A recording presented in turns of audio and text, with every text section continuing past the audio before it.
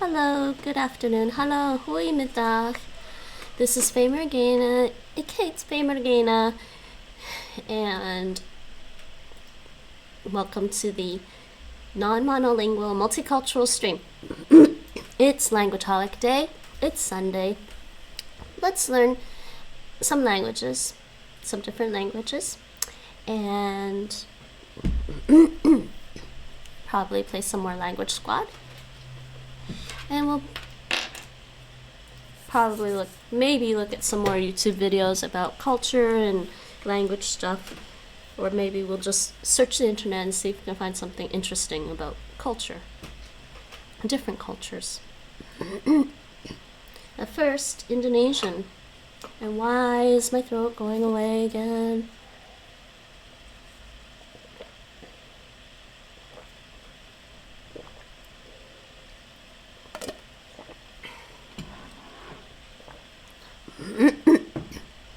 I swear, my body thinks I don't drink enough.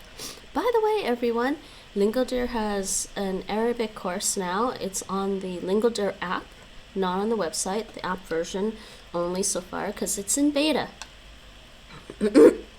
Actually, maybe I'll do a little bit of LingoDeer Arabic as well. I didn't add that to the title, but maybe I'll do that as well. Should be interesting.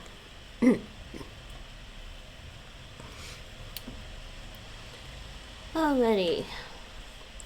Is my Ravenfall game still working? Uh-oh. Uh-oh. I think Ravenfall is botched out.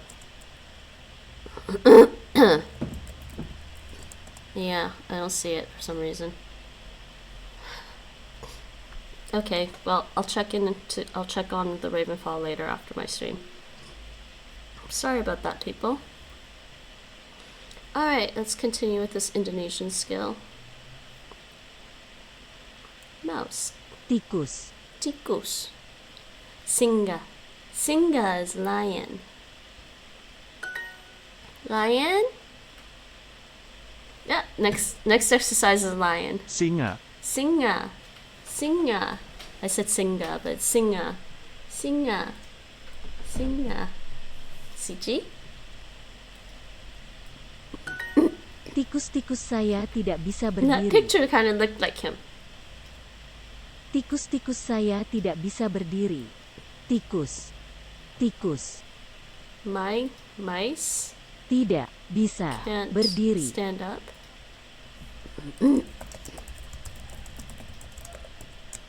Ular itu hitam. Ular itu hitam. This Ular. Ular oh ular. This snake itu hitam. is black.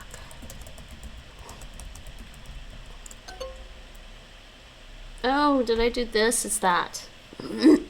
I don't know why I'm mixing up this and that lately.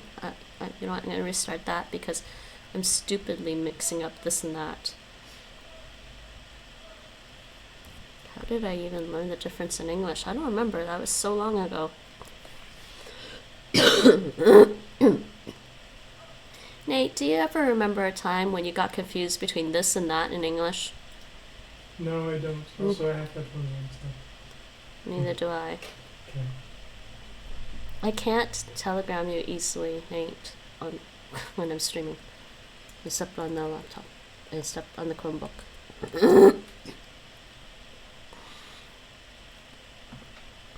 Okay, next. Let's restart that. I'm mixing up this and that. Singa, Singa. Lion. tikus, Berapa singa? Berapa singa? Berapa? Berapa? Berapa? How many lions? Singa.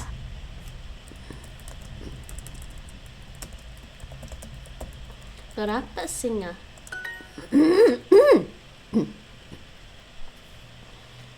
Lion. Lion. See lion. See. kelinci makan bayam, kelinci, kelinci makan bayam, Eat spinach. Rabbits eat spinach.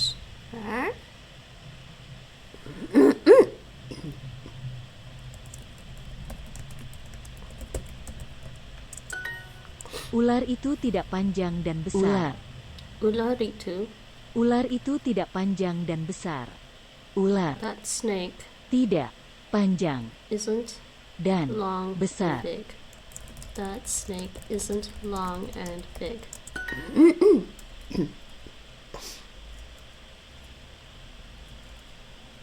Yeah, I don't know what happened to my Ravenfall game. It's botched out. I don't know why it's botched out.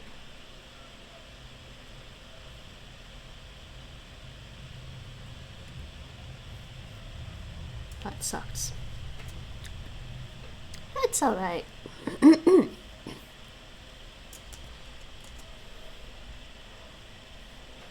Continue. Kupu-kupu hitam. Kupu kupu Kupu. hitam. Kupu Butterfly. hitam. The butterfly is black. Black. Ugh. Why do I keep confusing that? Wait, I'm confusing that. Okay, I gotta look up some notes on the adjectives. I didn't have problems before, now I'm having problems remembering stuff. Maybe because I just finished the Japanese course on LingoDeer and now I can't think about things straight. Okay, duo me. Duo me.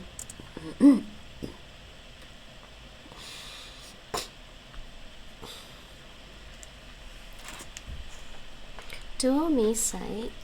Okay, let's go to Indonesian here. Progress.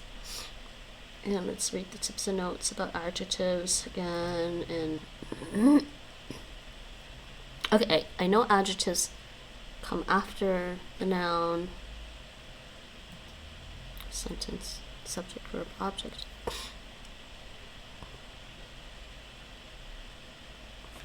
Let's do that again.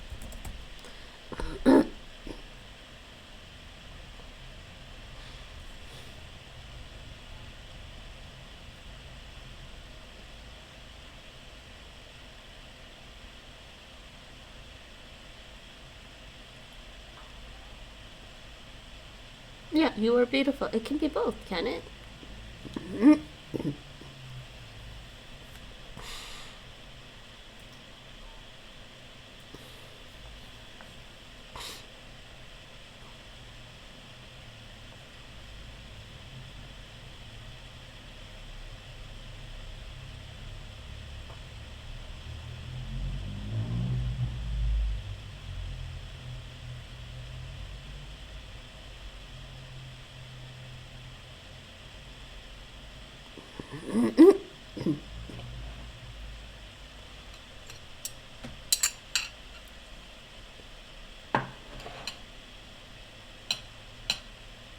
I feel like this is gonna make more of a mess if I stick a fork in my donut.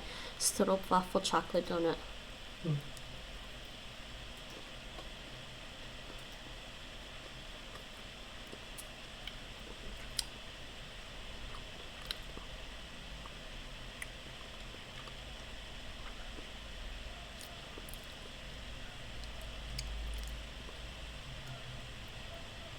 So how do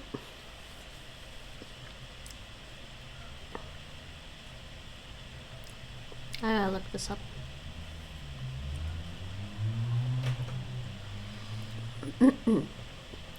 English.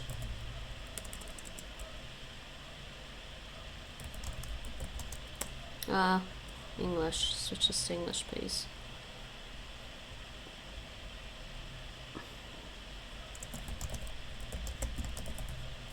Right? Yeah, and we want Indonesian. Single itu. Oh, because it has to have the itu.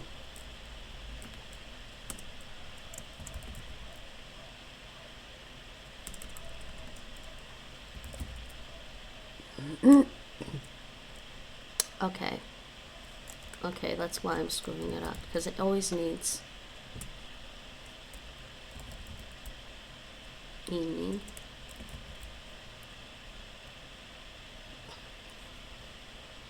It's not right. Itu.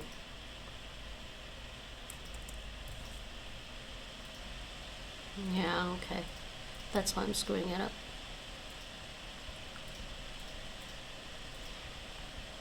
Let's start this over.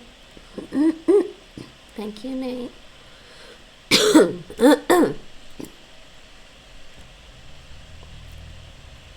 There you go.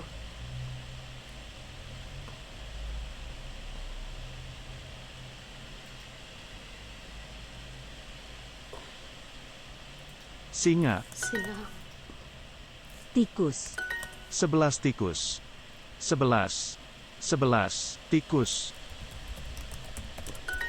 Kupu-kupu hitam. Kupu. Kupu-kupu. Kupu hitam. A black butterfly. Kelinci itu putih. Kelinci. Kelinci. This rabbit. Itu. Kelinci. That rabbit Putih. is white. Itu. Ular itu tidak panjang dan besar. Ular. Ular. Itu. That snake isn't Panjang long dan and besar. big. That snake isn't long and big. Saya bahagia makan laba-laba. Saya bahagia I'm makan happy eating. laba. What? What is wrong with you? What is... Wow. Someone is something wrong with somebody.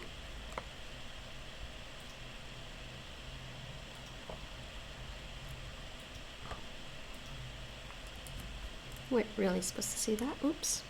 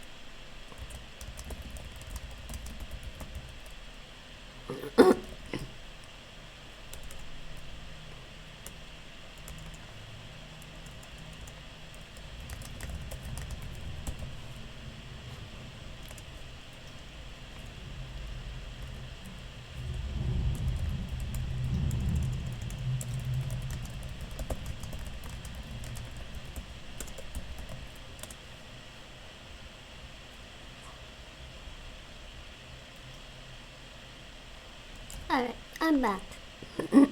Laba-laba itu terbang. Laba itu Laba-laba itu terbang. terbang.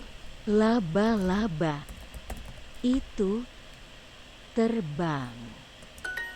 The spider flies. Burung dan kupu-kupu terbang. That's the last thing we need. Burung. Burung, Burung. birds, and Kupu. butterflies. Terbang. Birds, plural, and butterflies fly. Ular makan tikus. Ular Ular makan tikus. makan tikus. Ular makan. Tikus is mouse Ular. Ular makan tikus. or mice. Snakes eat mice. Indeed they do. So do lions. Lion says, the snake better go away. He's coming for... Lion! And wait, Duo just said, I'm so proud of you. Duo's proud of you, Lion. Huh? Kamu punya ular. I see whiskers. Kamu punya I see whiskers. ular. Kamu punya Huh? He's being handsome. ular. Saya membeli singa. Saya membeli singa. Membeli. I'm buying a lion.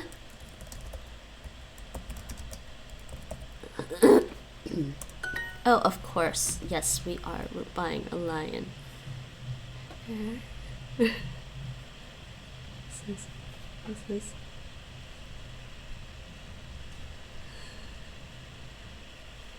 You see whiskers? Everybody see whiskers. That's all they see.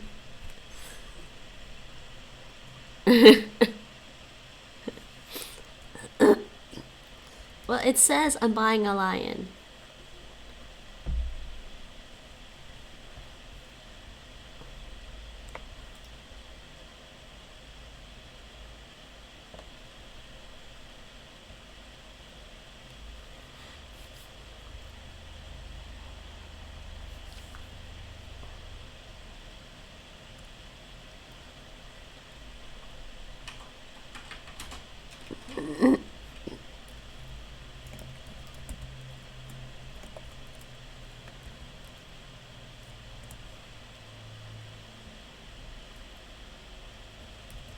That's what we learned today. I'm buying a lion. Oops. Saya tidak suka kelinci. I don't Suka like kelinci. rabbits. Suka. I don't like rabbits. Lion, do you like rabbits? This whole lesson is for him. Kupu-kupu terbang. Ah, he says we have to have a talk. Okay, he's gonna have a talk. He says be nice to the other animals. They're having a little animal conversation here. Hi, Waki, how's it going? I think I had too much sugar already. Привет, как дела? Kupu. Kupu. Estoy bien, y tú? Estoy bien. También estoy bien. Kupu. Butterflies Terbang. fly. And what have you been up to? I do not like Saya Tiruk Suka.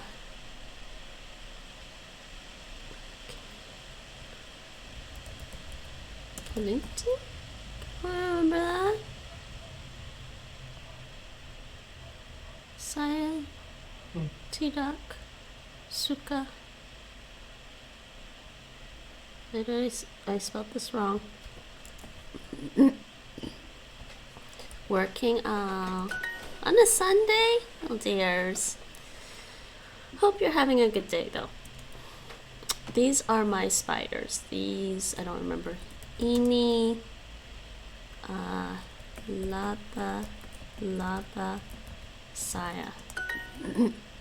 Yay. Trying to decide if I want to do more, if I'll just do more Indonesian later. I want to do some Vietnamese now.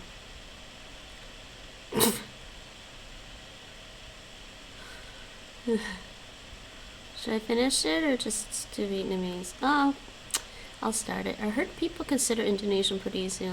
Fairly easy to learn. I mean, the grammar isn't too hard. There's no tones. I mean, the grammar is not too hard. There's no tones, and they use the Latin alphabet, so if you don't want to learn a new alphabet, there you go. But the words could be hard, depending. And some words are from, like, Dutch. I don't know if there's some words from Spanish or Portuguese, maybe? Ayam saya tiba-tiba makan serangga. You missed watching me learn French for Russian speakers.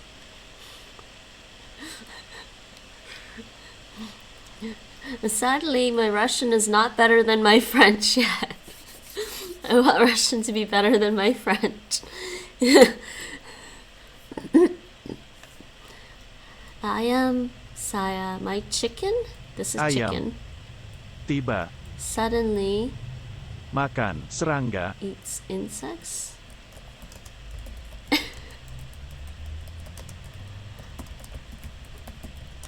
Okay, this is getting weird. The skill. Mereka suka lumba-lumba.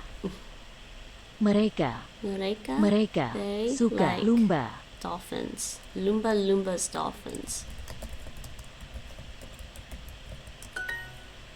Okay. Hiu dan lumba-lumba. Hiu, Hugh? hiu. Oh, that's a shark. Shark and dolphins? Lumba. Sharks and dolphins? Hiu. Okay, a shark and a dolphin. And what are you studying these days, Waki, besides Spanish? Huh? Oh, why can't I say a shark and dolphin? I'm pretty sure you can say a shark and a dolphin there. No, oh, no one's gotten this far in the Indonesian course to complain. Okay, fine, I'm reporting that.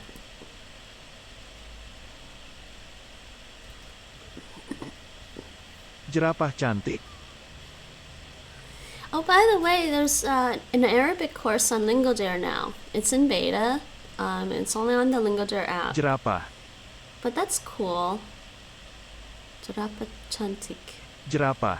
Cantik. Giraffes are beautiful.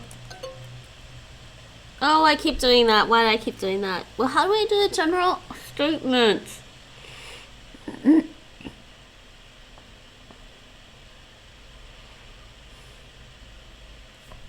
How do I do the general statement? Giraffes are beautiful. Why do I keep doing this?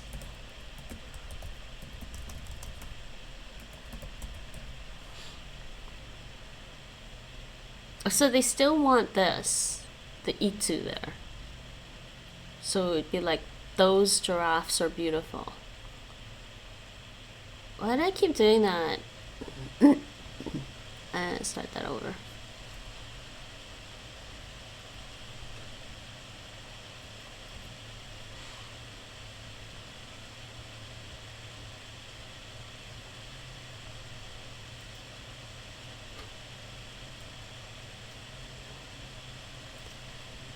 I think my computer's... Jerapah cantik. I'm not sure if I'm trying to wait a few more weeks to see if there's new laptops, newer laptops available for sale here before I get a new laptop. But my computer is pretty angry right now. It's interesting how we literally have parts of our most known book, War and Peace, written in French. We used to just watch film adaptations of the story instead. I doubt anyone in my class tried to actually read the book. I have been reading War and Peace in English, actually. I found a really good translation. It's one of the...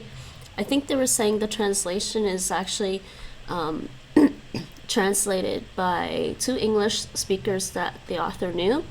So it's a pretty good translation. But I gotta say, that book is a big brick. I don't know if I like the book. I don't know if I like the story very much. Maybe it reads better in Russian. I mean, it's an interesting story from the whole war aspect of it. It's interesting, but I don't know. I don't really like a lot of the characters. And the most memorable thing in that whole book so far for me was one of the characters went out and got drunk, and then they came across a police officer and then decided to tie the police officer to a bear and throw both the police officer and the bear into the river. Awesome. I like this. I like this aspect.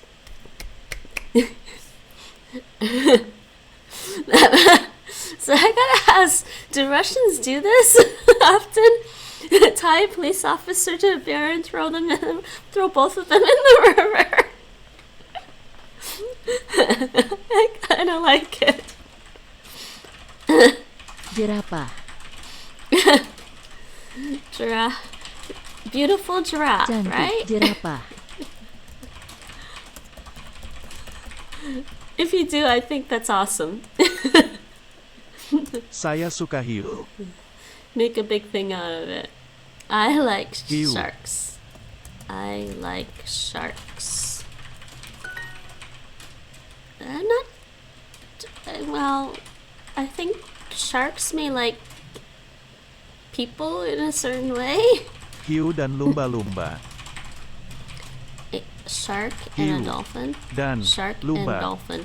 They wouldn't take a shark and a dolphin. Shark and dolphin. Yes, I'm still trying to finish reading that book.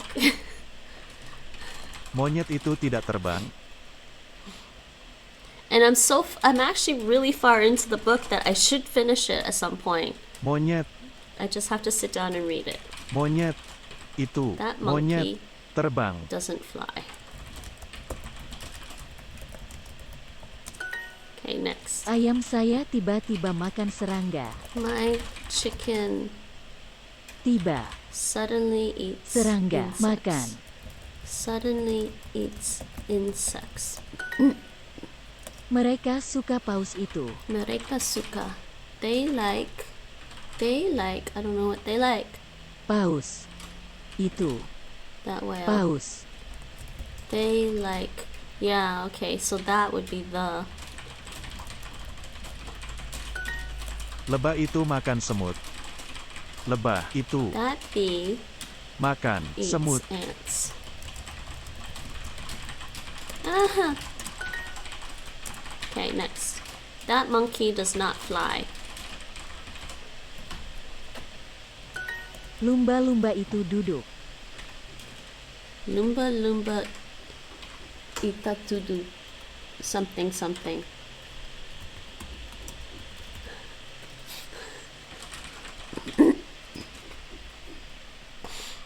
Lumba-lumba itu duduk. Lumba lumba itu. Lumba. That dolphin? Lumba. That dolphin Duduk. sits. That dolphin sits. Wait, a dolphin can sit? How does a dolphin sit? I'm confused. Explain this to me. Singa. Ants appear in the cake. Ew.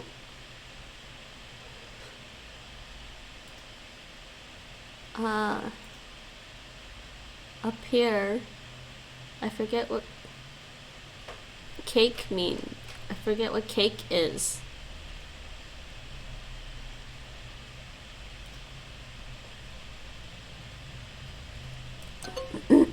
It was this one. Semut itu makan apel. Semut itu makan apel. Is she quiet? She seems quiet today. Sometimes Duolingo's loud. No, actually LingoDeer is loud, not Duolingo. Semut itu makan apel. Semut itu makan apel. Apple.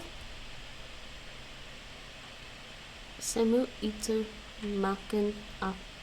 One P. That ant eats an apple. I think I need more sugar. This is a stroopwafel chocolate donut.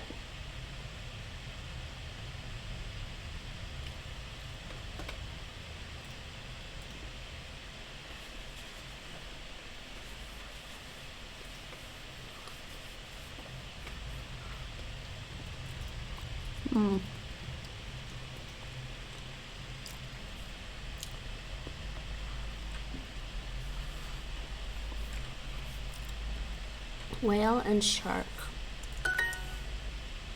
Shark and dolphin. They like that whale. Pause. My chicken suddenly eats insects. Beautiful giraffe. I got this one wrong. Oh yeah. Ants appear in the cake is this one. Yay! Okay, we're done that skill of Indonesian. One provet. Oh, so I don't study anything besides Spanish right now because I want to master my listening to the point I'll be able to translate into Russian. Yeah, that's fair. I'm trying to dedicate as much time as possible to train my ears. Me too. Most languages.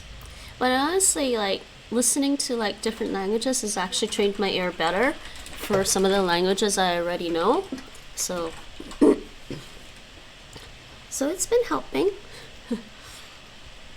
But I do find some languages are easier to like pick out words. Spanish can be hard to pick up. Like, I find Spanish still a little bit hard to pick out words. Yes, buen provecho. Bon appetit. I don't remember what you say in Russian for that. Eat smakelijk is Dutch. Alright, we're done with Duolingo for now. I don't need this right now. Can close that. Alright, let's do some LingoDeer. You know, I said I was gonna do LingoDeer Indonesian today. Well, why am I not sending again? And it's on Japanese. I thought I switched this to Indonesian. But yes, I finished the Japanese course. Oh, sorry, Vietnamese. I was gonna do Vietnamese on LingoDeer today. But I think before I do that LingoDeer course, I want to try out the Arabic course, which I can do on my phone. The Arabic course is not available on the website, so I'll have to do it on my phone. Arabic. There's no Arabic. So let's just, what's all this? Let's clear that off of this phone and then put this on. More settings.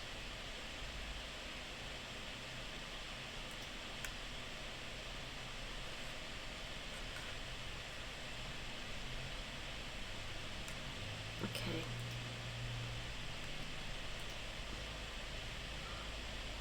So I got LingoDeer on this phone, and it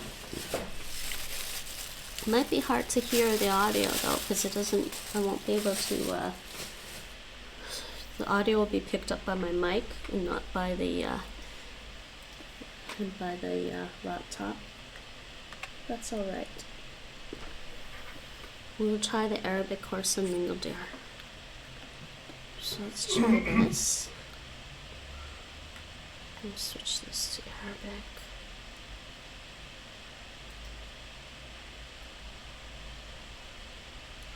Okay, I'm gonna try this. Hold on, let me switch this around.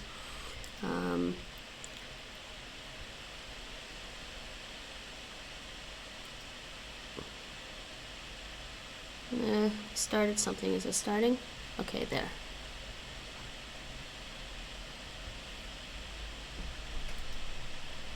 Put that away. That's working. Okay, good. Let me switch this stuff around a bit. I need to switch. No, not that. What I need to switch is. Wait, what did I just do? Nothing. Wait, what did I just do? No, wrong thing. I'm getting confused. Hold on a second. No. Let's switch that to that. And what I want to do is change the language to, first of all, I don't want to shoot that right now. I want to shoot this one. I want to make sure It's the right thing. It's this one. Okay.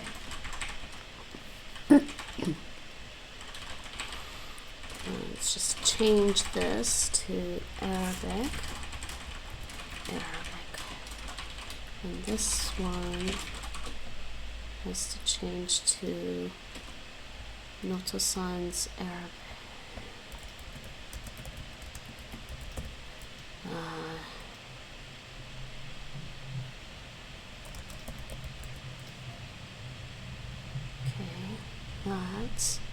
And do I remember how to type Arabic in Arabic? I don't, sadly.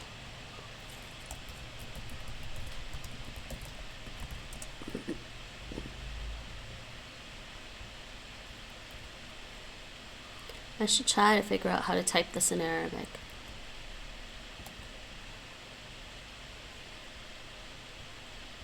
How do I type that in Arabic? I can't see it.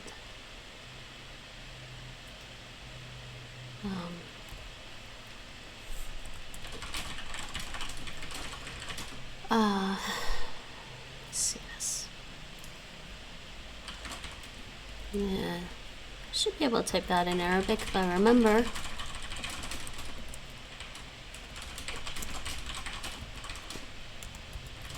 Oh, no, I don't remember.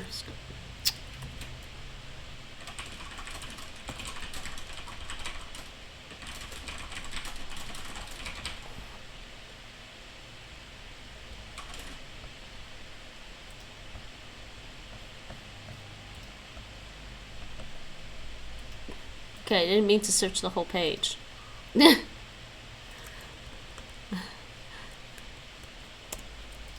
Uh-huh.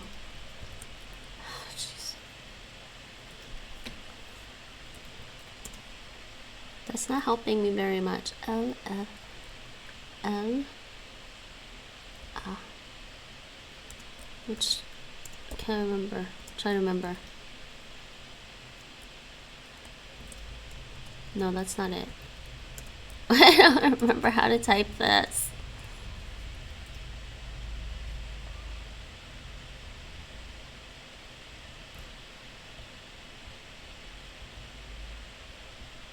I should learn how to type this. I really need to learn how to type this one.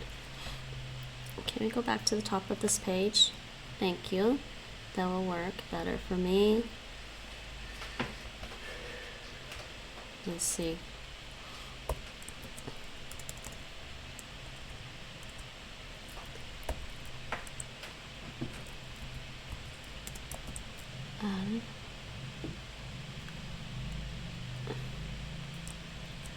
I think that's right.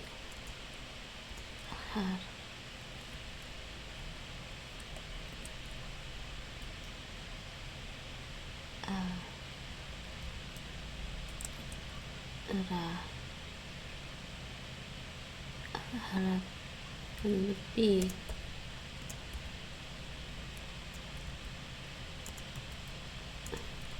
I can't remember the Arabic keyboard right now for some reason.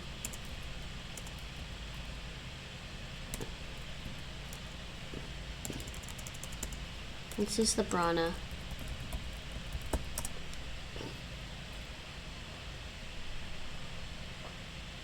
Let's see if I remember how to do this. I'm sorry, I can't see the chat. I know. My theory is that Spanish is harder than English in terms of listening, because English most of the time is one's second language, while Spanish is usually one's mother. It's harder. Some time ago, my person's first language was Catalan, and Spanish was easier to pick up.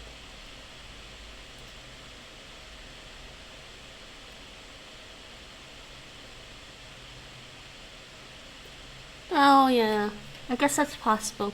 Especially if you're in Europe or Asia, English is often their second language, so they tend to probably be more careful in how they speak English.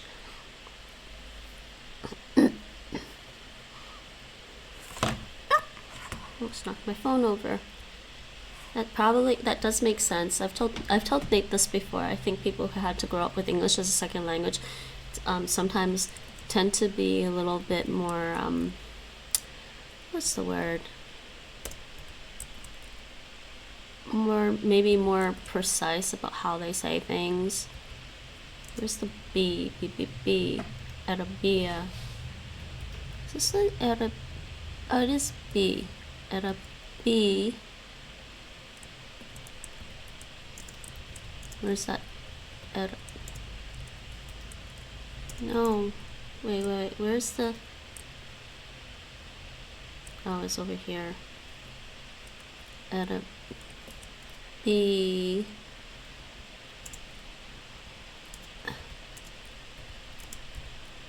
Arabia. And then why do they actually put all the extra... Why'd they put the extra one there like that?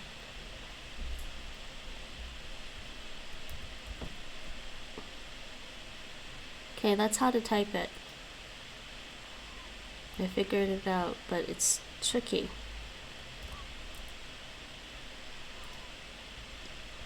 And I don't know if they're gonna show this properly on my thing here.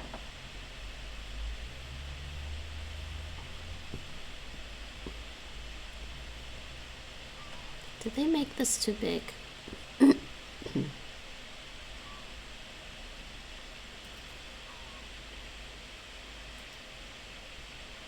Hold on. What's the font size? Oh, that's fine. Close? Come on. I hate when this happens. Something else is open that's preventing me from closing something.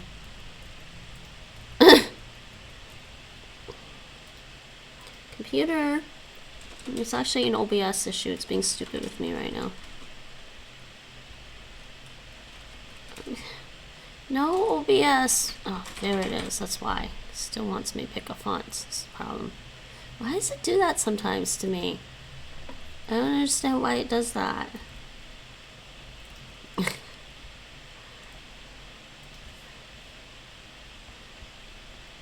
Anyways, we are going to switch over to Arabic. Yeah, it doesn't matter what I do. This thing just wants to show Arabic written the wrong way.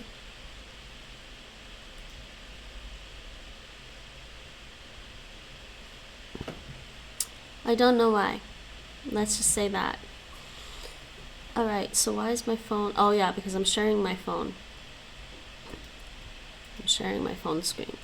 Okay, let's minimize that. Let's minimize that. Let's pull this back. Let's pull that up. Oh dears.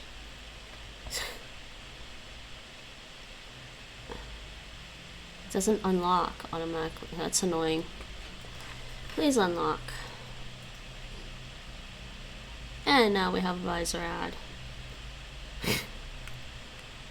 I had it on LingoDeer, but then the ad pull comes up and then like it messes everything up. Oops.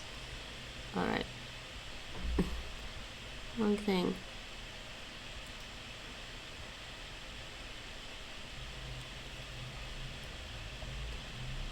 Here it goes again. Okay.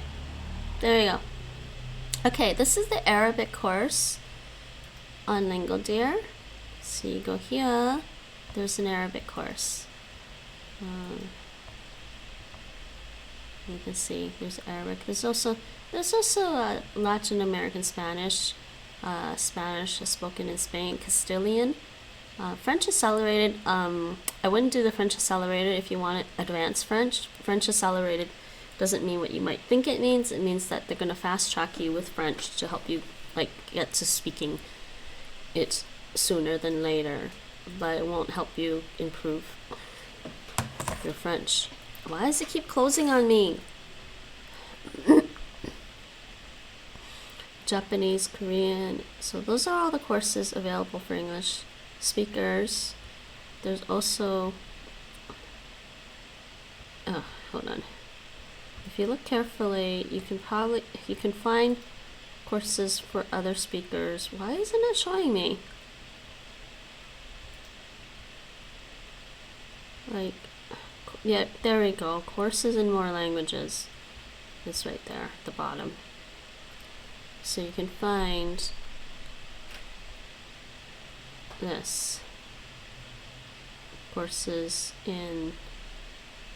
But I believe that if you do a course in English, it completes it for the other ones, so it doesn't really matter. Okay, so back to the Arabic course. Arabic, beta version of Arabic. Insisting. Okay. No, I did not mean to click on that. Wait, it's the beta version and I can actually do that one? Anyways, there's not a lot of skills yet, and I don't think you can do anything here. There's nothing here. So we're just gonna do this one. Let's hope the audio is loud enough to be picked up by the mic. Alright, do they have tips? Yes, they do have tips. Learning tips. Letters and diacritics. In Arabic, there are 28 letters and 11 basic diacritics.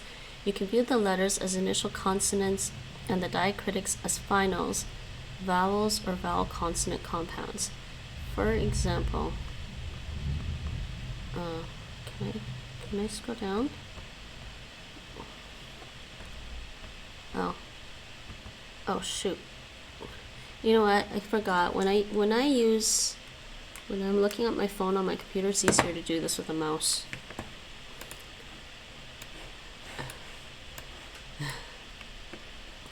For example, it represents the B sound. This is a diacritic. It represents A sound. When you put them together, it's just pronounced ba. This is the letter R, and that's a diacritic. It represents an in sound, therefore it is pronounced rin.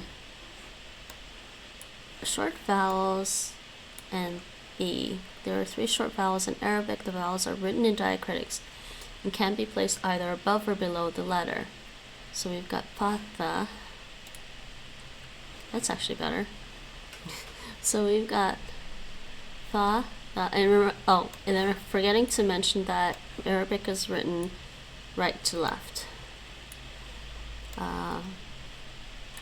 Fatha placed above a letter. Although we transliterate it into A, it actually sounds more like I sound in English. I need to hear that. I need to hear that or look at IPA. Hey, stop this.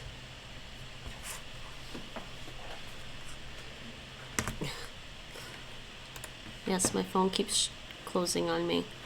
Why does it keep doing that?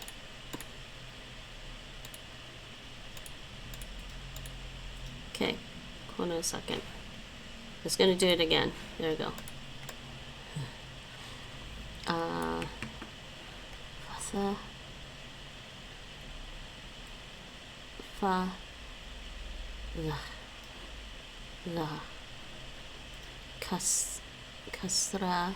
Placed below a letter. Why does it keep closing on me? Oh my god, hold on a second. It just keeps closing on me while I'm reading this. Sorry.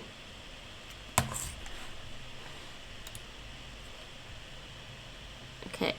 Although we transliterate it into similar to E sound, and dama placed above a letter, similar to U sound. Oh, those are the names of the vowels.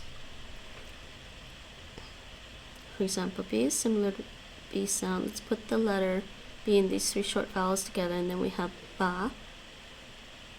Oh, ba as in bat, ba, that. B, like B, and boo. And there's the visor ad again. It sounds like a trill R, usually 1 vibration like in Spanish, and a flap R. We use the letter R to transliterate the sound, this letter. You can listen to the sound and listen to. Let's put the letter R and these 3 short vowels together. Ra, ri, and ru. And the M is similar to M sound in English. You can listen to the sound in lesson 3. Let's put the M and these 3 short vowels together. Ma, mi, and mu. Ma, mi, mu. This is actually so far really good. is similar to the sound in English. You can listen to sound lesson 3. Okay, na, ni, nu. Okay, letter combinations. Arabic is written from right to left. Yes, I already said that, didn't I? Most Arabic letters change their forms when they precede certain letters or follow certain letters, meaning they have an isolated form, initial form, medial form, and final form. So there's a letter in Arabic. A letter in Arabic can have 4 different forms. Some of them don't have 4 different forms. Some of them are similar, like the same, regardless. So I think some of them have like isolated and initial are the same or something. There was actually, I did a memorized course for the Arabic writing system, and that helped a lot. Let's take the letter M as an example. When it stands alone or at the end of a word, the little tail goes down, yeah. However, when it precedes other letters, the tail goes to the right side and is connected with the following letters. Okay, however, when it precedes other letters, tails goes to the right side and is connected with the following letters. Mara. Okay, when it's in front of other letters, tail goes to the right side. What do you mean the tail goes to the right side? The tail just disappears. That's basic M and M right there. The tail kind of disappears. Anyways, it's in the first letter, the second letter, me, and then the next one is mu, right here. So you've got me, and you've got mu, right? Right, Rina, Rin. Okay, the silent diacritic. Sukun looks like a small circle, and placed above a letter is so-called the silent diacritic in Arabic. I'll move that. When you see this diacritic, that means that the consonant it is resting on is a final sound, not a short vowel sounds after it. So basically they mean there's no short vowel after that consonant. It's called sukun.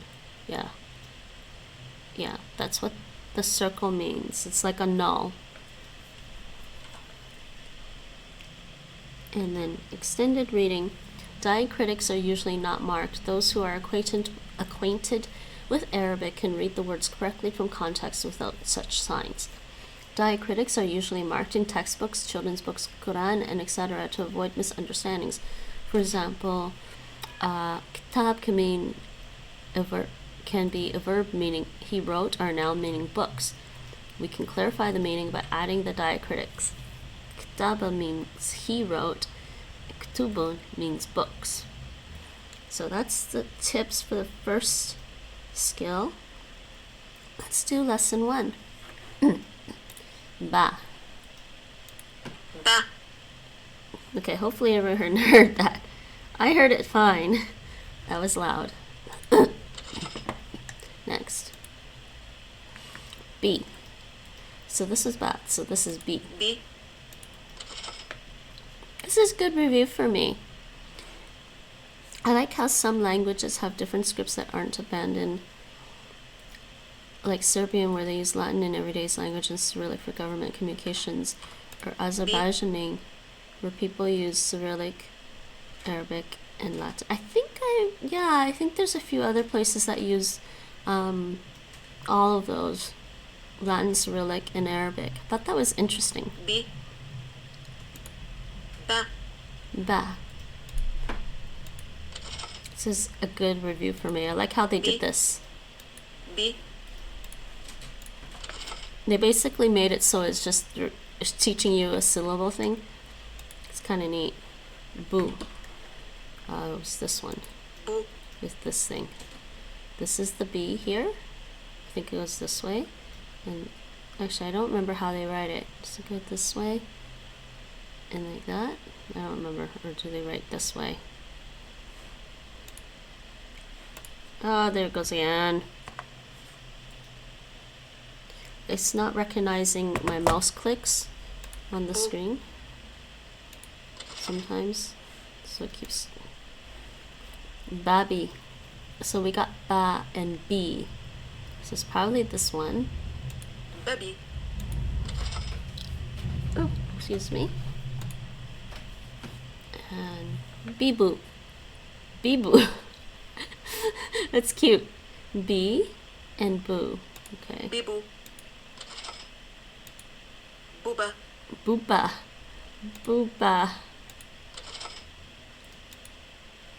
I don't think these are actual words though, they're just teaching us. So ba, this is the B, ba, and no vowel after. bab, Bub. Beep. Beep. So this one, B, E, beep, and no vowels. Okay. boop, Boop. Oh, wait. boop, Boop. boop, So this one sounds like boop. Next. ba, Ba. So, oh nice. They want us to do this. b, B. And this goes under. Okay. boo, I wonder if they'll allow me to use the keyboard on my phone to do that. Yay! Not now. I already actually reviewed this. I gave them 5 stars. Okay, lesson 2. Ra. Ra. ra, Ru. ru, ra, Ra. Okay. ru, Ru.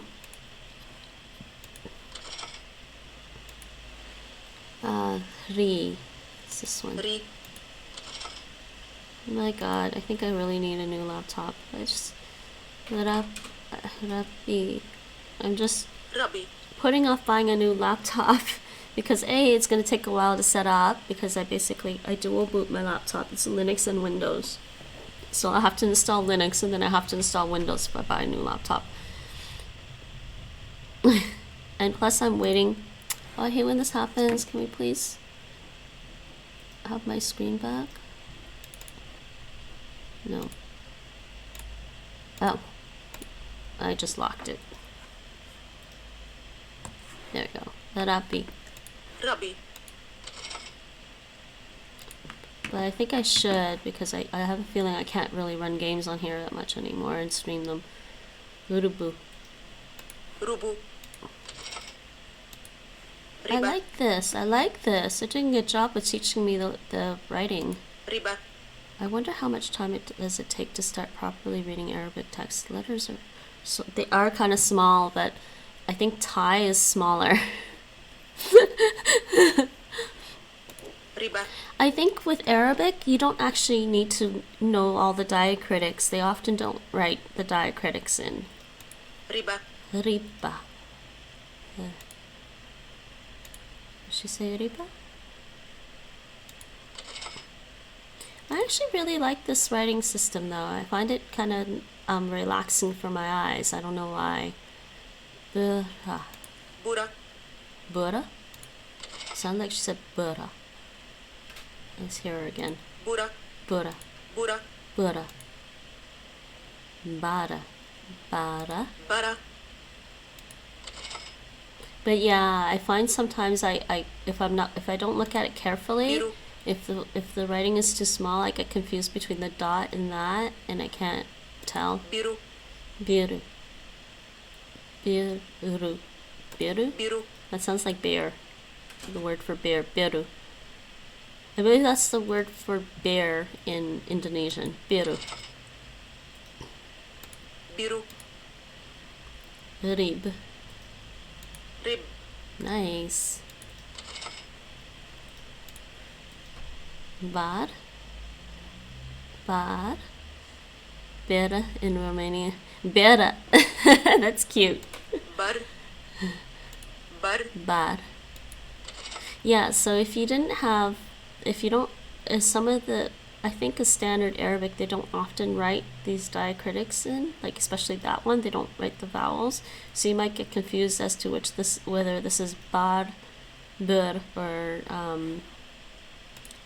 bir. Bar. Bar.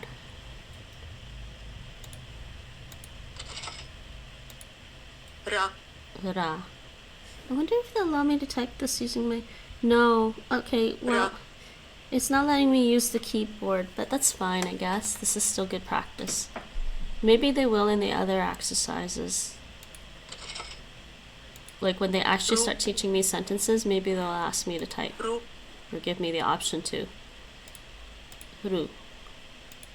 Yeah, and that one's supposed to be like a little swirl with a loop, and it's hard to see the loop sometimes if you're not careful. Rib. And this is the no vowel. No vowel. Rib. Rib. Next. Bura. Bu. Bu. Ra. Nice. That helps the way they're teaching it, because then I can like figure it out the keyboard easier. They've sort of figured it out, but occasionally I forget how to type Arabic. Okay, lesson 3. Me. So we said this is me. This was the sound, and this was the E, so that's me. I like writing systems, so I like scripts. So that's why I like to learn different alphabets, well, different writing systems. I like to learn different writing systems because I find them really interesting. Mu. Mu. Me. Me. It's this one.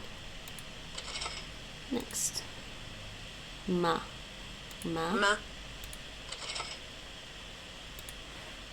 I still have to finish the Romanian course on Duolingo, but I'm kind of like, I don't know, Indo-European languages get easy after a while because they're all very similar. Not that I don't like them, I do. But, Nu. but also, some languages are harder to learn, and because they're harder to learn and take more time, I might as well start now or I'll never be able to learn them. I'll just run out of time. If I do all the easy languages first, you know, I might actually run out of time to learn the hard ones. That's my logic anyways. Na. So this is the N.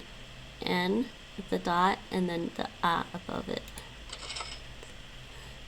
And people are often impressed if they see you actually reading something in a script they're not familiar with. Yeah. I mean, I can recognize most. Well, actually, we're gonna play. You know what? We should play Language Squad. We'll do this the writing systems on Language Squad. They added more. There's like 90 or over 90 different scripts on Language Squad, and I'm like, oh my god, I don't know all of them. Hey, Mike! Look! The Arabic course is out on LingoDeer. Mana. Maki says hi. Mike is doing Klingon. I thought Klingon had their own writing system, actually. Do you know in Star Trek universe whether or not Klingons had their own writing system? I feel like they did. So if they're teaching Klingon with the Latin alphabet, they're doing it wrong. I believe you. See? Yep. Minu. Minu. Because they would have Klingon writing on like some of the stuff. Oh, why am I slouching today? I'm being lazy. That's better. Mini. Mini. Oh, please ignore that. Oh, go away. Ni. This is not quite underneath for some reason. Is she saying it? Mini. Nami. This is such a good review of the writing system for me. Na. So this is the na and mi. Nami. It also helps that I can see it like see it as syllables and see where the vowel actually gets placed. So this mark is like right under, but some of them look like they were off to the side a little bit. Numa. How's the Klingon going, Mike? Nimu. Nimu. Nimu. And like the N normally is like this thing with the dot in the middle, but because the N is written at the beginning, the dot moves to like the top part of that line, Mi. that stroke. Mi. Mani. Mani. See, this is the normal N. This is ma ni. And see how that stroke, the diacritic, goes off to the left and not directly under? It's supposed to go directly under. It could just be, I don't know, Android. One more lesson. Yay. He's got pom-poms. I already reviewed it. Next. Lesson 4. Bami. Bami. Bami.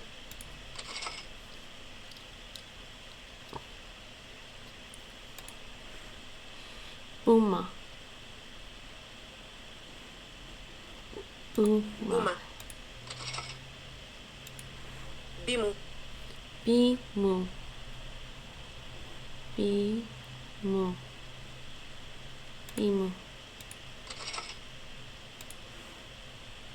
Ranu. Ranu. Ranu. Runi. Runi. Runi. Rina. Rina. Rina. That's a nice sound. Rina. Na ba. So we need the two A's. Na and then ba. Naba. Naba. Why do you care about what? Is that the Klingon? Ni. Boo. Nibu. Yeah. Nibi. Nibi. Ni bi. Ni bi. I did also learn the Arabic writing from a book. I have a PDF. Mura. Mura. Mura. Mura. Miri. Mike, it's not that hard. Miri. Miri. Maru. Maru. Maru. Nub. It's this Nub. one, and that's a no vowel after the consonant. Mar. Mar. Mar. Mar. Okay. Bami. Bami. Ben. Bami. Bem. Wait. Bami. Oh, it's Bemi. Bami. Oh, she's saying Bami. I missed that. I almost didn't see it. Bami. Yay! Thank you, dear. I also like that LingoDeer doesn't necessarily guilt trip me if I miss a day or two. Okay, we finished that. And then there's basics 2. Is that going to be more? Are they going to show me more of that kind of alphabet? That would be cool. Let me see. I used a hole punch in order to perforate a sheet of paper. Huh? Did you literally do that, or is that another Duolingo? My hole punch is bigger than your hole punch. I'm impervious, Mike. I'm impervious to your puns. I'm in Panias. Hmm. Yeah, I said I'm in Yeah, Panias.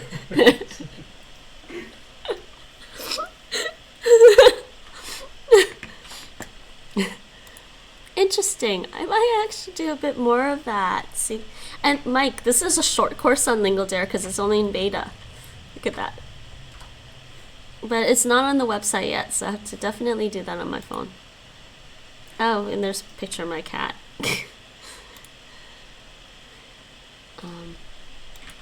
Just look at this for a second. You are belligerent. I am not. I resent that.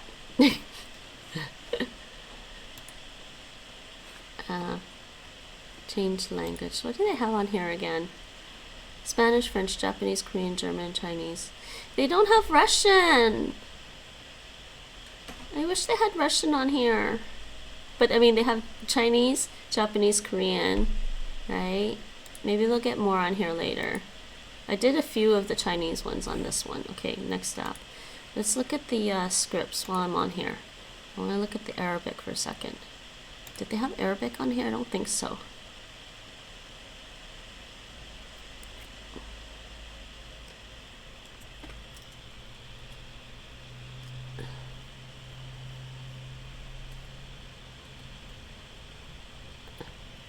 Oh, yeah.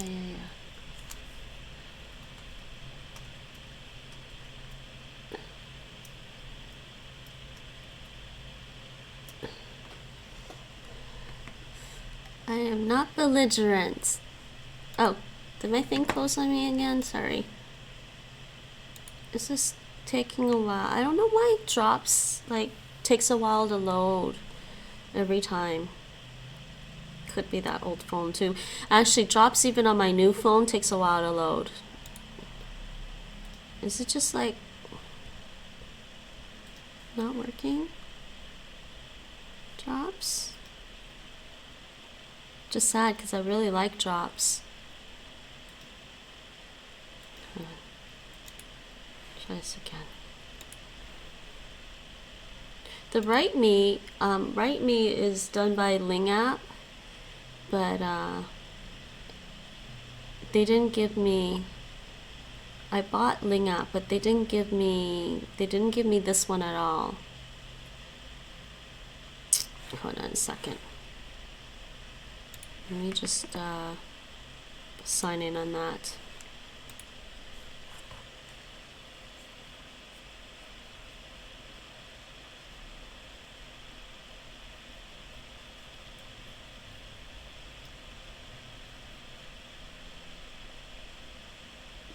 And I'm typing in Japanese.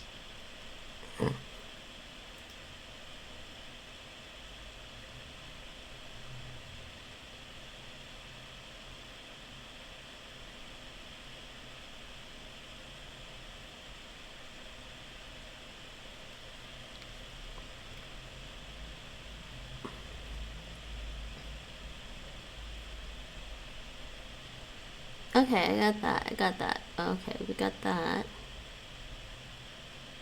I wasn't planning on doing a phone stream, but I guess I'm doing a phone stream.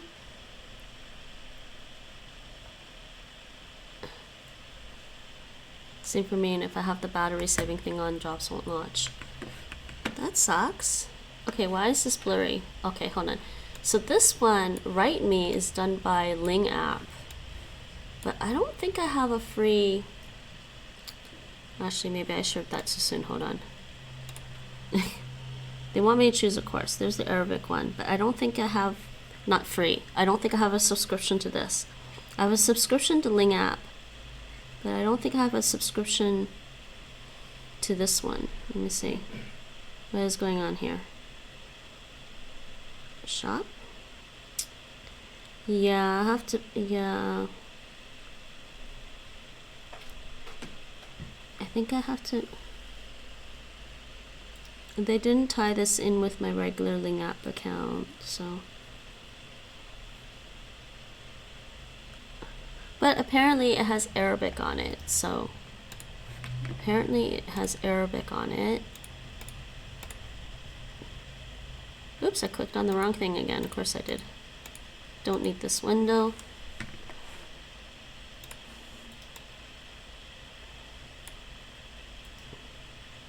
What just happened?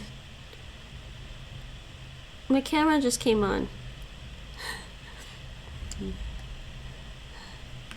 Alright. That should be better. What is it doing? Wait, why is this so blurry? There we go. So apparently this is Arabic, the Arabic on here. I think they might give me the first lesson for free. So I'm here. I guess I have to click on this. Oh, there. ألف Aleph. ألف And this is lion. أسد Asad. أسد Okay. Next. ألف Aleph. So you can type. Right, that's the animation. Right. And it was bad. Well, they took it. Aleph. Like that. Next. Aleph. ألف أسد Asad. And there's a lion. And then this one, Aleph. I prefer audio. Oh, this just shows you partial. So you gotta start from maybe there. They show you part of the strokes. باء Oh yeah, I was right. It is from this way because the writing is from right to left. So they write from right to left too. Ah. And there's this one. If they get more languages on here, I might get this at some point. باء Ah, Portugal, برتقال Portugal, برتقال because oranges are from Portugal. برتقال I'm doing particle physics in Klingon. What? باء More Klingon? Okay, so Ba, Aleph. She says Aleph. Okay, next. Ba.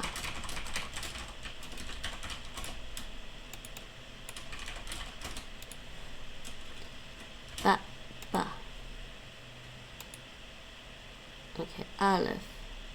They just want me to write it on my own now? That doesn't look right at all. Okay, Portugal. Yeah, choose the correct answer with matching word and image, right? Assad was lion. So it's this one is correct. Portugal. تاء Ta. This is the T, letter T. تاء Ta. Almost sounds like she says cha. تاء Trog. Vatlme. Trog. Yomlne. Is that do you what? The oxygen nucleus consists of 8 proteins and 8 neutrons.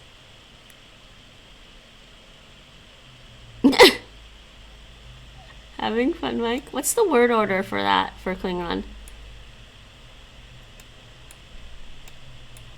Ta.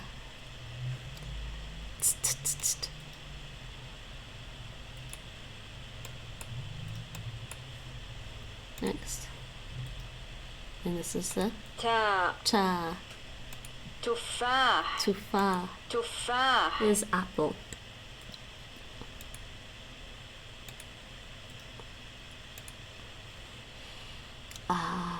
That visor ad is I'm using visor to connect to share the screen from my phone. People don't know what visor is. 8 protons, 8 neutrons, and consists of the oxygen nucleus. Yeah, that's the word order.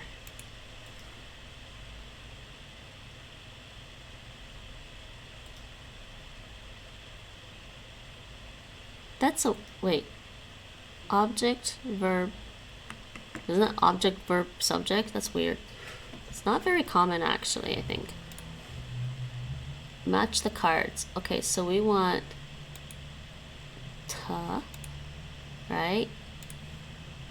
And see, they're going to teach me this one.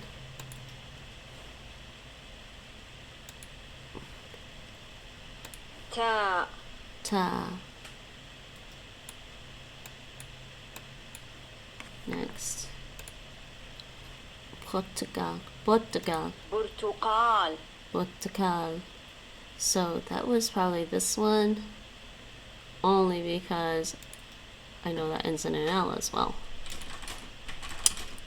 Ba.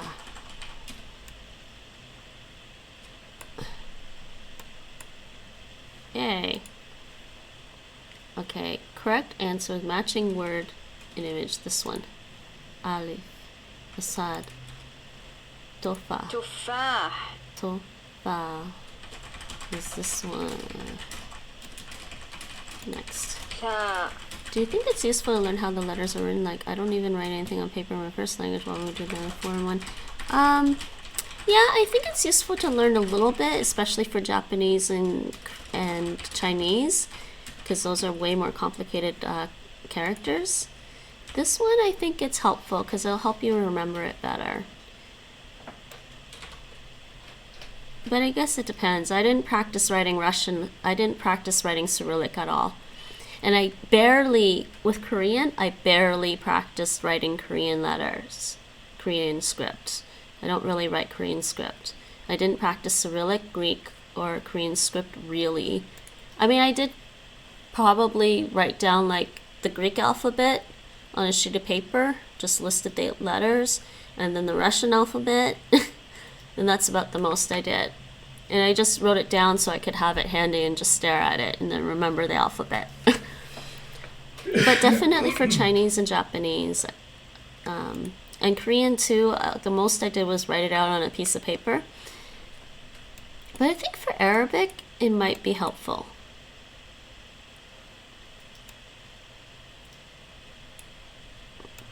This is a good refresher for me, honestly. Oh wait, the sound is... تاء تاء I thought it was a th sound, but it's not. It's a t. تاء It's the aspirated T.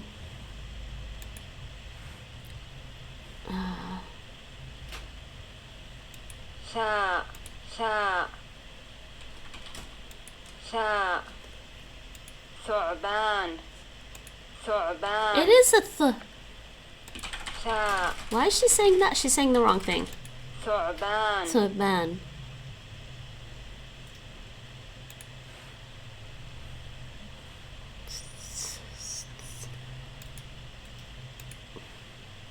Asad. Play in a particle accelerator. أسد Asad. Asad. Asad. Is this one? Well, this is just testing like whether or not you remember it though. That's the only reason why I don't mind the writing, because it tests if I remember what it looks like.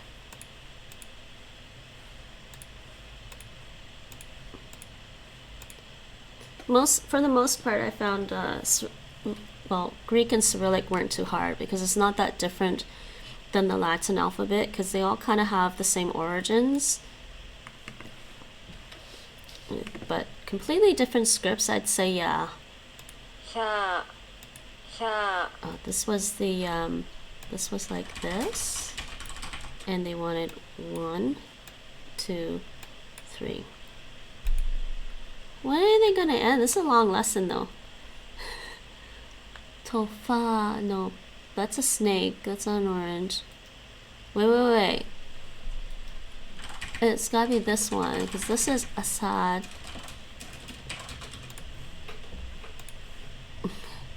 Then do you think there's a difference between practicing letters with a computer mouse and your hand on paper or on a tablet with stylus?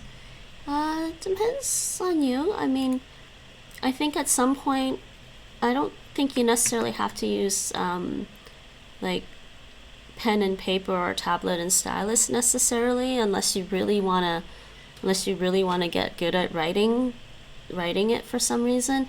I think you can do it on the computer is fine. Like this is fine for me. And I did a lot of Anki with Chinese characters where I'm just like using my fingers like that. So each anti-matter. Grandma is encouraging bad stuff. Who's the grandma on Duolingo? I turned off the characters. The Duolingo characters. ثعبان ثعبان Thorban. So Nate's been doing Skritter for Chinese, and I'm considering maybe getting Skritter sometime. We'll see. The T. Wait. Which one is the T? B was on the bottom. Oh, I know. T had 2 lines. See, this is why it's helpful for me. For something like this. There you go. Ban.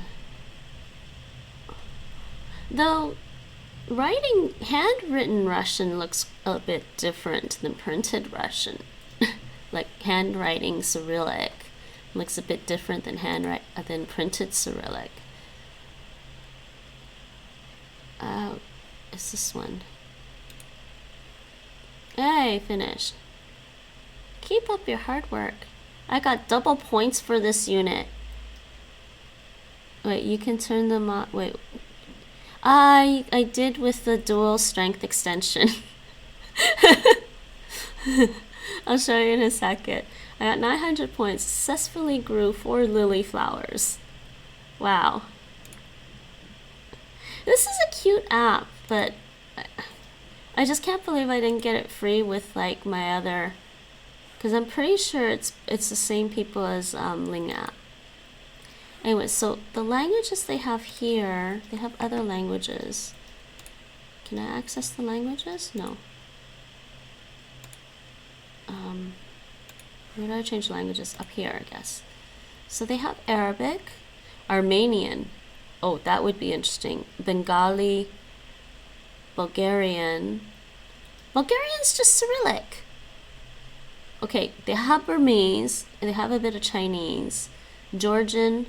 I'm mostly interested in the alphabet. For Chinese and Japanese, I'll definitely use something else. Arabic, Armenian, Bengali, Bulgarian, Burmese, Georgian. Why do we need one for German, please? It's not that hard. Greek, I kind of already know Greek, but I could do that just for like amusement's sake. Gujarati, Hebrew, Mike, Hebrew, Hindi, and they have some Japanese. I guess maybe the Japanese might be the kana. Let me just see that.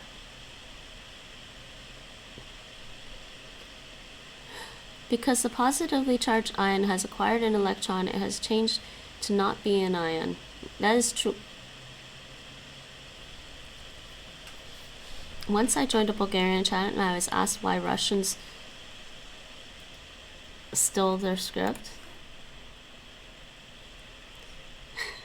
Nate likes to say something about the Bulgarian, yeah. Oh, I was getting confused between Bulgarian and Belarusian. Is it Belarusian or Belarusian? Belarusian? It's Belarus, right? Mm-hmm. Do you say Belarusian? I do. Yeah, okay, the Japanese here looks to be hiragana. And they also have... They have Korean, Khmer, Canada. They do have some scripts here that I want to... Oh my god, Nepali. I've forgotten about that. And they do have Russian. I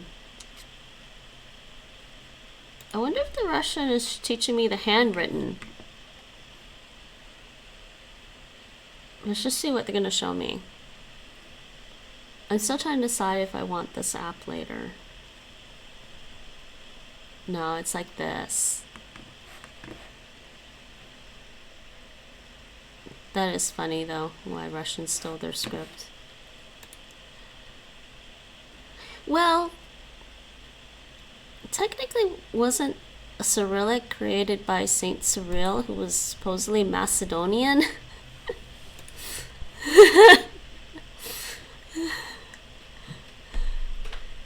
I don't know what this undefined is. Urdu, Thai. They do teach Thai on here. I did try Thai on here. That's why I got this. Was because I wanted to learn the Thai alphabet, but I need to buy this to continue. It won't let me go more. Some people don't even write in cursive on paper nowadays. But I think the cursive writing for see, this is the one for Thai. I was trying to learn Thai. You are here. But it only gives you 2 lessons. It won't give me 3. See? Let's see.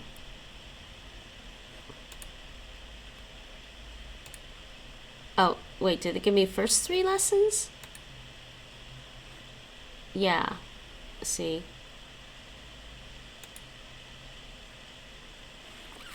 Anyways, so that's the writing one. Let's go back to scripts. Let's see if we can go back to scripts. Okay, scripts is here. What's going on? What happened?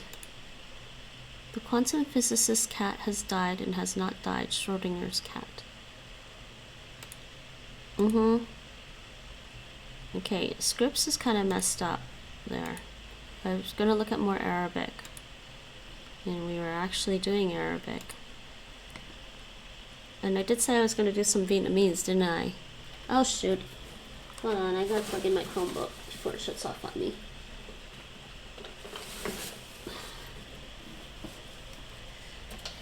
Well, actually, it has been an hour and a half. Maybe I should do some Vietnamese. I said I was going to do Vietnamese, and I didn't do any Vietnamese. I did some Arabic.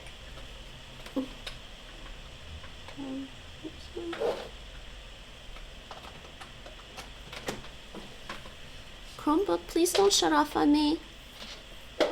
I need you.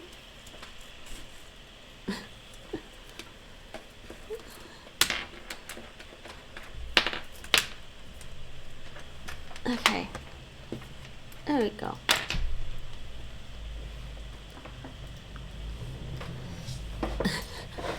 I'm still confusing Klingon and Dothraki in my head.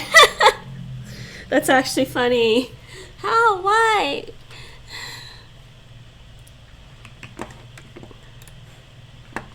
Oh. Nothing really on there, though. Shouldn't be anything on there. What's on here? I already did my LingoDeer thing. I just want to see scripts again to see what they had on there. Write Me definitely has more, but I have scripts. Scripts was included with my Drops membership. So there's, yeah. Maybe we will have Dothraki at some point. No, I want High Elvish. Actually, yeah, they do have Hebrew here.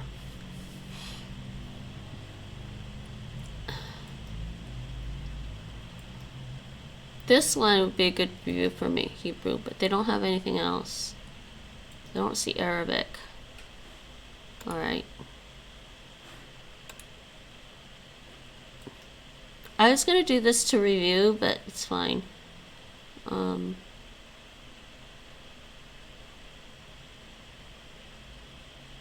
should practice Hebrew. I should use this to practice Hebrew at some point. Or Devanagari.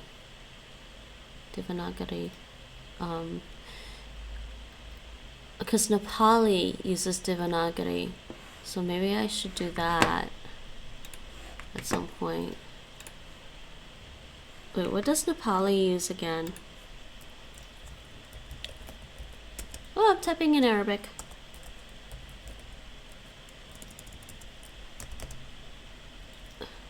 And apparently I was typing in Vietnamese again. Nepali uses... Yeah, it uses Devanagari script. So I should probably... If I'm gonna learn Nepali, I'm gonna learn that at some point. But they teach the Hindi. Just the Hindi vowels? Well, that's not helpful. They don't have enough on this one, honestly. Hebrew alphabet. The Hebrew alphabet to help us with our Yiddish. The script app has so much potential. I wonder why it's not frequently adding. I have no idea. I have no idea how developed it is compared to High Valyrian. Dothraki? Probably highly developed. Oh, I did start this. See? I did start this.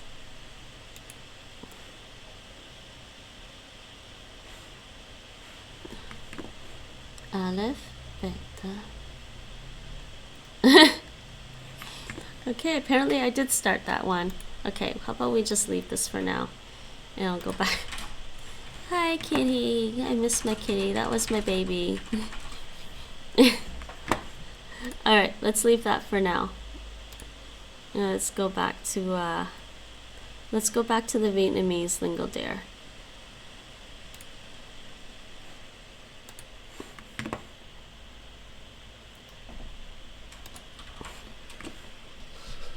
And I probably do need to change this language title.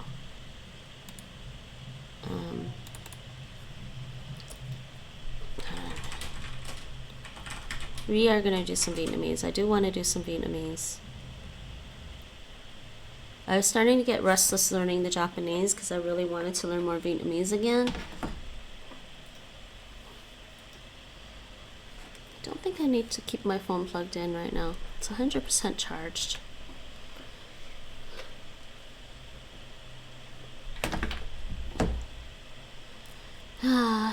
Type in Vietnamese. Tiếng Viet.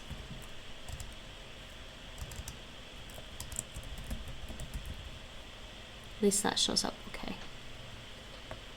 Alrighty. Think that's fine. Go back to that. That should be fine.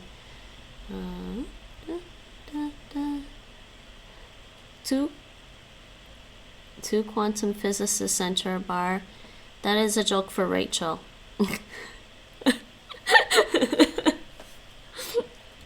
That's definitely a joke for Rachel.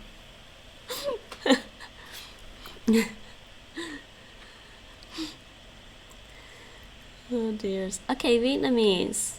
I'm starting to like Vietnamese more and more. I just don't like. I just find it hard to read Vietnamese because like Vietnamese. Let's look at this. This is in English, and then maybe in like Greek it don't look so bad. I actually really like the Greek writing. But then and Russian won't look so bad either, right? Russian letters are a bit blocky. I guess I'll just get used to it. But then you go to Vietnamese, and that's what you gotta deal with.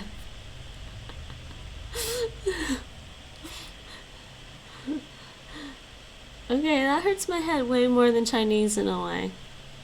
I don't know. Can't decide. We'll see. Alright, Vietnamese time. We're on. Oh, I'll have 2 lessons for this skill. Alright. Numbers 2. Learning tips. Previously, we learned cardinal numbers from 1 to 10. In this unit, we will focus on more numbers. Vietnamese numbers are logical and therefore super simple. I'm sure you're gonna like this one, Mike. For numbers from 11 to 19. So, 10 plus the 1s. So basically, 10 and 1 is 11. 10 and 2 is 12. 10 and 3 is 13. 10 and 4, 14, 10 and 15. And I guess it keeps going on, right? Yeah, for 11 to 19. For numbers in the tens, such as 20, 30, 40, etc., you do 1s plus 10 plus the 10s. 10 is wait, it changed tones here. Did it change tones? Falling tone? What? And then this one has no falling tone. This one's just a straight tone. I can't remember now, actually. Vietnamese tones, hold on. Google keep notes on my Vietnamese tones here. Vietnamese. I know how to type Vietnamese. Okay, there were Vietnamese tones on Mango languages that had mid-level. Yeah, mid-level has no tone marks.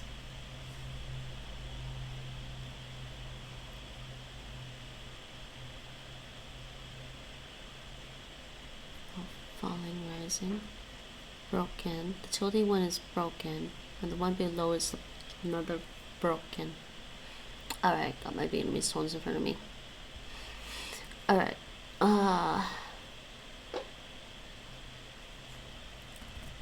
back to this. So yeah, this changes tones. So 2 tens is 20, 3 tens is 30, 4 tens is 40. Note num turns into lum when it follows and stays num. Oh wait, when it follows what? Oh, it stays num when it's followed by. Oh, talk about confusing. They have that L and the NL switching.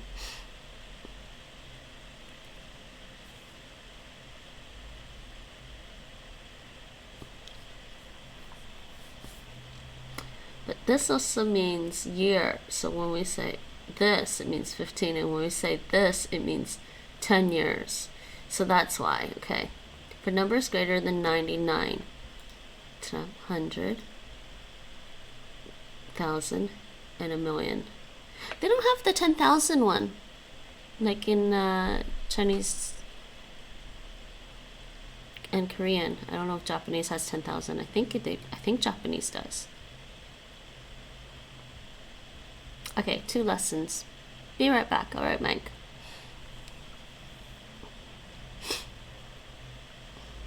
Select month.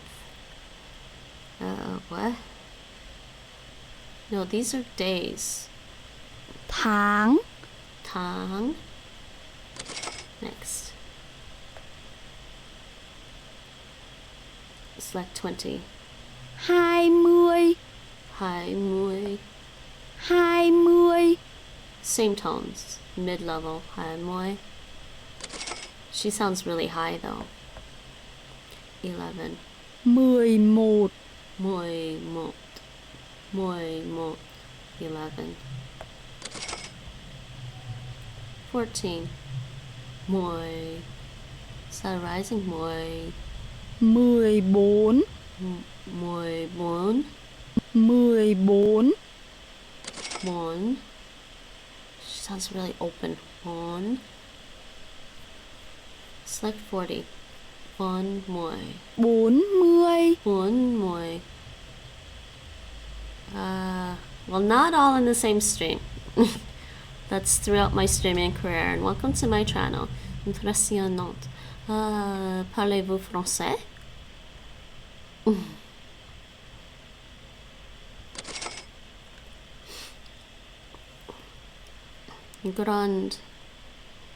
Grandilu.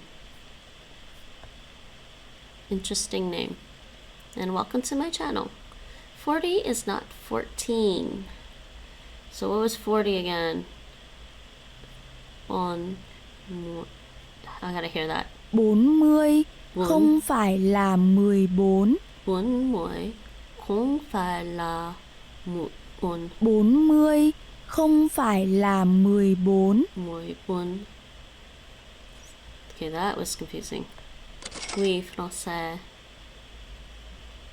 That is French your first language, I guess? First or second?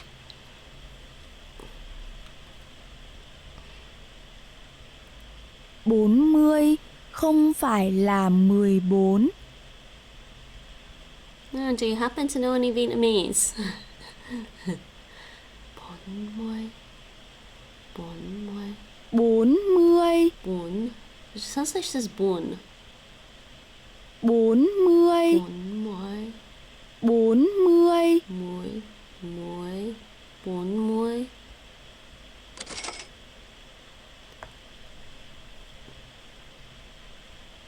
Ah, français. Et comment ça va aujourd'hui?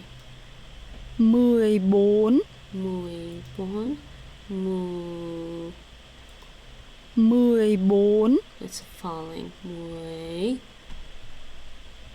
14.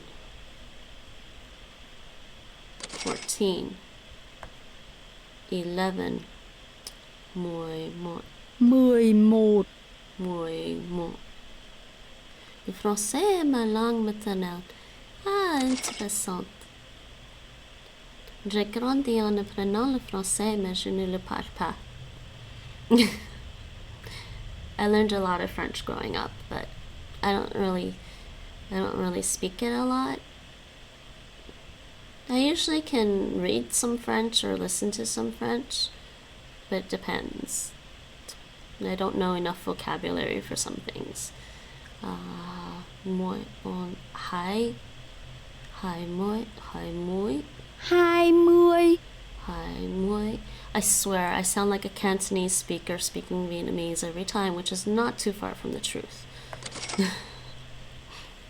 So, are you studying any languages? What, are you just like passing through? We are going to play a language game later called Language Squad, where we guess the languages that we're listening to. 15 trừ 4 là 11. Moi. 15 minus 4 is 11. Oh, wait. What did she say? Moi lam? Yes. Because moi nam would sound like... she said moi nam would sound like something else, right? Moi nam sounds like saying... She says...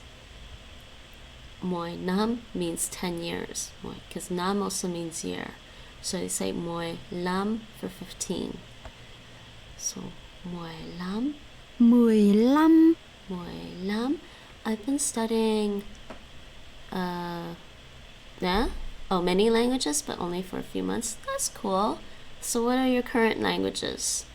Like, what are the ones you're currently studying? 15 trừ 4 là 11. Trừ Trừ 4 4. là 15 trừ 4 là 11. Là 11. Okay. That's cool. I like studying languages. They're generally pretty interesting and fun, and it always seems to be fun to start a new one because the beginning, when you start to learn a new one, the beginning part's always the easiest part. That's pretty much why I keep learning different languages, because I find it so fun to start a new one. Not unlike starting a new game, I guess, for some people. There are 31 days in December. Do I start with... No, I need to hear this. Tháng 12 có 31 ngày. It actually ends with that. Tháng 12 có 31 ngày. You could consider it an alternative to Duolingo, but not exactly. Duolingo was created with teaching Spanish in mind originally. LingoDeer was created with teaching Mandarin Chinese in mind. So from that perspective, it does a really good job teaching Mandarin Chinese, Japanese, Korean, and Vietnamese compared to Duolingo. And I guess it depends too. I guess it depends who's contributed to the Duolingo courses, but in general. Also with LingoDeer, you can switch between using traditional or simplified characters in the course, and I predominantly want to learn the traditional characters in Chinese, also because the traditional characters are a lot closer to the Japanese characters. I don't think a lot of people have thought about that before, but I also use traditional characters for other Chinese languages. And traditional characters are also used in Taiwan, so I actually really like the fact that I can learn the traditional characters on LingoDeer for Chinese. And I just basically did the Duolingo course to pick up some of the simplified character forms. Tháng 12 có 31 ngày. And so LingoDeer has some pretty good notes and tips as well. It doesn't necessarily have the same thing as Duolingo forums and discussions, but I feel like with LingoDeer they put a lot of effort in trying to provide you with a well-rounded course that gets you to a certain point. I think the Vietnamese course is supposed to cover A1 Vietnamese. Tháng 12 có 31 ngày. If you're familiar with the European framework for languages, there are 31 days in December. I forget this construction. Tháng 12.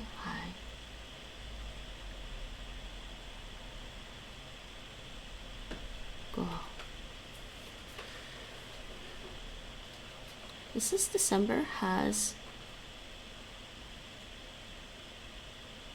Yeah, this is 31. This is December has 31 days. That's what it is. I highly recommend LingoDeer I highly recommend LingoDeer for Chinese, Japanese, Korean, and Vietnamese. I love learning Indonesian. So far it seems so easy. Vietnamese on the other hand seems harder though. Yeah, I was just commenting. This is the part that makes me cringe. This is the article on Wikipedia about Vietnamese. This is the article about the Vietnamese language in Vietnamese. This part hurts my head. Maybe a lot more than reading Chinese. Somehow. I will agree with you on that. But you get used to recognizing which ones are the tone marks. So you just have to remember which ones have the tone marks. So there's 6 tones. There's one tone has no mark. Then you have this one, and this one, this one, this one, and this one. Those are the 6 tones in Vietnamese. And then any other symbols. So basically, you only really need to remember 4 tone marks. So there's 5. 1, 2, 3, 4, 5 tone marks. And anything else that isn't a tone mark is like part of the vowel, right? They have different vowels. It takes some. I think it just takes a while. Hôm nay là ngày 11. Hôm nay là is the 11th. Ngày 11. Ngày 11. I think I heard her say that. Hôm nay là ngày 11. Yeah, it's nice that you're liking the Indonesian course. That's cool. There's a lot of Indonesian speakers in the Netherlands, so I thought I should really learn some more Indonesian. Hôm nay là ngày 11. And also Turkish. There's a lot of Turkish speakers in the Netherlands, so probably go back to Turkish too after I do Indonesian. Hôm nay là ngày 11. Hôm nay là ngày 11. What is the 20th day? Though a lot of people don't realize Vietnamese used to be written with the Chinese characters. Well, I don't know if a lot of people don't realize or not, but I'm guessing some people don't realize it. But Vietnamese used to use the Chinese characters for a long, long time, and it switched around, I want to say, I think 18th century it switched. I guess some Portuguese and Italian missionaries went to Vietnam and started writing Vietnamese using the Latin alphabet, and then they put all the little diacritics and then the different vowels here with that makes it a different vowel sound, and same with this one.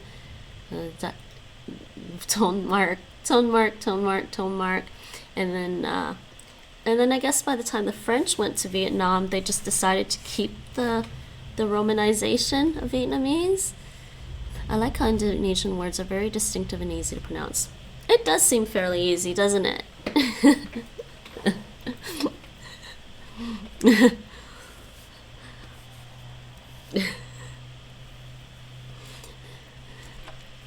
Singa. I learned that one today. Singa. He says, who's calling him? Actually, he's supposed to go over here. It's not my lion. Ngày 20. Ngày 20 là thứ mấy? Ngày 20 là thứ mấy. But I think for most people, well, it depends on how good you are with depending on how good you are with singing, I guess. Some people are really good with listening to tone and pitch, so learning a tonal language like Chinese or Vietnamese wouldn't be too hard for them. But I guess if you're not really good at listening to tone, these languages could be hard. But honestly, if you do it, you pick up on what you're listening to after a while. Ngày 20 là thứ mấy? Ngày 20 là thứ mấy? Chúng tôi không thích ngày 13. Chúng tôi không thích. What else did she say? We don't like the 13th date. Ngày 10.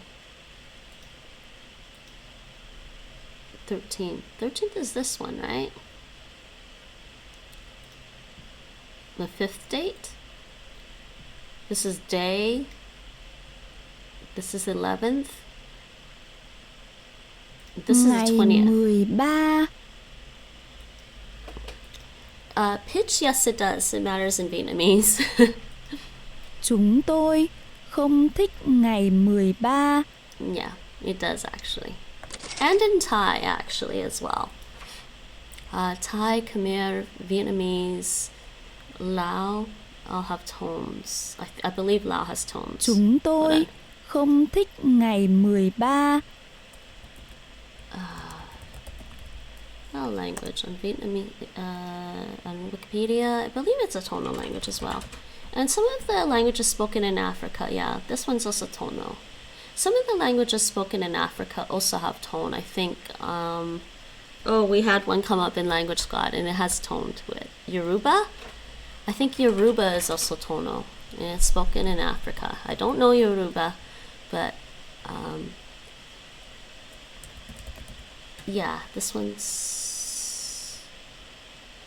Yeah, it is a tonal. 3 level tones and 2 or 3 contour tones. So that will be interesting. You didn't know. Yeah, it's interesting. It actually sounds like Cantonese Chinese to me. A little bit. It sounds like nasalized Cantonese Chinese. I guess I don't exactly understand what tone means, but tone means. It's more than just pitch. Pitch is like the precise, vibration of sound, right? The precise vibration of the sound, right? But a tone, it's more like a tone contour where the pitch could change.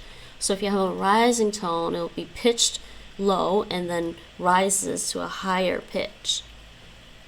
You like how clicks sound in some African languages? Oh no, really? I don't know. I was kind of cringing listening to some of it. Lucky. I'm not sure about that one.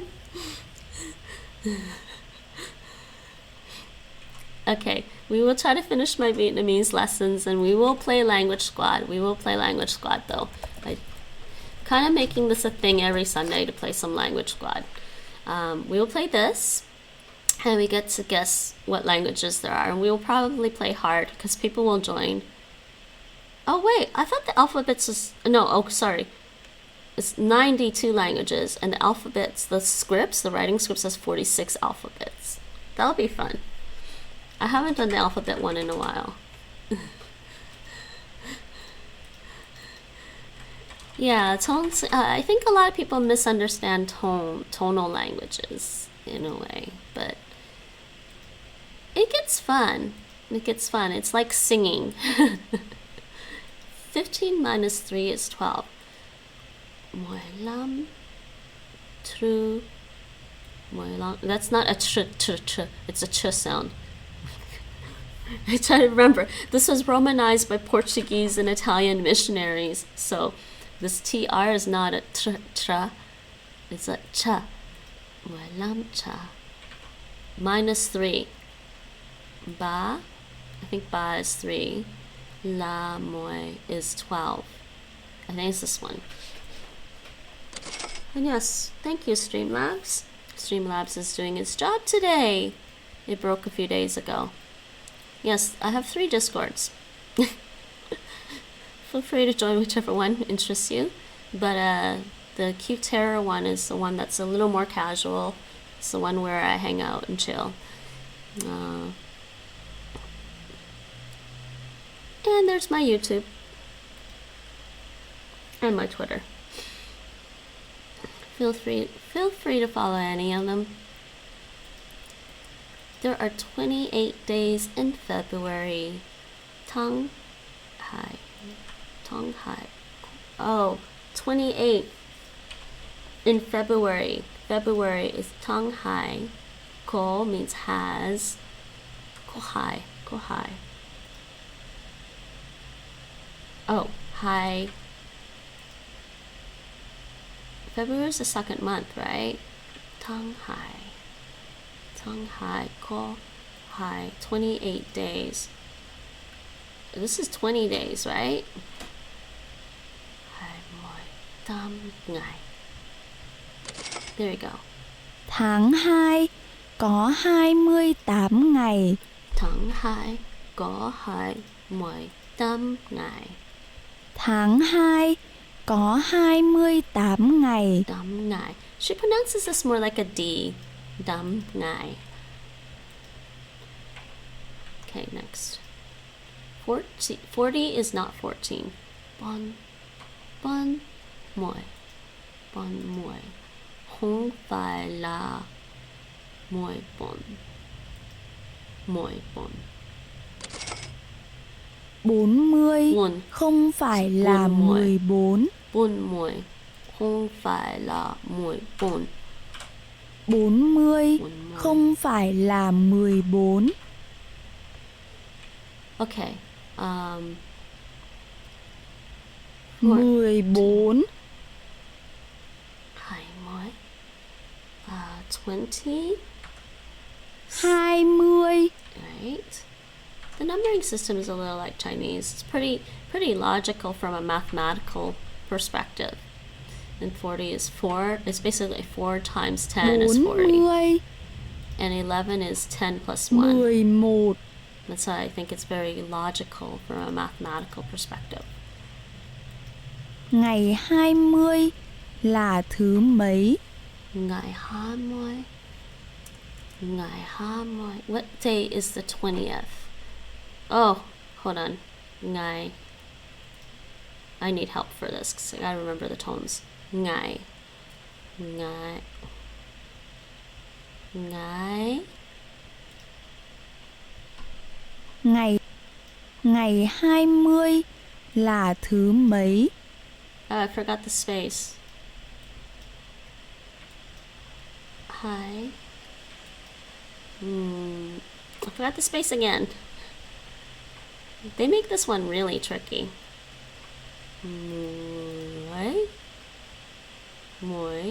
Where's the I? Wait, what am I missing? Oh, I typed that wrong. It's this one. Ngai. Hi. Oh. I'm clicking the wrong things. I'm also an Esperantist, and amazingly enough, it seems that Indonesian is even easier than Esperanto. Well, you think it's easier than I don't know, maybe. I mean, I think Indonesian also has Dutch words in there. They have Dutch loan words and maybe some Portuguese words as well. So I guess if you speak French, or maybe Esperanto had some Indonesian words in it. Ngày 20 là thứ mấy? Or rather, Esperanto has some Indonesian words, maybe? Ngày 20 là thứ mấy? Was that the 20th? La.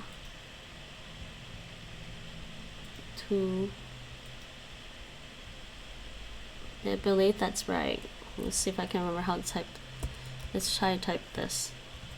Why am I doing that?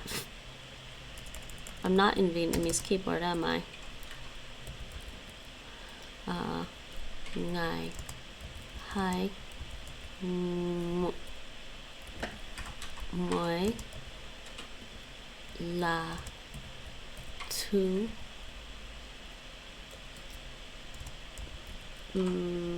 my I want to hear what she said though. Anyways, that's right. It's telling me it's right. Ngày 20 là thứ mấy? Let me see if I can remember this. I don't remember the tones. That's what's going on. Ngày 20 là thứ mấy?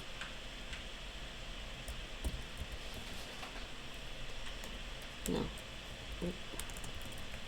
Ngày 2 mới là falling tone. You want falling tone. Là two two May. Oh, May. What? Ngày 20 là thứ mấy? May. Oh, why did it do that? No. A. And then rising. And then that. Why is it putting it on there?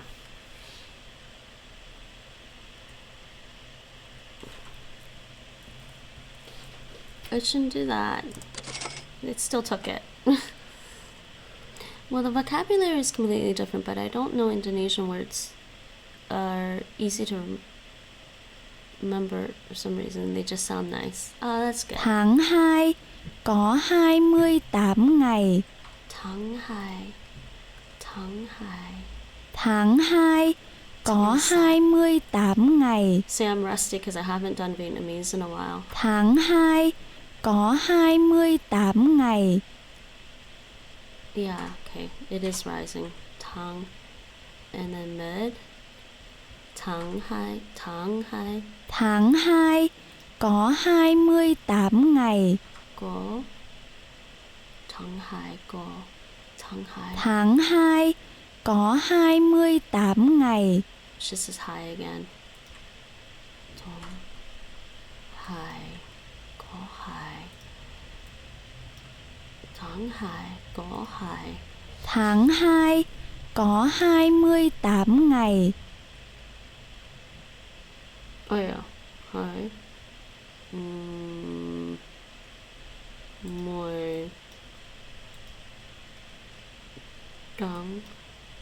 I gotta listen to the tone. Tháng 2 có 28 ngày. Đắng. Sounds like it's falling. Đắng. And then ngày. Mai. Tháng 2 có 28 ngày. Wait, what did she say? Hold on. Tháng 2 có 28 ngày. Dumb or dung? I thought she said dung. I think that's right. Dung hai có 20. 28. Wait, something's missing. No, so I'm mishearing something. Hold on. It's this tam. It's gotta be tam. Tháng 2 có 28 ngày. Dum ngai, yeah. Oops, I need the space. Dum ngai.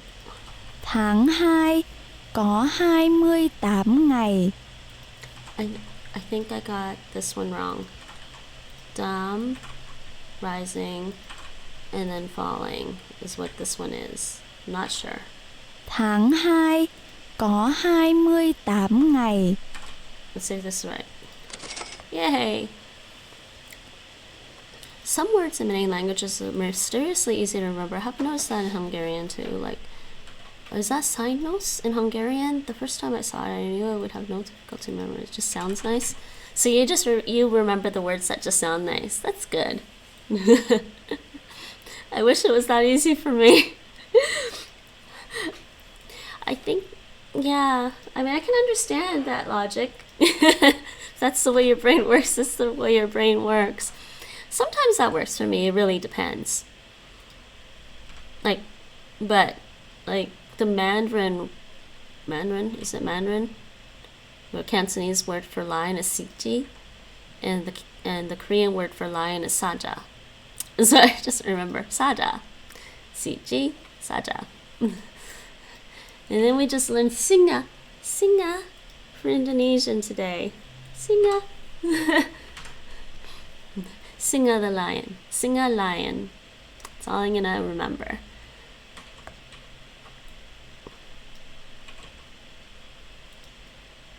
Yeah, I wish it worked that way for me. I don't always remember Russian words or Greek words really well.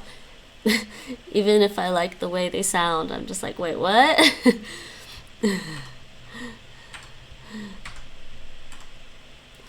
Oh, I still have another lesson of Vietnamese. Let's do another lesson of Vietnamese, and we'll finish this off this skill, and we'll do some language squad. It's almost been 2.5 hours, actually. Select and in 100. What? In 105? What? Well, this is 1,000. This is 100. This is 1,000,000. So this must Le. That's not how. Every time I look at Vietnamese, and I haven't been doing this for a while, that just is not how I would Romanize that. Le. It sounds like there's a Y at the end. It sounds more like this with a tone to it. Le. And it's that tumbling tone. Sometimes I think it's called a tumbling tone sometimes. Low falling rise. Starts about low, falls, then back up to mid. What? Le. I guess it does, actually. Million. Triệu. See, I would have Romanized this as something like that. Or like that. Triệu. But whatever. Triệu. And the tone for that, there's a dot on the bottom. So that's the tone mark. Low falling broken. Starts at low falling and drops. Triệu. Okay. Those are my notes. Select 1,000. This is nghìn. Nghìn. Why is she just long and drawn out? Nghìn. Though, in Taishanese, Cantonese, Taishanese Chinese, which is my mother language, my parents' language, this would mean either person, but also the kind of like familiar way to address your grandmother, your paternal grandmother, your dad's mom. Nghìn. Select 100. Trăm. That's a vowel. That's a different vowel with that A there. Trăm. 100. Trăm. Nghìn.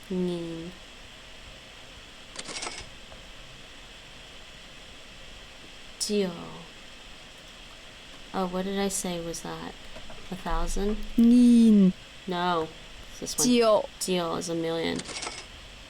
Le. They don't have a word for 10,000, like in Chinese. Le. And tumbling tone. Le. Trường này có 5.000 học sinh. Trường. này. Trường này có 5.000 học sinh.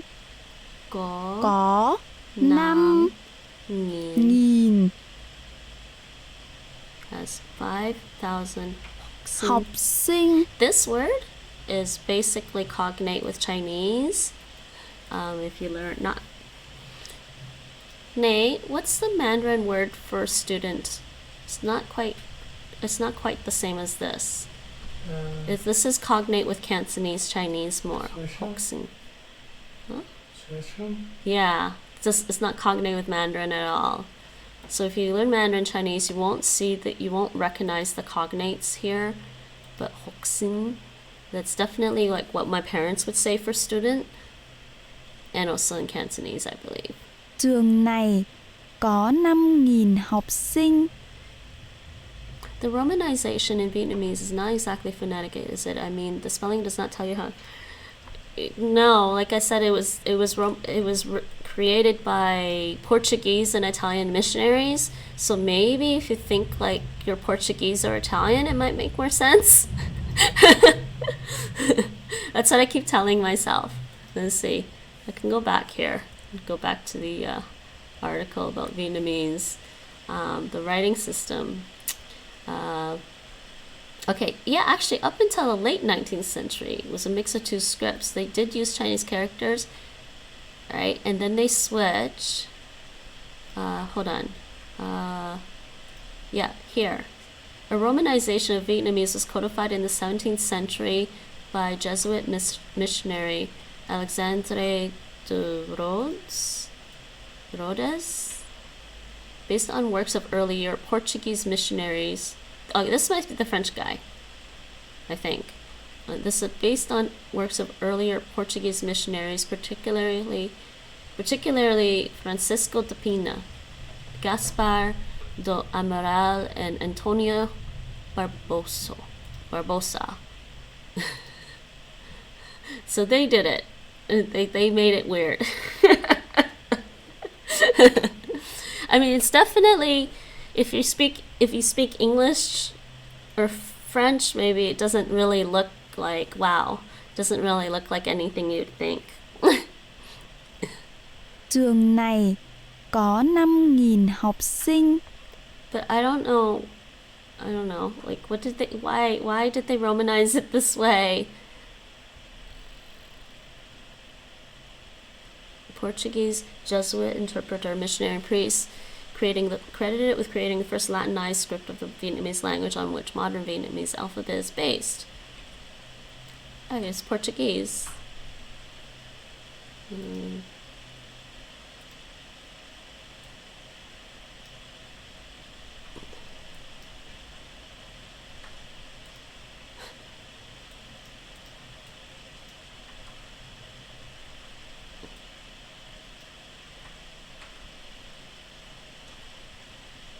He compiled the first vocabulary of the Vietnamese language in 1619 and reported to his superiors having composed a treatise on orthography and phonetics. So we can blame him for making it hard for us to understand Vietnamese, for making it hard to read Vietnamese.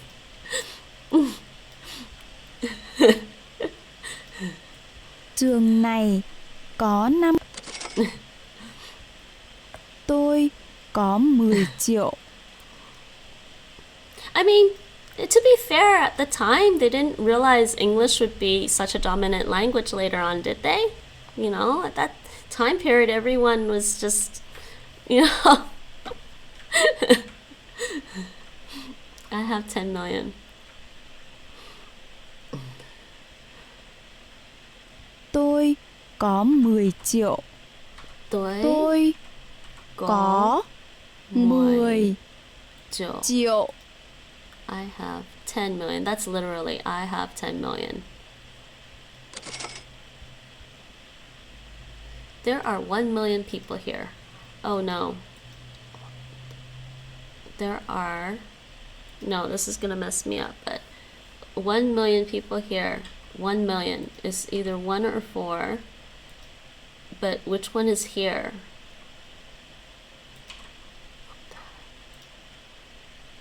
I don't remember which one is here. This is gonna be a guess. I think it's maybe this one. Yeah, okay. Ở đây có 1 triệu người. Ở đây Ở đây có 1 triệu người. 300 wet in 65 days. That's wrong.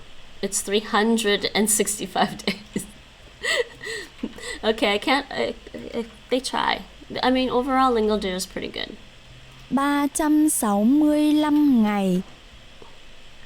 365 ngày. Yeah, 300.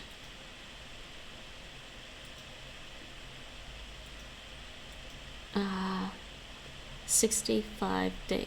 65 days. Okay. 1001 đêm. So the word order, the syntax for Vietnamese is not terribly difficult, at least. 1001 nights. Oh, what did she say? Mot. Một Dam. trăm. Dam. See, that throws me off every time. 1001 No. đêm. Một Nghìn. 1,000. 1001 đêm. And Lẻ. Một. Dam. 1001 đêm. Đêm. And one night. 1001 night. Nights, basically. Cái thư viện này có 20.000 quyển sách. Cái thư viện này. Cái thư viện. And she doesn't really pronounce the N for some reason. Cái thư viện. Có. Has 20,000. 20. This is 20, right? 20. And 1,000 was nghìn. Nghìn. I think we need. Sách quyển. Or did I get that backwards? I might have got it backwards. Cái thư viện này có No. 20.000 I quyển missed sách something. này. I totally missed something. Cái thư viện Oh, I này forgot this có library. 20.000 quyển. Có 20. This is a classifier, a counting word. This is library, and this is this. This library has 20. The word for 1,000, Nghìn. and I think I got the books backwards. Cái thư viện này có 20.000 quyển sách. Yeah, Quyển sách. Okay, I actually didn't get that backwards last time, but I forgot this. Next. Việt Nam có 90 triệu người. Vietnam. Việt Nam có Go to 90 90 million. triệu Triệu. người. That's a lot of people in that small little country, isn't it? And she's not playing audio. Play audio. Việt Nam có 90 triệu người. Okay, check. Almost done. And in 105, it was this. Lẻ. Lay. Oh. Lẻ. They actually want me to match it. Nghìn is 1,000. Nghìn. Hey, why are you not? Hold on. I'm not tapping right. Switch to my Lay. mouse. Nghìn. Nghìn. Trăm is 100. Trăm. And million. Triệu. Triệu. Triệu. Ở đây có 1 triệu người. Ở đây có 1 triệu người. Day. Ở đây có 1.000.000 người. Một triệu. Ở đây có 1.000.000 người. I think that's right. Okay, let's try to type this. It's good practice for me.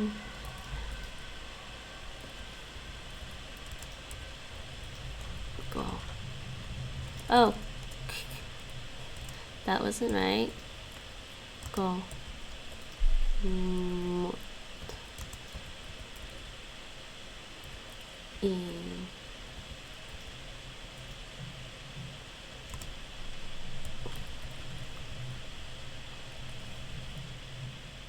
Falling tone. Okay, I think that's right. Do. I think I spelled that right. I think that's right. Okay. All day. Ở đây có 1.000.000 người. 365 ngày. 300.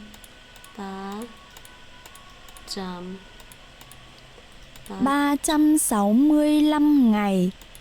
Oops. Sao moi. Oh, I don't remember.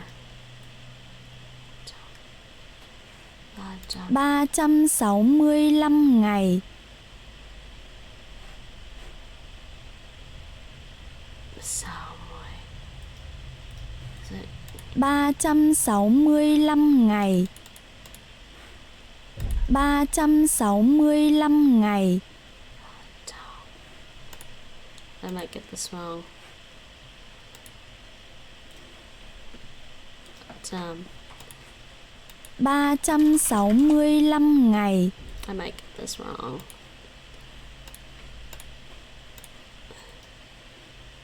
So, is it rising? 365 ngày.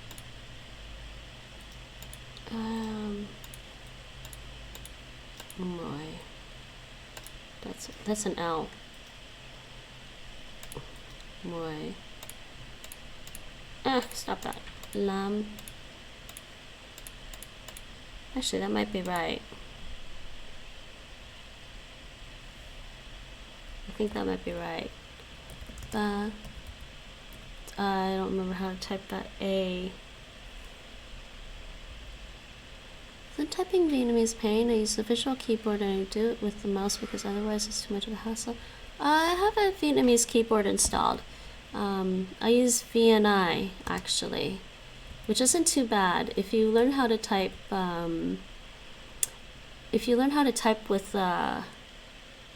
with accents in like Spanish and French, it's not much different. And we just use the with VNI, you're just using the numbers to do it. So you kind of remember.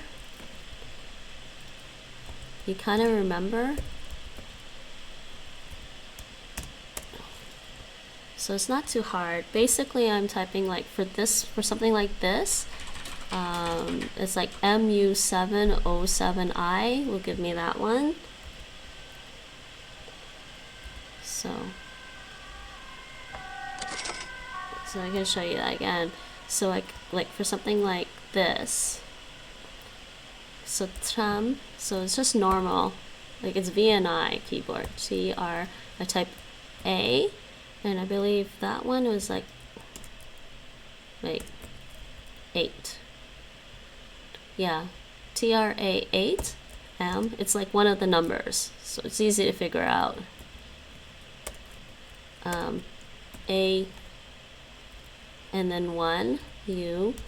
So, and this is MU707I gives me that one. So it's not too hard if you use the VNI. Some people use telex, but I don't like telex. I decided to go with VNI keyboard. Let me see. Typing in Vietnamese again. Please. I had an article about it.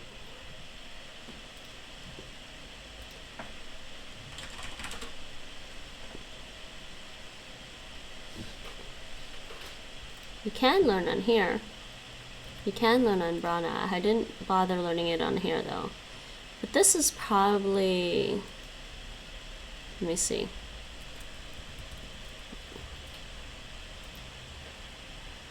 Oh, this one's different. This is a different Vietnamese keyboard. I wouldn't use that one, no. Let me see if I can find the notes for that. Hold on. I have notes on which keyboard. Yeah, right here. For VNI input, you type numbers right after vowels for making vowel nucleus and or adding tones.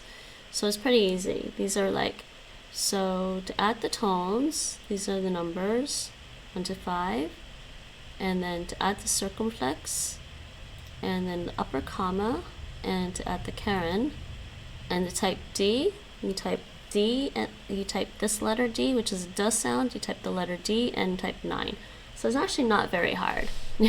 So it's basically numbers 1 to 9, and just take your pick. I found this one way more confusing, because for telex, they're like, type S for sharp tone, F for hanging tone, and I was like, there was no way I was going to remember that for some reason. The numbers were easier. So it's not too bad compared to other keyboarding. Well, that number system should be compatible with Dvorak. Oh, you're using Dvorak? I'm not sure if they have VNI using Dvorak instead of QWERTY though. Ah, I see you're a Dvorak lover.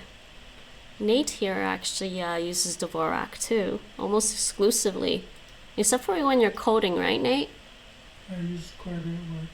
Yeah, Nate uses QWERTY at work, but Dvorak at home. Hey, we did that. We're done with that Vietnamese skill. Numbers 2. I still got quite a way to go before I finish this course, but that's fine. 28% done. Alrighty, let's switch over and do some language squad. But before I do that, I think I'm going to take a quick break and I'll be right back. I want some more, some more water. And yeah, I will be right back. Don't go anywhere. Mods have the chat. Whichever mods are around, you have the chat.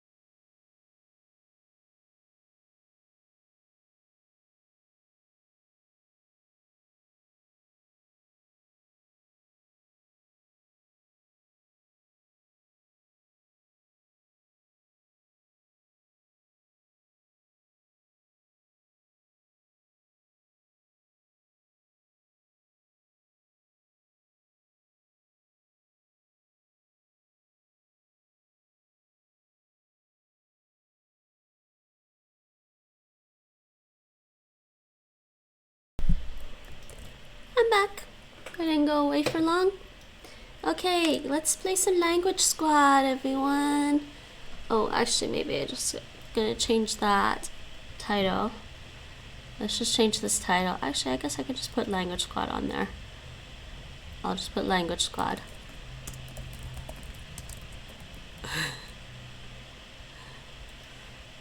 That'll make more sense.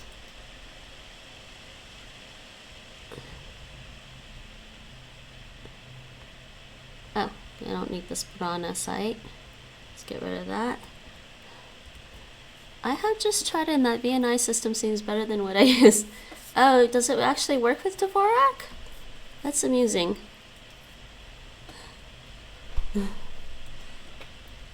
Yeah, I tried both. I tried Telex and I tried VNI, and then eventually the numbering system just worked way better for me.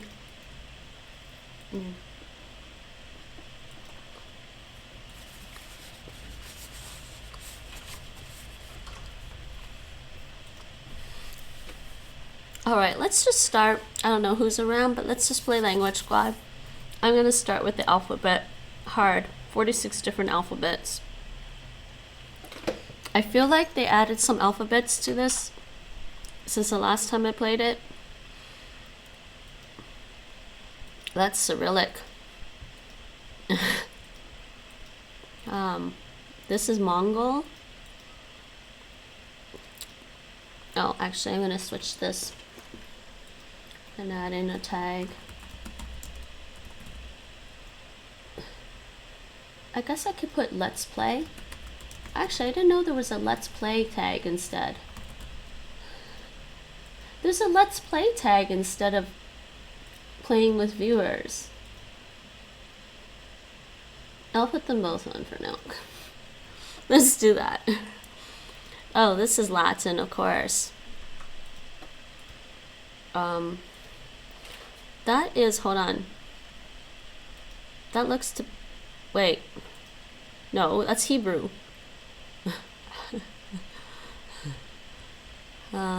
Feel free to type in chat. I'm usually okay with the alphabet one. That's Greek. Cafe atomi echito vikai kayuma tis elef.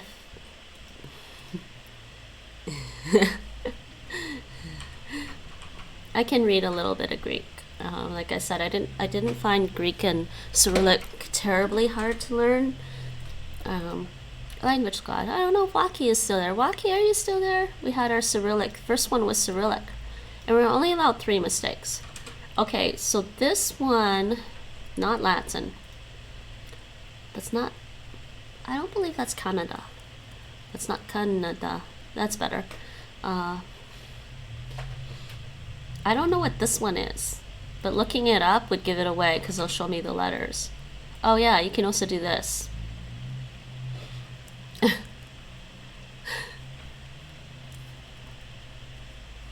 No, better? This one's better? I want to say Ethiopic. You're there? I think this is Ethiopic. I don't know what Batak is though. That's right. So what's Batak?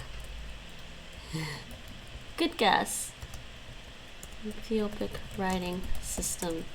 I want to know, sorry, Batak writing system. I want to learn what this, I want to know what this one is. Austronesian for Batak languages spoken by people on Indonesian island of Sumatra. And it looks like this, Surat Batak. Alright. It looks Ethiopic to me. I've seen that script before. I like scripts. Guess you can call me a graphophile or a scriptophile. Just call me a scriptophile or something. I like looking at different scripts. This one, I think, oh, that's not Cherokee and that's not Arabic. I don't know what Santali is, but this, that looks like Malayalam. Malaysia. No, this is Malayalam. It's spoken in India. Malayalam. I did learn a little bit of Malayalam on Mango Languages a little while ago, like probably last week actually. I did a little, was it last week? Maybe 2 weeks ago. I did Malayalam. Why can't I say this now? I'm already logged in, come on.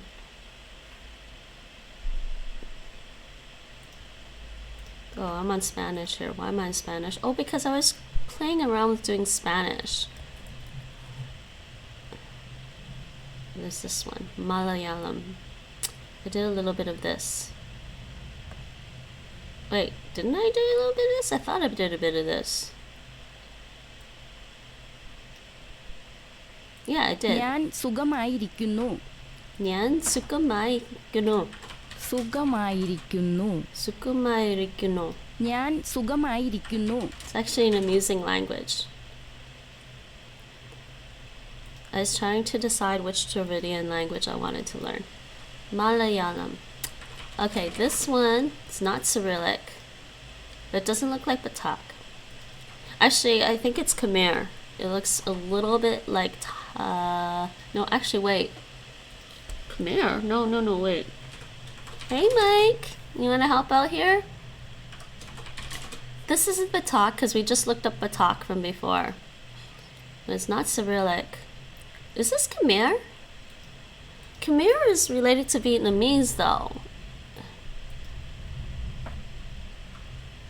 I don't know what Tana is. I think it's Khmer.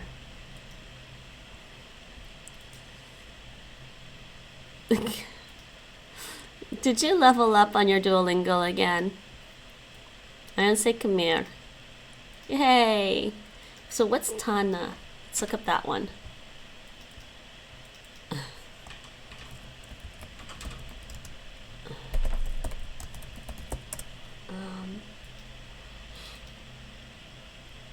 Oh, look at this crazy script. Oh, it's an Abgida. Right to left with no inherent vowel. Look at that crazy script.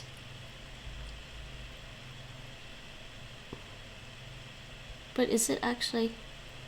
Look at this crazy script. Okay, Tana is used. Oh, in the Maldives, writing system of the Maldivian language. Am I pronouncing this right? Is it Maldivian? Maldives? Donut. Why are you spilling stuff?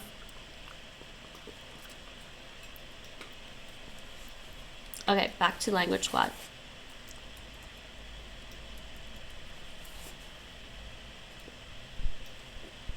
Okay, so what did Tana look like again? Let's see. We have discovered an apparent corpse in the ruins. More Klingon? You're not gonna give up the Klingon, are you?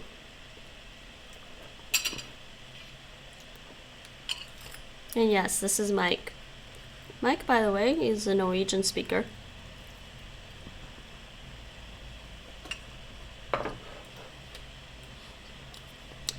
Close now. Okay, yeah, well, that's Cyrillic. You need to finish it now? You're so invested, you need to finish it.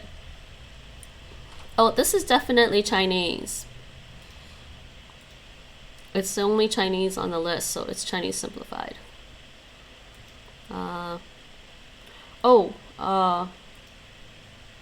Wait, no, that's still Latin. It's still Latin, right? Oh no, this isn't showing up right. If it's not showing up right, it's probably Burmese. Hold on.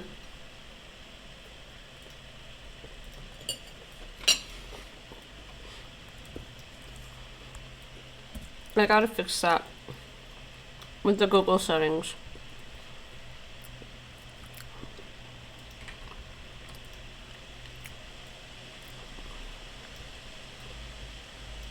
It sucks that it doesn't automatically detect I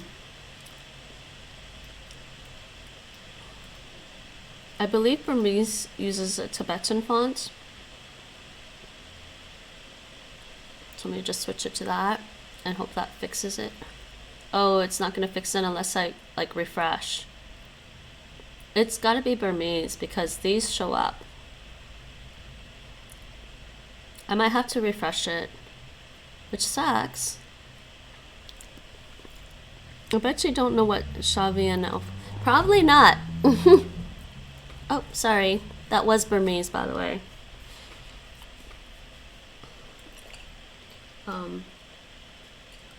Because unless I use the Burmese font, it doesn't show up right. This is not Kana or Kanji. Not Georgian.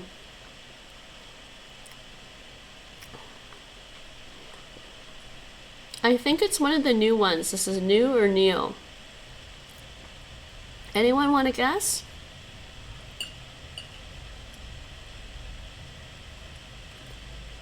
Oh, that stroopwafel donut is still really good, Nate. No, I don't know what Shavian alphabet is.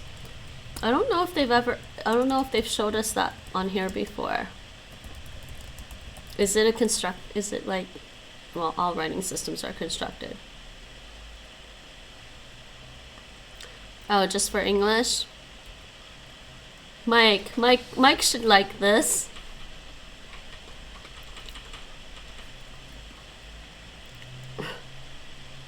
Oh, it's by Bernard Shaw, no wonder.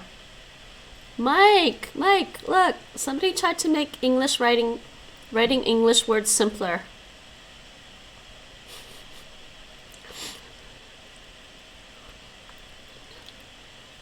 Does anybody even use it?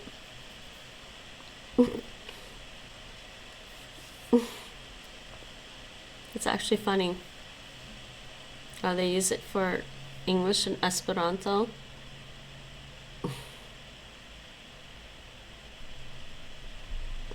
Shaw set 3 main criteria for the new alphabet. It should be at least 40 letters, as phonetic as possible. Okay, and distinct from the Latin alphabet to avoid the impression that the new spellings were simply misspellings. Oh my god. English is already so simple. What you can do? What can you do?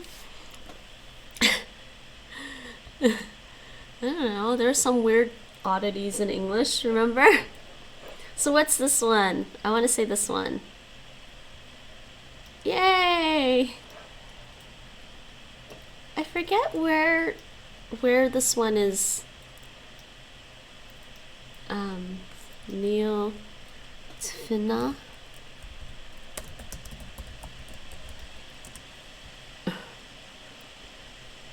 It's an Abjad script. The new version.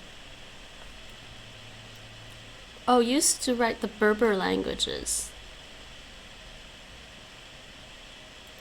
Wow. In Morocco. Arabic and French. Wow. Yeah.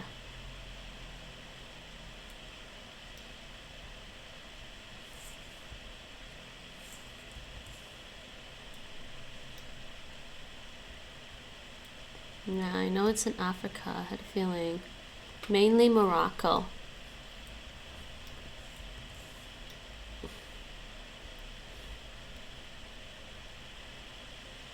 Okay, this one. Okay, Sundanese, Sinhala, Latin. It's not Mongol or Latin. Anyone want to guess? I disagree with English being simple. It took me a long time to learn it. I'm not in it. Well, I don't know. I kind of think French is harder. But, say, I grew up in Canada, and I grew up in English Canada.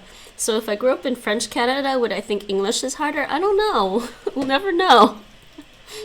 But after all these years, I still think French is harder. Le français, Mike. Le français.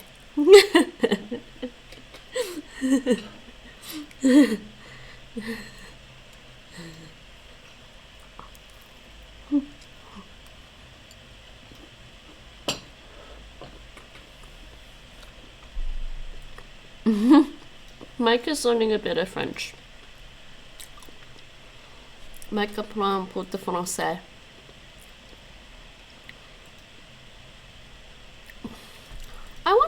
this is Sudanese. No, Sundanese is an Austronesian language. Sinhala? It's not Mongol or Latin. Anyone want to guess? Okay.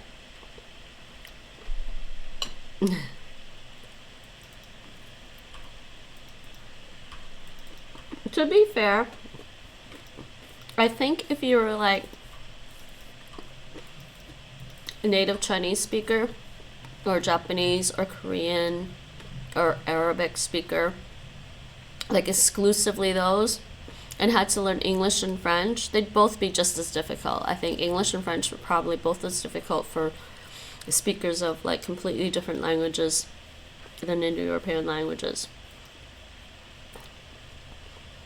So I'm guessing maybe for some people, English and French are pretty hard. Both like about equally hard. That's what I think. I'm gonna say, I don't know which one it is. Western European languages are simple for the most part, maybe, only because you're used to them. Okay, what's the script, guys? What's the script? I don't remember. Is it Yi?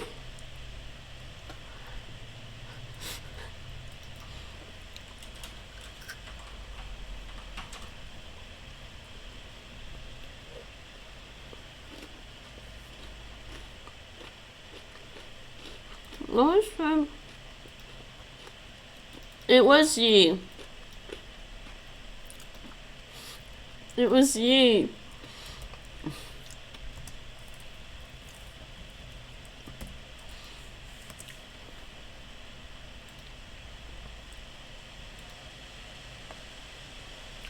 And I looked that up before.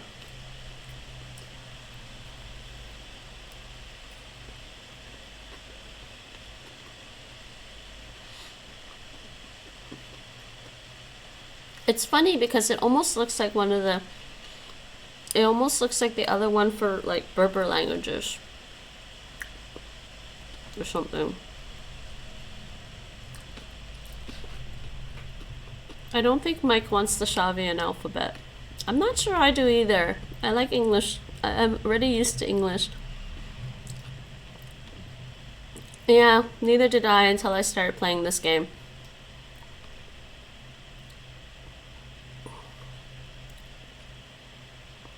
I don't really think it's used. Like, maybe it is, but... Alright, next.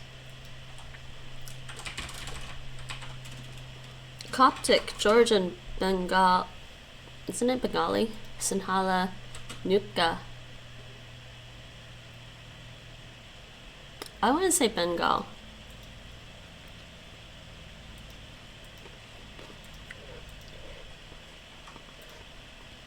I want to say Bengal because a lot of the scripts, a lot of the writing systems used in India have these little swirly things, but I could be wrong. I'm pretty sure it's not Georgian, but I could be wrong. You think it's Georgian? Wait, does Georgian have curly scripts too? Mike, what do you want to say, Mike? I guess it could be Georgian actually, if I think about it. Does this look like Indian? Okay, fine. We'll say Georgian. Oh, no.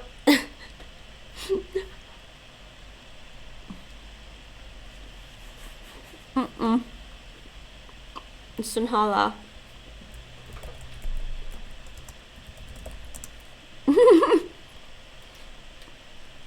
We can get one more wrong.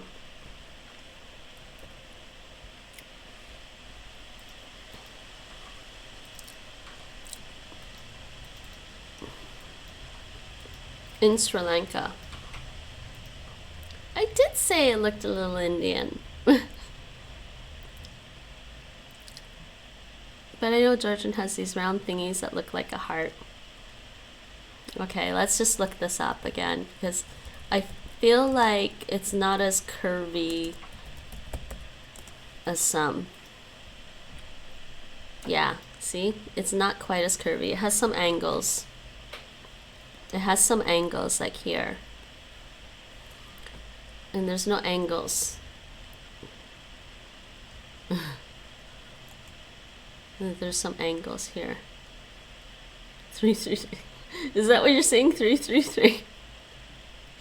That's what it looks like. Or this one.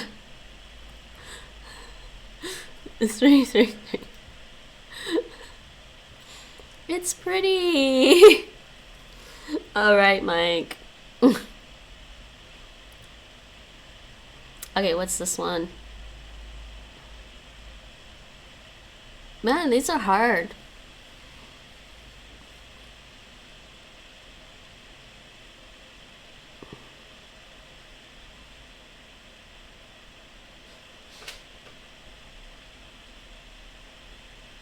I want to say Malayalam again. Do we have to assume one? I could be wrong.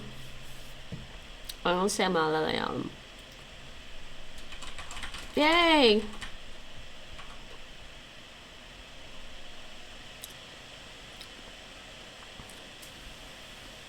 That's Khmer. Khmer. It's kind of curvy, but also kind of very, very like blocky. Hey. Okay, next. Is this Yi again? It's not Devanagari. Devan. Can't remember how to say this. Devanagari. It's not Devanagari. I don't think it's not Chinese for sure. I think it's Yi. I can only get one more wrong. This one. Oh my god, is that... Oh no, wait. Is that Tamil?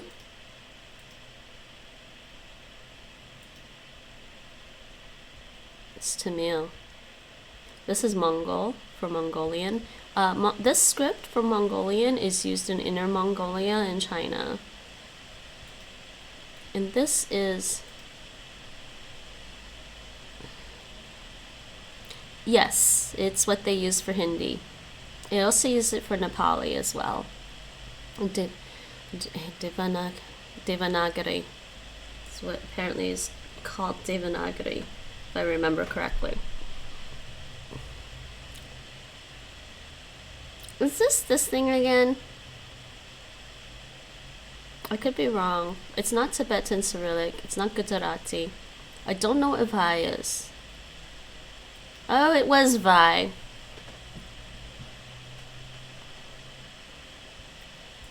Okay, I got that one wrong. What's Vai though?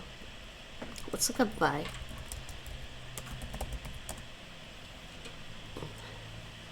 Vai syllable. It's a syllabary.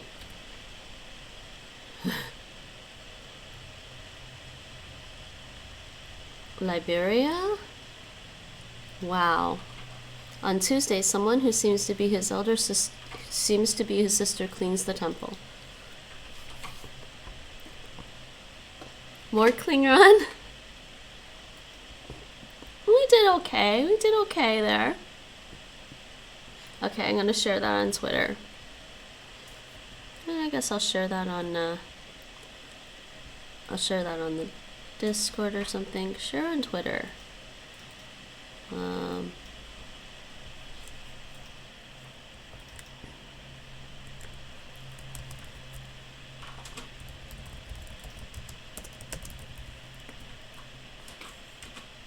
We scored. Let's just say we scored. We scored 900 on Languageholic. Oh, actually, do that.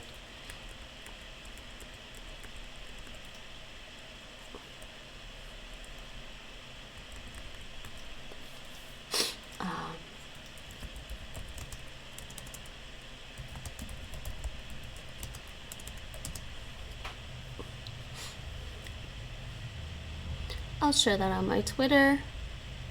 In case people don't know where my Twitter is the same as my Twitch name, Faye Morgana. Not very hard to find me. I'll screenshot this and put it in the Discord, I guess. Should I do that? I'll do that now. I'll screenshot this and put it in the Discord as well. Language Squad. We did okay. They added new alphabets. I think if I played the easy one though, we'd be here all day because I won't get anything wrong really, I don't think. I don't know, I haven't played the easy mode in a while.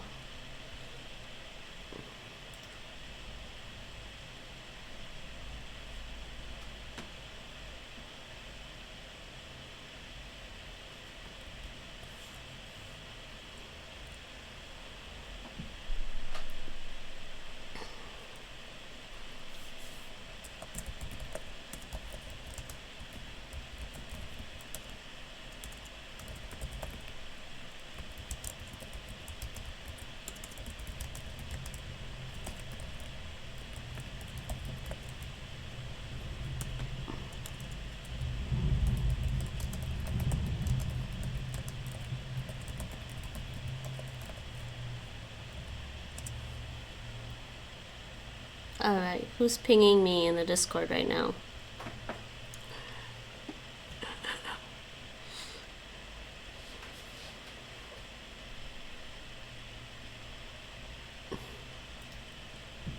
That's definitely one for Rachel.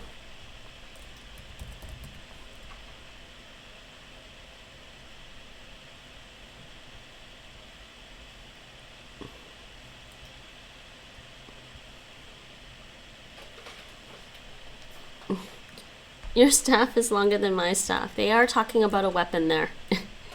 Not staff like personnel. Alright, let's go back to here. I didn't open a new tab. I can't open a new tab. Alright, we're gonna do audio. This is a little bit more fun than the scripts. 92 languages. Hard. We're gonna play hard. Everyone ready? Let's play. Let's play. જે 6 આંકડાની બેઠી વાર્ષિક આવક જતી કરીને પોતાનો વ્યવસાય શરૂ કરવાનું પસંદ કરી રહ્યા છે. શું બને છે જ્યારે કોઈ વ્યક્તિ ધંધા માટે એકદમ તૈયાર હોય ને છતાંય પોતાની નોકરી પણ પૂરી છોડી ન શકાતી હોય? તો ચાલો સાંભળીએ કઈ રીતે આવા બે ધંધાર્થીઓએ શરૂ કર્યો પોતાનો I've got a sugar high. І, беручи до уваги, що народи Об'єднаних Націй підтвердили в статуті свою віру в основні права людини, в гідність і цінність людської особи, та вирішили сприяти соціальному прогресові і поліпшенню умов життя. Waki, did you understand it? Члени зобов'язались сприяти у співробітництві з Організацією Об'єднаних. Bring me to your leader. 议员们认为，弗雷泽前总理最大成就是。I understand it to some extent, yeah. It does seem very so. Maki, did you know they're making a Ukrainian for Russian speakers course? I'm so excited. That's the one I really want to try.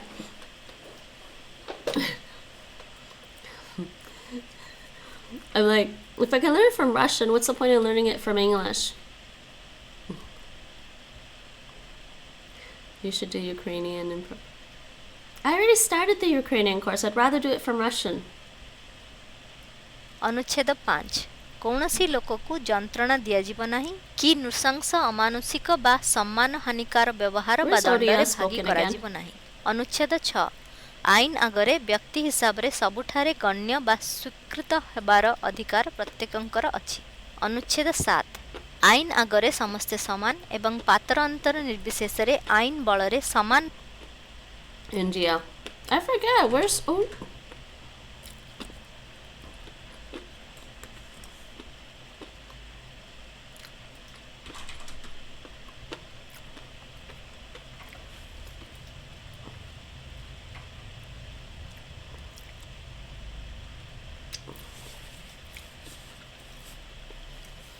Okay, yeah.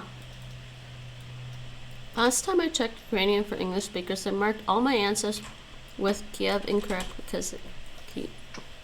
Yes, but that is how they write it in Ukrainian. Sorry, Waki. Or was that the way you wrote it in English?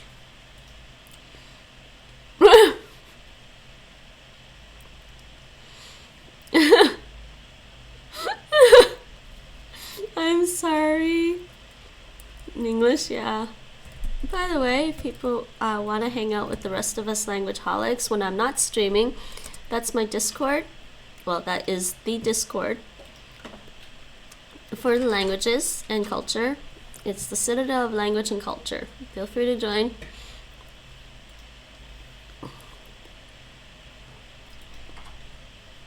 And I know Mike and Waki are already there.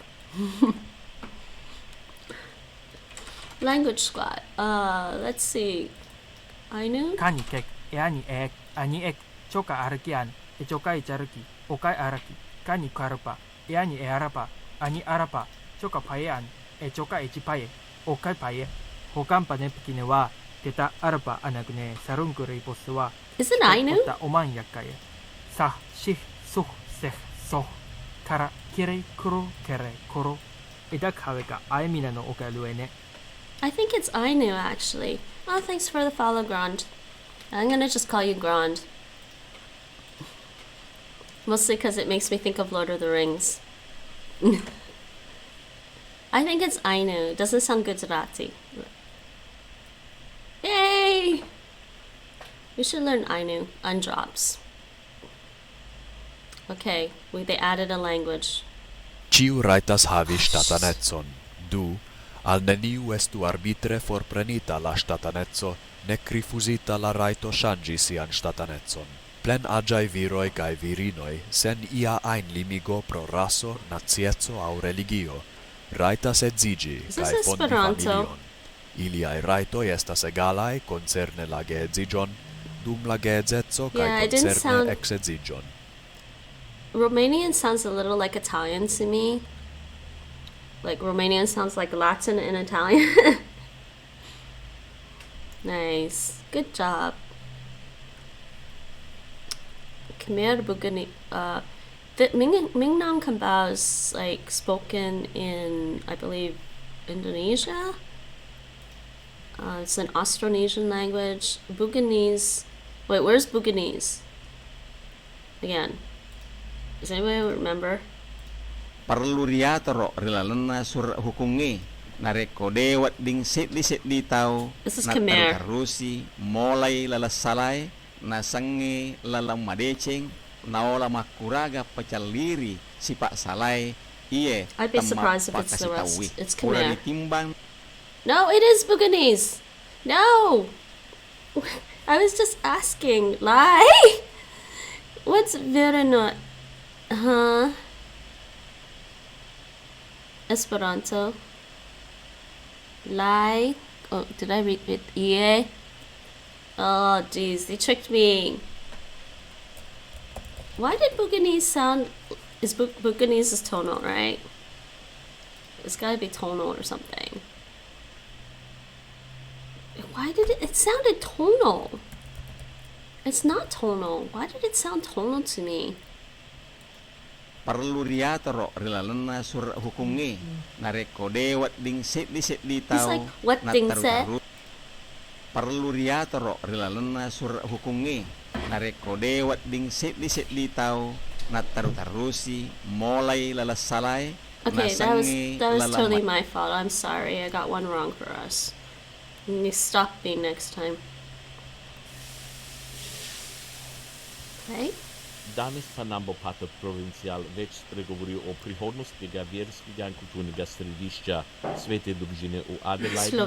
Sedaj, ko sedanji voditelj misijona Pater Janez Tretjak se zaradi zdravstvenih razlogov v drugem in tretjem delu najnega pogovora boste tudi več slišali misli našega današnjega gosta glede katastrofalnega finančnega škandala v mariborski škofiji, o čem smo tudi veliko poročali.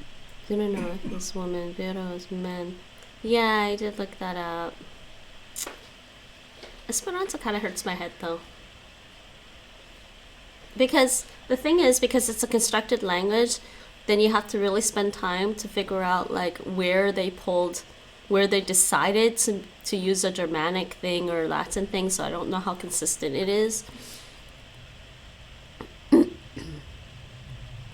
You know, for feminine and plural. Yeah, but why did they decide on those endings? Swedish.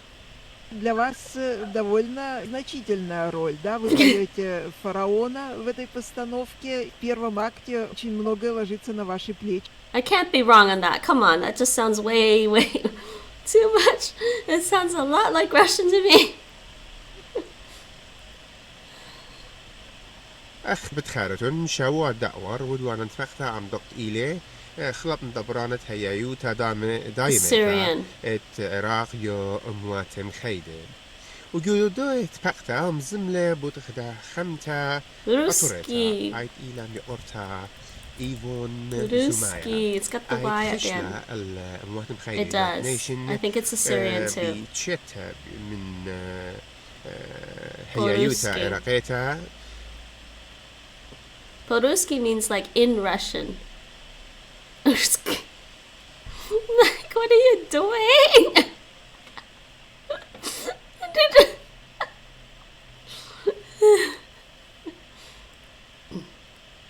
Turning Klingon. I know. Russian and Klingon mixed together. فتواجد فشيفة راتن قوي جون زينتا شكولا مساون سويد خيسما يشوي جون زينتا ويفشتها فشروك تكشت شترقوم جداخت سديش فشروك تكشت مدر أفتغن قودر ما قورة دراخم شبالون نوديش ما إشتكورد ما تشينا سديش متكدريش بيرك أورد قوت در قورة در فلا يا خم خيقة بريشادون قورد ما على شبالون در سوا يوس. Or is it Estonian? Estonian sounds like Finnish. فتواجد فشيفة راتن قوي جون زينتا شكولا مساون سويد خيسما يشوي جون زينتا ويفشتها فشروك تكشت شترقوم جداخت سديش فشروك تكشت مدر أفتغن قودر ما قورة دراخم شبالون نوديش ما إشتكورد ما تشينا سديش نرتكدريش بيرك أورد قوت در قورة در فلا يا خم خيقة بريشادون قورد ما على شبالون در سوا يوس. I want to say Ossetian. It sounds a little bit Slavic. And maybe a little... Is Ossetian actually like Turkic? Anyone want to take a guess? Oh, I forgot this has a nice chocolate stuff inside. Okay, I think I had enough sugar for today.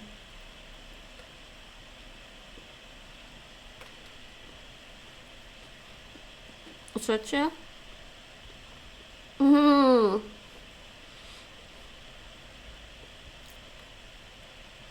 Definitely not Slavic. Yep.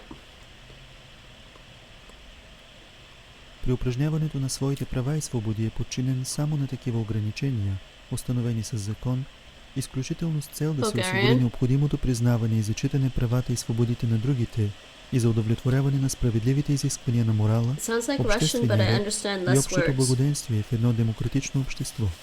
Тези права и свободи при никакви обстоятелства не могат да бъдат упражнявани в противоречие с целите и принципите на Организацията на Обединените нации.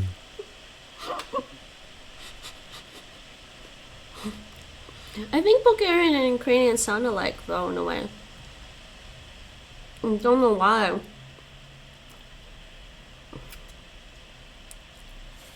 Well, I guess technically Bulgaria and Ukrainian aren't very far from each other geographically.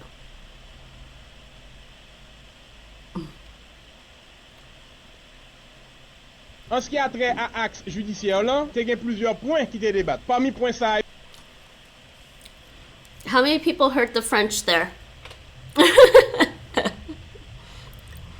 And you know what? I think I just realized Haitian Creole just sounds like angry French, like they're yelling French at you. Breaking news, Slavic sounds like Slavic. Did they actually give us any like Baltic languages? They didn't give us Latvian or Lithuanian. Yes, Mike, you did.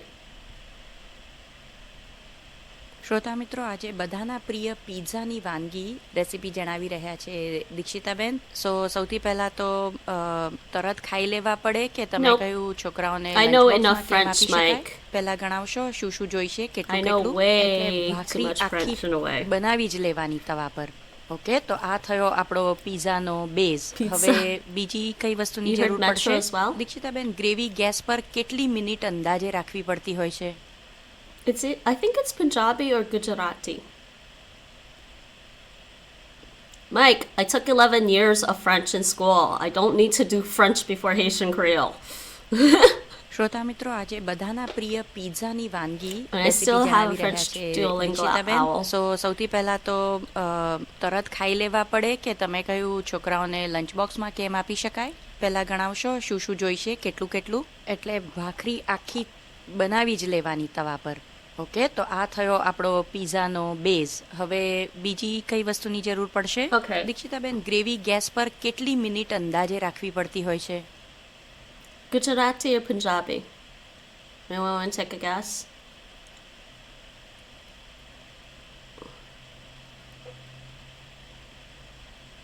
They're both in India. You want to say Punjabi? I want to say Gujarati. I feel like Punjabi is more nasal, but I could be wrong too. Anyone else?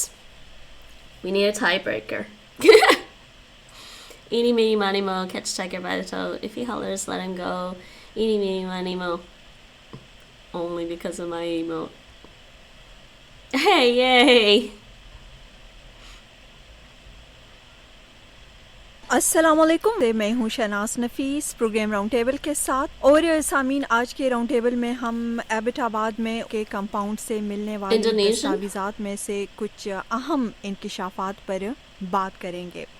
और इस मौजू पर बात करने के लिए आज हमने मदऊ किया है यहाँ अमेरिका से तज्ज़िया निगार जनाब जुबैर खान महसूद को, के साबिक सरबरा जनाब ब्रिगेडियर हामिद सईद को, मुस्लिम लीग नून के सीनियर रहनुमा जनाब दानियाल अजीज को, और यहाँ अमेरिका से प्रोग्राम के आखिर में हमें ज्वाइन करेंगे डॉक्टर ताहिर रुबैल. आप भी सामीन इस प्रोग्राम में हिस्सा ले सकते हैं. हमारा टोल फ्री नंबर है 800. अस्सलामुअलैकुम, मैं हूँ शहनाज नफीस प्रोग्राम राउंड टेबल के साथ. और सामीन, आज के राउंड टेबल में हम एबटाबाद में के कंपाउंड से मिलने वाली दस्तावेज़ात में से कुछ अहम इंकिशाफ.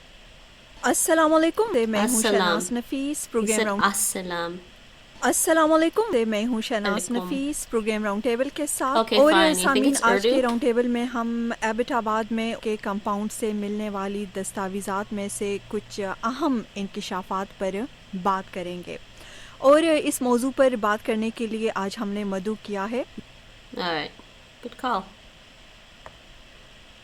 រដ្ឋាភិបាលសហព័ន្ធបានប្រកាសការកាត់បន្ថយការចំណាយហើយនឹងការដំឡើងពន្ធដារ រួមទាំងការបង្កើតច្បាប់ពន្ធដារថ្មី This is the only tonal language on here. ដាក់ប្រាក់ផ្ញើនៅធនាគារបាទគឺអាចមានការ That's the only tonal language on there. Yeah. We got that one. Hey, they added one. و برخی از آنها به ایراد سخنرانی پرداختند. شهردار منطقه منینگهم یکی از شرکت کنندگان حاضر در این مراسم در سخنرانی خود گفت که در حدود 36.5% از ساکنین منطقه منینگهم ملبورن از 140 کشور جهان به این منطقه آمدند. به گفته خانم ینگ، منطقه منینگهم در واقع میزبان بیشترین تعداد ایرانیان در ایالت ویکتوریا است. Farsi or Hebrew, but I can't tell. و برخی از آنها به ایراد سخنرانی پرداختند. شهردار منطقه منینگهم یکی از شرکت کنندگان حاضر در این مراسم در سخنرانی خود گفت که در حدود 36.5% از ساکنین منطقه منینگهم ملبورن از 140 کشور جهان به این منطقه آمدند. به گفته خانم ینگ، منطقه منینگهم در واقع میزبان بیشترین تعداد ایرانیان در ایالت ویکتوریا است. Okay, Farsi or Hebrew? I haven't actually studied enough, I haven't listened to enough Persian, so I don't know. Duolingo does indeed need to get Farsi. It seems like it's a pretty wide-spoken language, or at least there's a lot of speakers of it. I want to say Farsi because this doesn't... He doesn't sound super throaty. What does everyone else think? I don't know. Is it super throaty? I have no idea.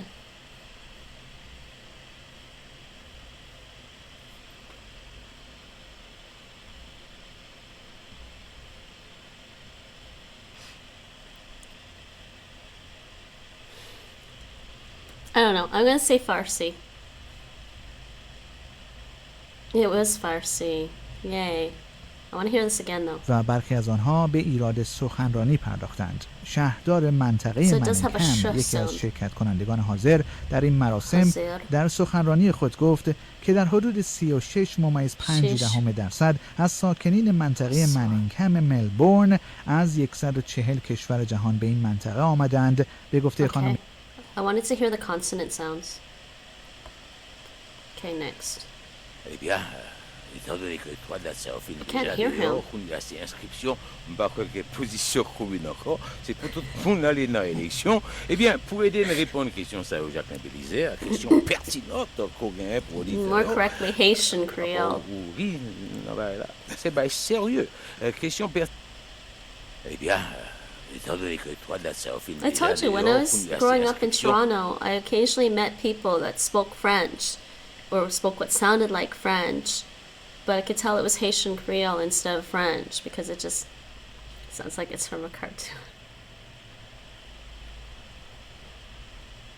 Ikvienam ir tiesības piedalīties savas valsts pārvaldē tieši vai ar brīvi izvēlētu pārstāvju starpniecību. Ikvienam ir tiesības uz līdztiesīgu pieejamību valsts dienestam savā zemē. Tautas gribai ir jābūt valdības varas pamatam. Šai gribai jāizpaužas periodiskās un nefalsificētās vēlēšanās, kam jānotiek uz vispārēju un vienlīdzīgu vēlēšanu tiesību pamata, aizklāti balsojot vai arī citās līdzvērtīgās brīvās balsošanas procedūrās. I don't think Haitian Creole will be that difficult. Was this Swedish, Mike? You're the resident Norwegian expert, so was this Swedish? Ikvienam ir tiesības piedalīties savas valsts pārvaldē tieši vai ar brīvi izvēlētu pārstāvju starpniecību. Ikvienam ir tiesības uz līdztiesīgu pieejamību valsts dienestam savā zemē. Tautas gribai ir jābūt valdības varas pamatam. Šai gribai jāizpaužas periodiskās un nefalsificētās vēlēšanās. Because Latvian is loosely close to Slavic, because Latvian is Baltic. Yeah, Latvian. Sounded Slavic related. It did, didn't it? Bis in einem Moment Atzmon, was ist gewesen der Anführer von dem jüdischen Theater in Tel Aviv, hat mir gerufen, wir sollen gründen zusammen dem neuen, was existiert bis zum heutigen Tag. Und in 1992 habe ich gestellt die Megille von Itzik Manger auf zwei Sprachen, Jiddisch und Französisch. Und von dem Alton bis 90. Tag haben wir eine Gesellschaft, was wir yes, Mike, it's Yiddish. Theater.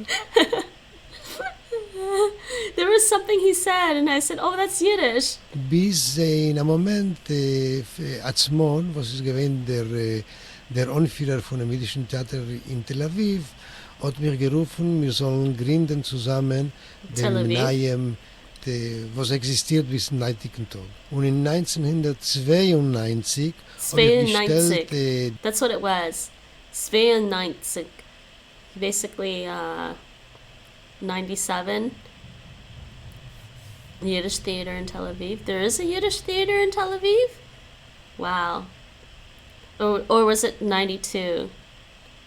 Oh, Zwei 90. Nice.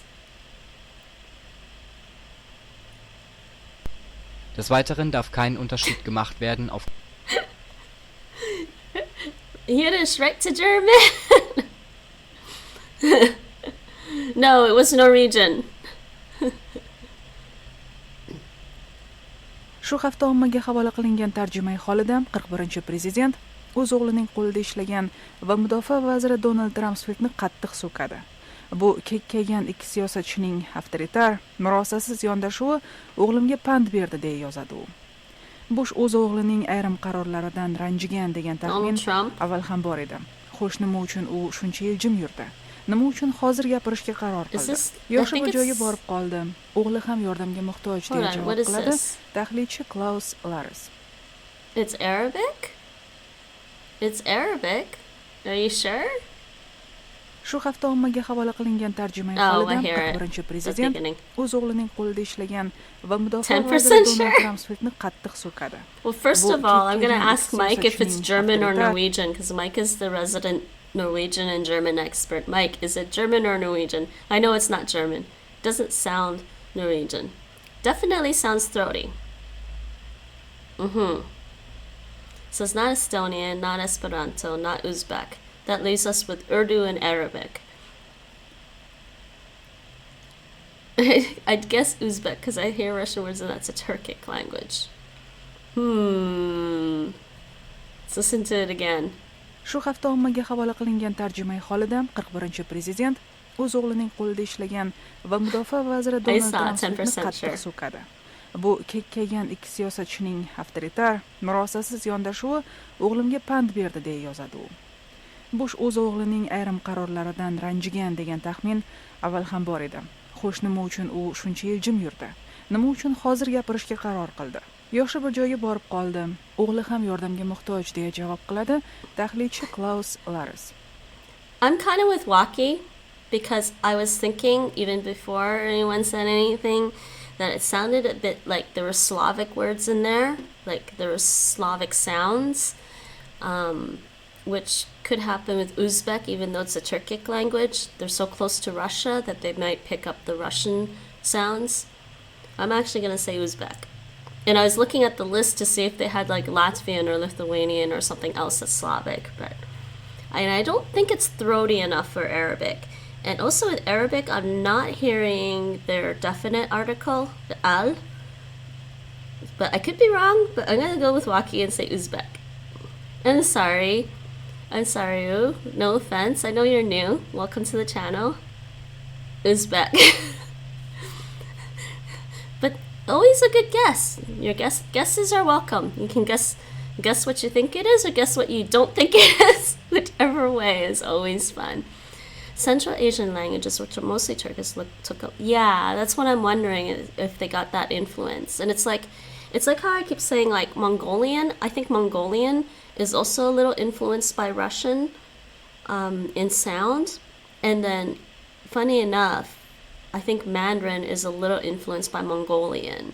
Because like Mandarin also has, if it is Arabic, I win. Yes, I went with the 30% Uzbek. My 90% intuition was correct. Yes, go with your 90%. Not Arabic. Maybe. It's alright. I get things wrong sometimes too. Eventually my brain gets confused. And welcome to the channel. Feel free to join in. Anytime. Language Squad. Let's see. 디지털 미디어 광고 회사에서 광고주 서비스 및 캠페인 광고를 담당. If anybody thought it was anybody else, if anybody thought it was any other language, I don't know if you've been listening to K-pop enough. Yes, 99%. No, it's 100% sure it's Korean. I do know a little bit of basic formal Korean. 안녕하십니까, which is a very formal way to say hello in Korean. Yeah, there was 100% Filipino. Yeah, it didn't sound like Tagalog, actually. But also Korean has those verb endings that I was listening for. I didn't really need to listen to the verb endings. Na talia laia I ahoni ai toko tolu meihe toko fa na irakiwi I whamao Wait, Mike, back to you. Ngā ka ka na hoko we whenga ke mau a. Ia ka mata hopo ko nia pongpongi oi ani. But I don't think Swedish or Danish. Ko tatalaki mai kalauni ko se misi lutui. Na ka mata aki ono ui ai ka whailoa mo whababau I ai liliu me e na uraki tali tonuhia ki Okay, it's not Greek. Tali halaya it's not even close to Swedish, Danish, or Luxembourgish. Tongan is kind of like it's spoken in Tonga, in the Polynesian islands or something. So it'd be close to maybe... Tongan would be, I think, close to like Fijian or Samoan or Hawaiian. Yeah, it sounds Polynesian. I'm going to go with Mike with Tongan too. It didn't sound like Hindi or Urdu, and definitely not Germanic. Okay, we'll give you 10 seconds. What's your name, Ru? Tongan. Yay, there we go. Good job, everyone. Rui. All right, Rui. Okay. Wow, they added another language.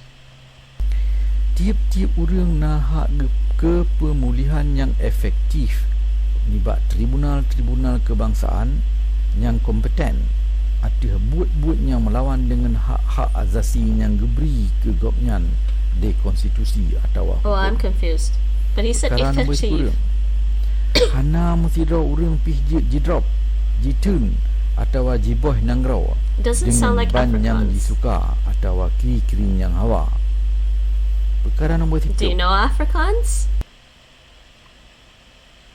The only thing that sounded Afrikaans was effective. It's not Afrikaans. I'd understand more words.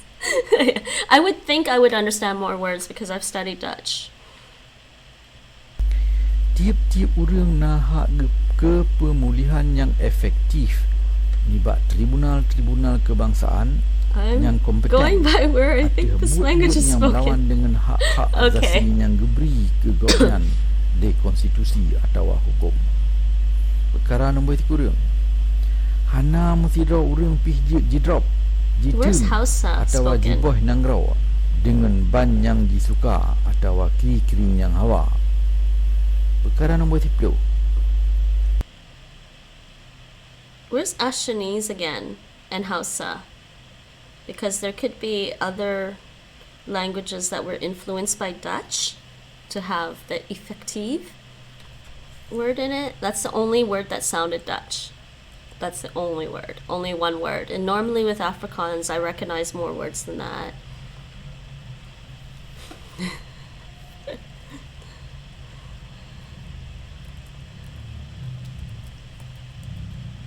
And it's apparently Ashanese. Indonesia. Alright. And Hausa. We looked this up before, but I don't always remember.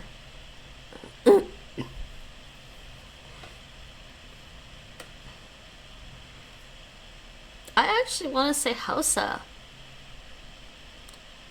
Because listen to him. Tiap-tiap orang nak ke pemulihan yang efektif nibat tribunal-tribunal kebangsaan yang kompeten atau buat-buat yang melawan dengan hak-hak asasi yang diberi ke gopnyan di konstitusi atau hukum. 45% Hausa. Perkara nombor 3. Did he say tribunal? Orang pih jidrop, jitun atau jiboh nangrau dengan ban yang disuka atau kiri-kiri yang hawa. Perkara nombor 10. Still doesn't sound like Afrikaans. Well, it's not Ukrainian or Macedonian because those are Slavic. You think you heard them say tribunal? I'm gonna go with Hausa. I think this is a language spoken in Africa, but it was Ashanese. It wasn't. It was Ashanese, Indonesia. Totally wrong part of the world, people. We went to the wrong part of the world. It is spoken in Indonesia.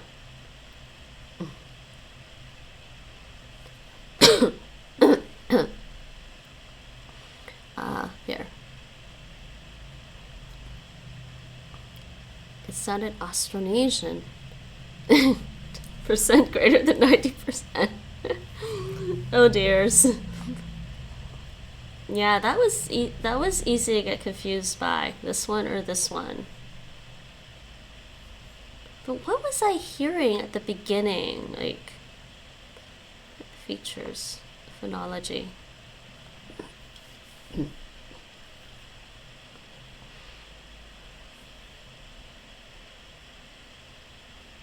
This isn't tonal, is it? It's not tonal. It's not tonal.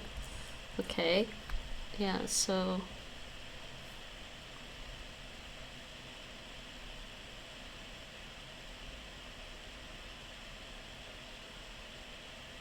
Interesting. I wish there was a way to learn it.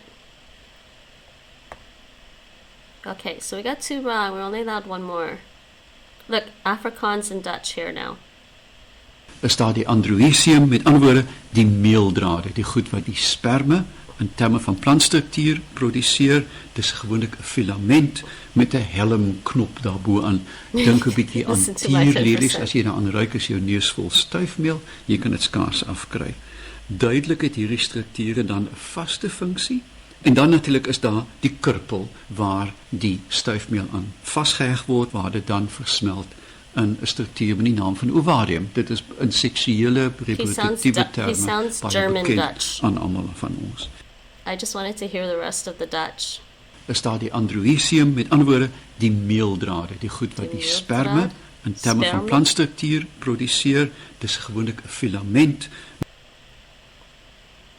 No, it was Afrikaans actually. I was wondering because I didn't really understand him.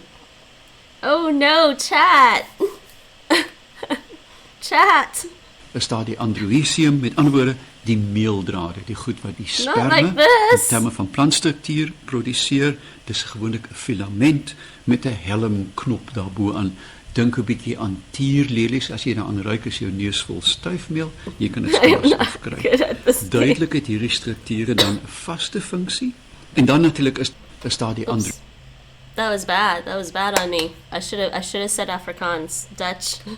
Dutch, chat, what did you do? What did you do?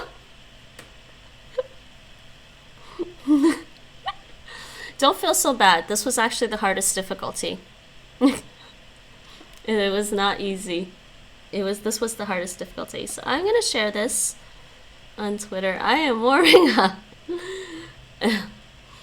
Speaking of Dutch, though, yeah, I should practice more Dutch, actually. I need to study more Dutch.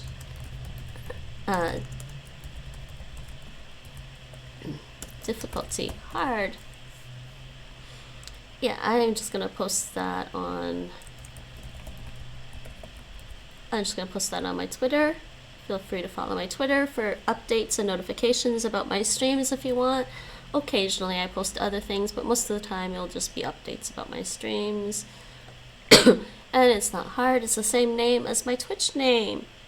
And I'm going to post this in our Discord and be like, shame on me, I should know the difference between Dutch and Afrikaans, but I'm blaming chat on that one.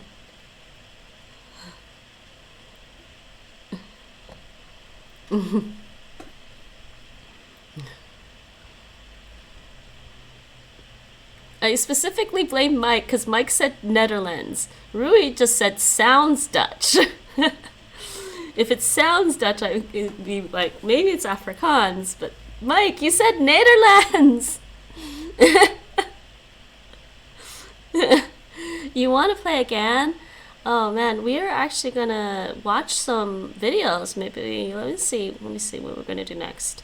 Where am I? Language Squad. Let's post this in here.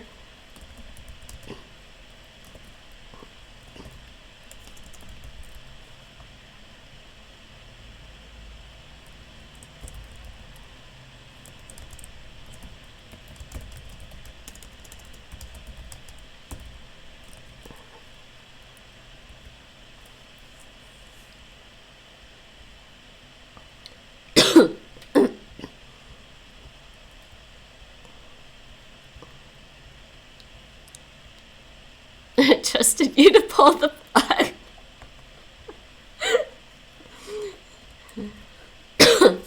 Yes, but this is why I have people come and help me. Alright, the stream is like, well, I'm not ending the stream yet. It's almost 4 hours, but I think I do want to switch it up, and we will play Language Squad again next Sunday, Rui. Feel free to check it out yourself. That was hard, so don't feel too bad. Beginner, easy, medium. Past experience has told us that a beginner can last forever with our group. What time next time? Oh, about the same time. I start around 4:30 p.m. Central European Summer Time every Sunday. And I do a bit of language learning first. I do some language learning first and then do a little bit of language squad. And right now, though, we are going to switch it up a little bit. We're going to look at let's go look at some YouTube videos. Let me just hide this. I'm going to pull up YouTube. We're going to look, I think what I want to do is I want to look up a topic in particular. And then we'll look up some other videos on YouTube. We'll see. But I want to look at some cultural videos. We're going to look at some stuff. And actually, I will also be right back because I need to turn on the light. It's getting dark here. And I'm just going to switch this category over to just chatting. Perfect. Yeah, I'm in the Netherlands, so I usually stream in the afternoon.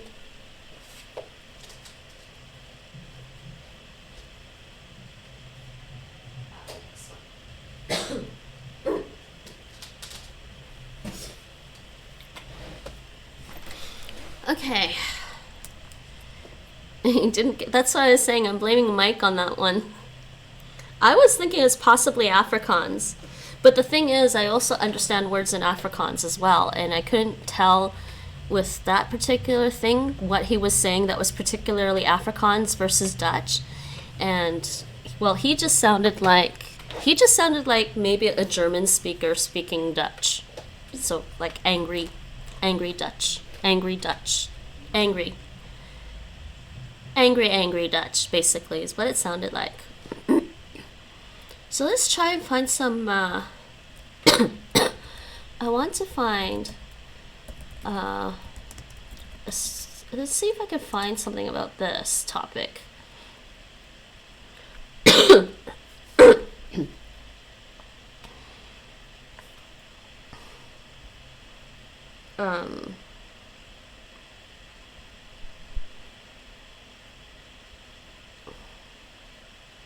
Wait, what is this? Okay, I actually want to look up this topic, and there's a few videos here. But I'm gonna go head to bed. Not head to bed, it's early. What time is it for you? It's only about 8:30 for me, so I'm gonna be around for a little bit. Oh, I should change my language title.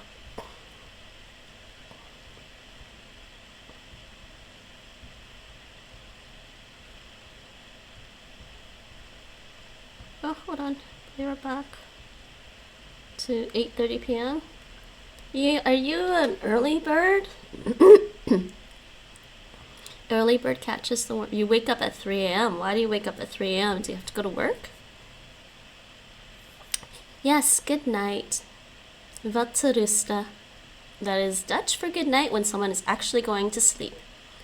Ah, you study at night. I see.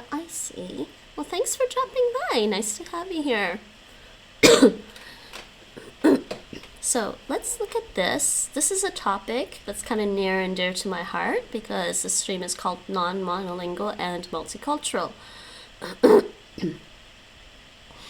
So, growing up in Canada. Okay, let's just look at the first video. This video here from Statistics Canada. It's officially from Canada. Let's see what they have to say about this topic. Oh, are you studying Chinese? Good night, Gott natt. And German. Interesting. Ah, yeah, Manon. You're Swedish. Oh, is that Swedish? And you didn't catch this, you couldn't tell if we were listening to Swedish?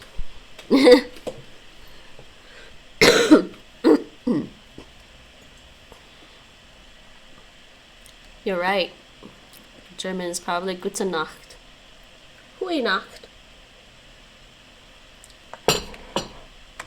Okay, we're gonna take a look at this one video. Oops, what did I do? Gute Nacht. Okay, bye guys. Thanks for dropping in. I'll be back next Sunday. And I stream 5 days a week, at least 5 days a week actually. Sometimes games, sometimes languages, occasionally cooking, and maybe some martial arts and fitness again. We'll see. Is this tab muted? Okay. Okay, I want to see this video. A nude site. Okay, let's do this. Then everyone can see this. What's this video? Based on 2016 census data, this video provides an overview of immigration in Canada over the past 150 years. Oh my god, that video came out! Wow.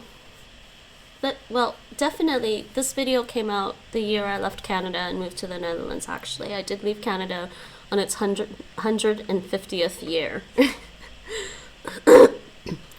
I was like, wow, that's kind of like coincidence? I don't know that I left Canada then.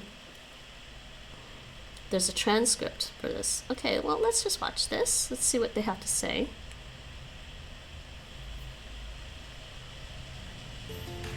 According to 2016 census data, 7.5 million people born abroad reported coming to Canada through the immigration process, a proportion of more than 1 in 5 people. This is close to the proportion of 22.3% observed in the 1921 census, a record high since Canadian Confederation. The 1871 census enumerated approximately 600,000 foreign-born individuals, 16.1% of the total population, the majority of whom were from the United Kingdom and Ireland, followed distantly by the United States. The video keeps loading. I don't know why it keeps doing that.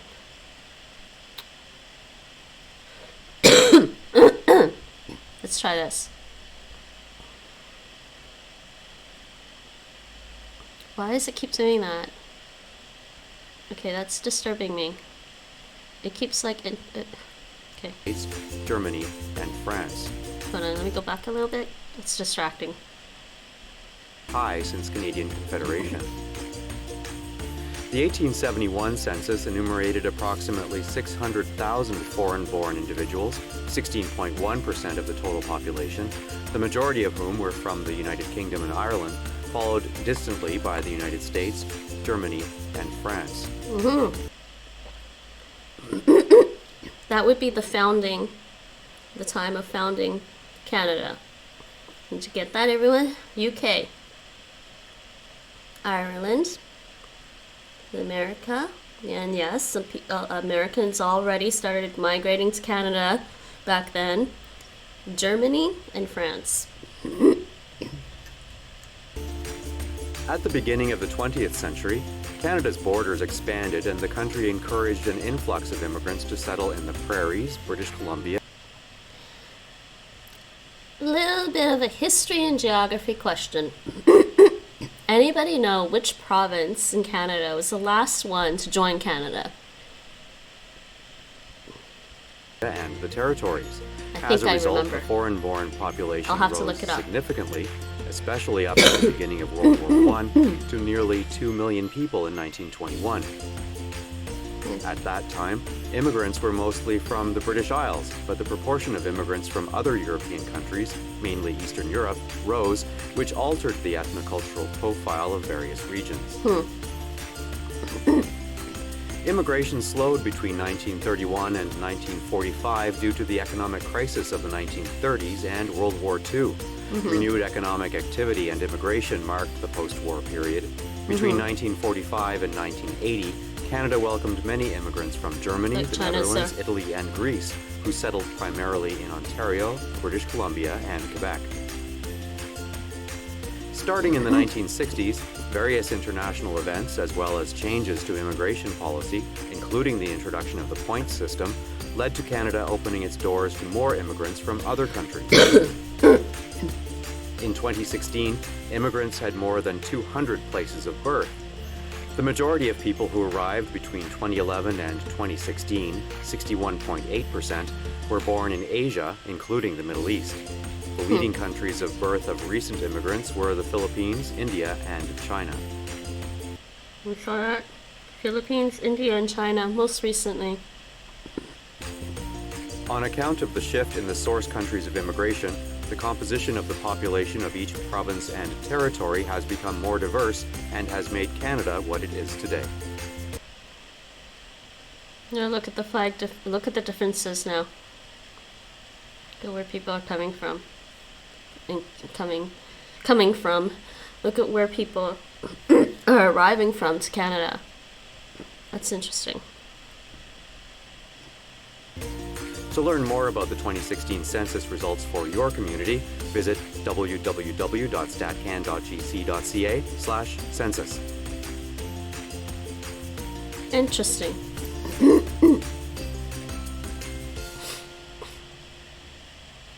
Alright, that was a nice little interesting factual video about Canada and immigration and why Canada is Canadians often consider Canada a multicultural country. Not a melting pot, a multicultural country. But let's take a look at some of the videos here. This one actually from Statistics Canada. It's 5 years ago. I don't want to watch TED Talks. See, the news articles. Let's see. Simon Fraser Institute, I might be okay watching. Okay, what about this one? Let's just see a little bit more about the immigration and diversity in Canada. The face of the Canadian... Hold on. Overview of immigration and diversity in Canada. Okay, let's see. I don't know why that person is saying that. population is changing. About 34 million people lived in Canada in 2011. 7.5 million were born outside the country. That's more than 1 in 5 people. According to projections, and if current immigration levels continue, more than 25%, or 1 Canadian in 4 in 2031, could be born abroad. If we consider the Canadian-born children of immigrants, these numbers become even more significant. According to projections, this proportion could increase to 47% by 2031. That's almost 1 Canadian in 2 that would either be born abroad or born in Canada from at least 1 parent born abroad. An increasingly diverse society has a number of implications for Canada. Going forward, more people living in Canada will have family and other close connections in other countries, leading to more international exchanges and relationships. Yes. The presence and influence of specific groups of the population is likely to increase, and more public debates on issues such as inclusion, multiculturalism, cohesion, and accommodations are likely to be heard. To know more about Canada, visit us at statcan.gc.ca. A Statistics Canada Minute was made possible by the Census of Canada, the National Household Survey, and the Population Estimates Program. Statistics Canada, serving Canada with high-quality statistical information that matters. Are these commenters stupid? They're not talking about emigration, they're talking about immigration. Oh, did I not answer it? I believe it's Prince Edward Island. Hold on. Yeah, I believe it's Prince Edward Island. Around the 1950s? Did I not answer that question? Let me see. I could be wrong. Let's see if I'm right. No, sorry, it's not Prince Edward. Whoa, that was wrong. Hold on. Actually, no, that could be completely wrong. The other one is this one. That doesn't seem right. Hold on. Wait. Was I wrong? I've been so far away. There it is. Confederation, March 31st, 1949. I believe that's the last one. Newfoundland and Labrador. Why did I think Prince Edward Island? Probably because it's small.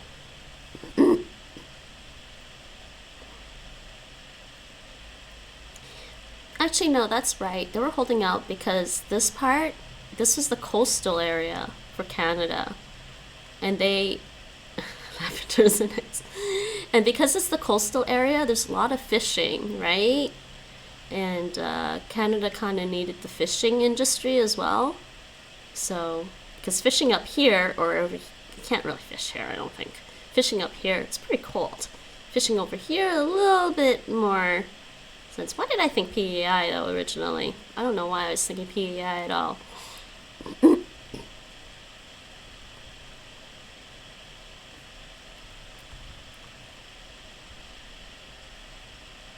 Yeah, PEI was a lot earlier. And then, well, Nunavut didn't actually join Canada. Nunavut was more of a reorganizing of the current territories. So I wouldn't say that was joining. This was the last one to actually join.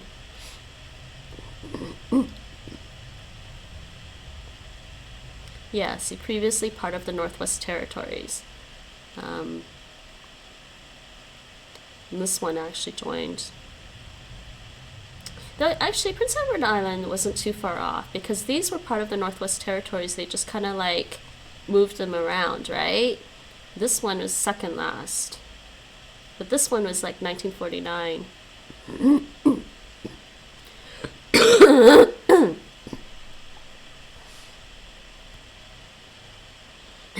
Yes, in 1949, the last province to join Canada was Newfoundland and Labrador. Nunavut became the largest and newest, yes, federal territory in 1999.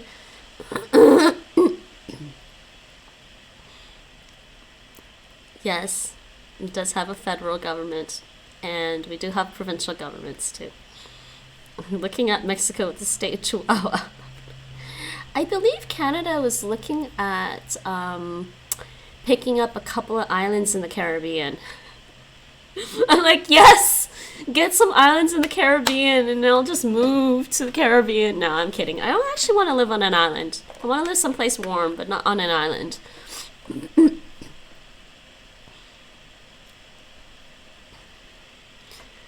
Oh, wait. Chihaha? You pronounce it like Chihaha? Chihaha? In Russian? Oh, good lord. That's actually kind of cute, though.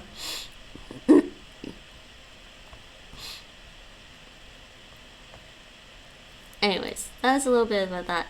I don't know what these people are commenting about, because that's just dumb. This breaks my heart. We are done for. What do you mean we're done for? Canada has always been a country based on immigration. It was founded by immigrants. Right?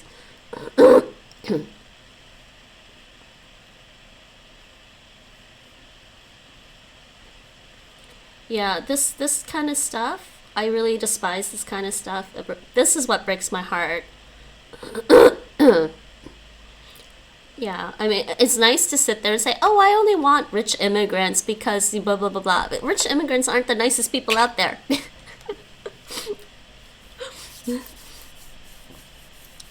And this person is talking about emigration, meaning moving out of the country, which is possible, that could happen. But more than likely, people are moving from other countries and staying in Canada. I mean, I do know, Nate and I had a Russian friend back in Canada, and he migrated from Russia. His parents migrated from Russia to Canada. I think his dad is literally a rocket scientist.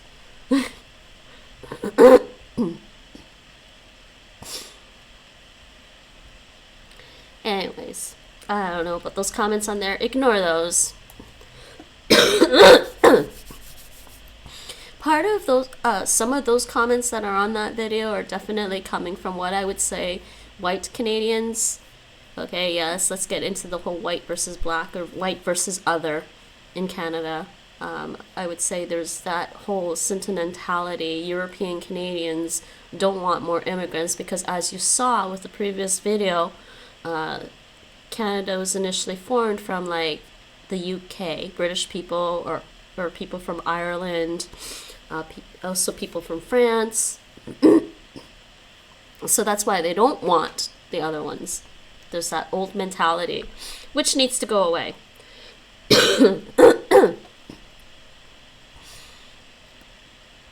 Okay, let's look at this video. I just want to look at a few more. And then maybe we can find videos about the Netherlands and multiculturalism. Klingon uses torpedo science for rocket science. Of course they do. This was in 2016. After the American election, many Canadians found themselves looking inward, wondering if the divisions that have appeared in the US could happen here. Yeah, exactly. And the last thing Canadians want is to be like the Americans. Or, well, I think on average most Canadians do not want to be like Americans in that way.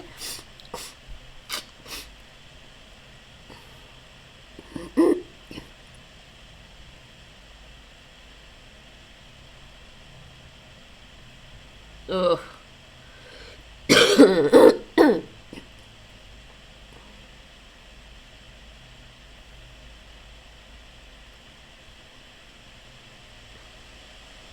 Sometimes I forget how much I hate reading comments on YouTube.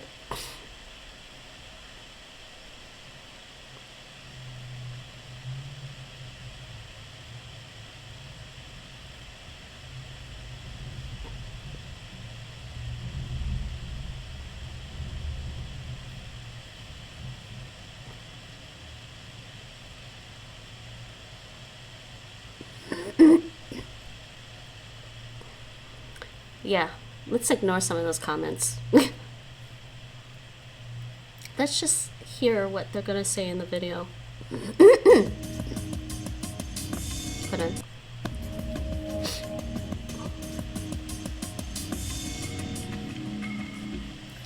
Time now for the Sunday Talk, where we tap into the debate of the week. This week, multiculturalism. Post the American election, many Canadians found themselves looking inward, wondering if the divisions that have appeared in the U.S. could happen here. The divisions in the U.S. is precisely because the U.S. generally expects everyone to conform to one standard, which does not, like one culture, without allowing people to retain aspects of their own, of different cultures.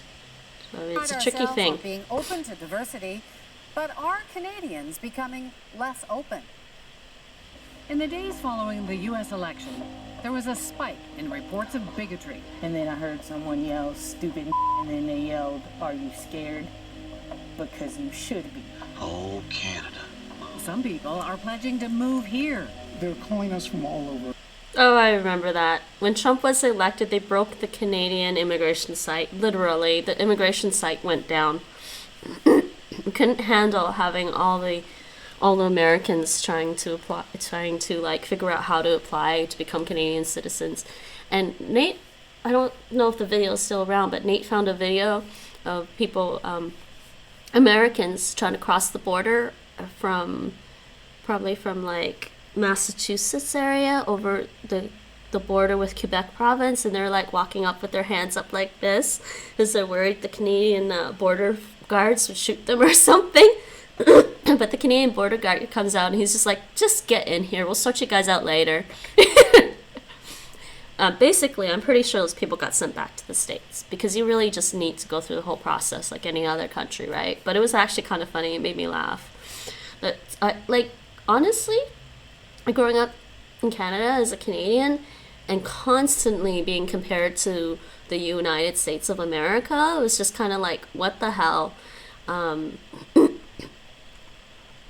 feel like some of the other videos we saw, I do feel like Americans, or a general statement, the character of America of the United States is very kind of egotistical. They're just think a lot of themselves, and I'm like, so when it switched and Trump got elected, and all of a sudden Americans were trying to move to Canada, like tons, and they broke the Canadian immigration website, I just started laughing so hard because this was just stuff I never expected to see happen with the United States of America, really.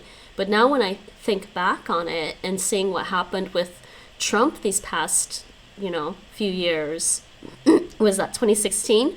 And it's 2021 now, past 5 years with Trump, seeing what happened to the United States of America, I'm like, yeah, I guess I could kind of see that this was something that was going to happen to the United States of America, and hopefully they start to gradually pull out of that because there's something terribly wrong in the country for that kind of stuff to happen. Can't Americans just live in Canada legally, like as a Russian citizen can live in Georgia? No, you'd still have to apply. I mean, no, I'm pretty sure you'd still have to apply. It's completely different citizenship. It's not like there's a huge... In the early days, honestly, earlier on in the 20th century, it was easier to go between the United States of America and Canada. I mean, that's how my parents migrated. They basically came through the U.S. and then went to Canada. My dad arrived in San Francisco, and then went by land up to Canada. My mom went through Alaska and went by land into Canada. but it's not so easy now. It hasn't been that easy. And even like there are cases of American soldiers that want asylum in Canada as well, and even for them it's hard. Sometimes they get sent back to the States, and I actually wish Canada wouldn't send them back. I mean, there's good reason why they don't want to be in the U.S. military anymore.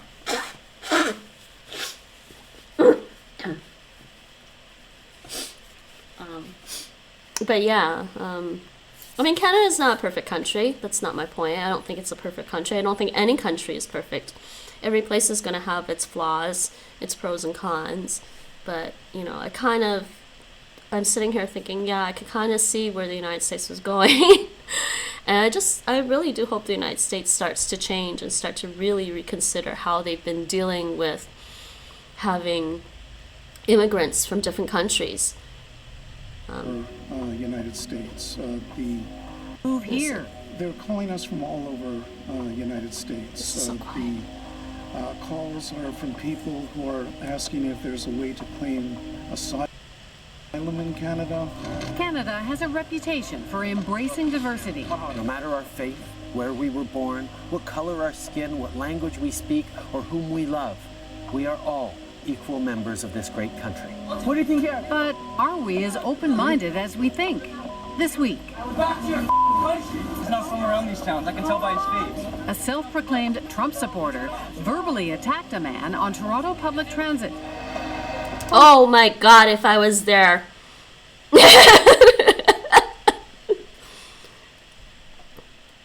God, if I was there. That kid, man, I'd just be like, kid, you don't know nothing. Posters appealing to white supremacists have popped up in Toronto and Richmond, BC.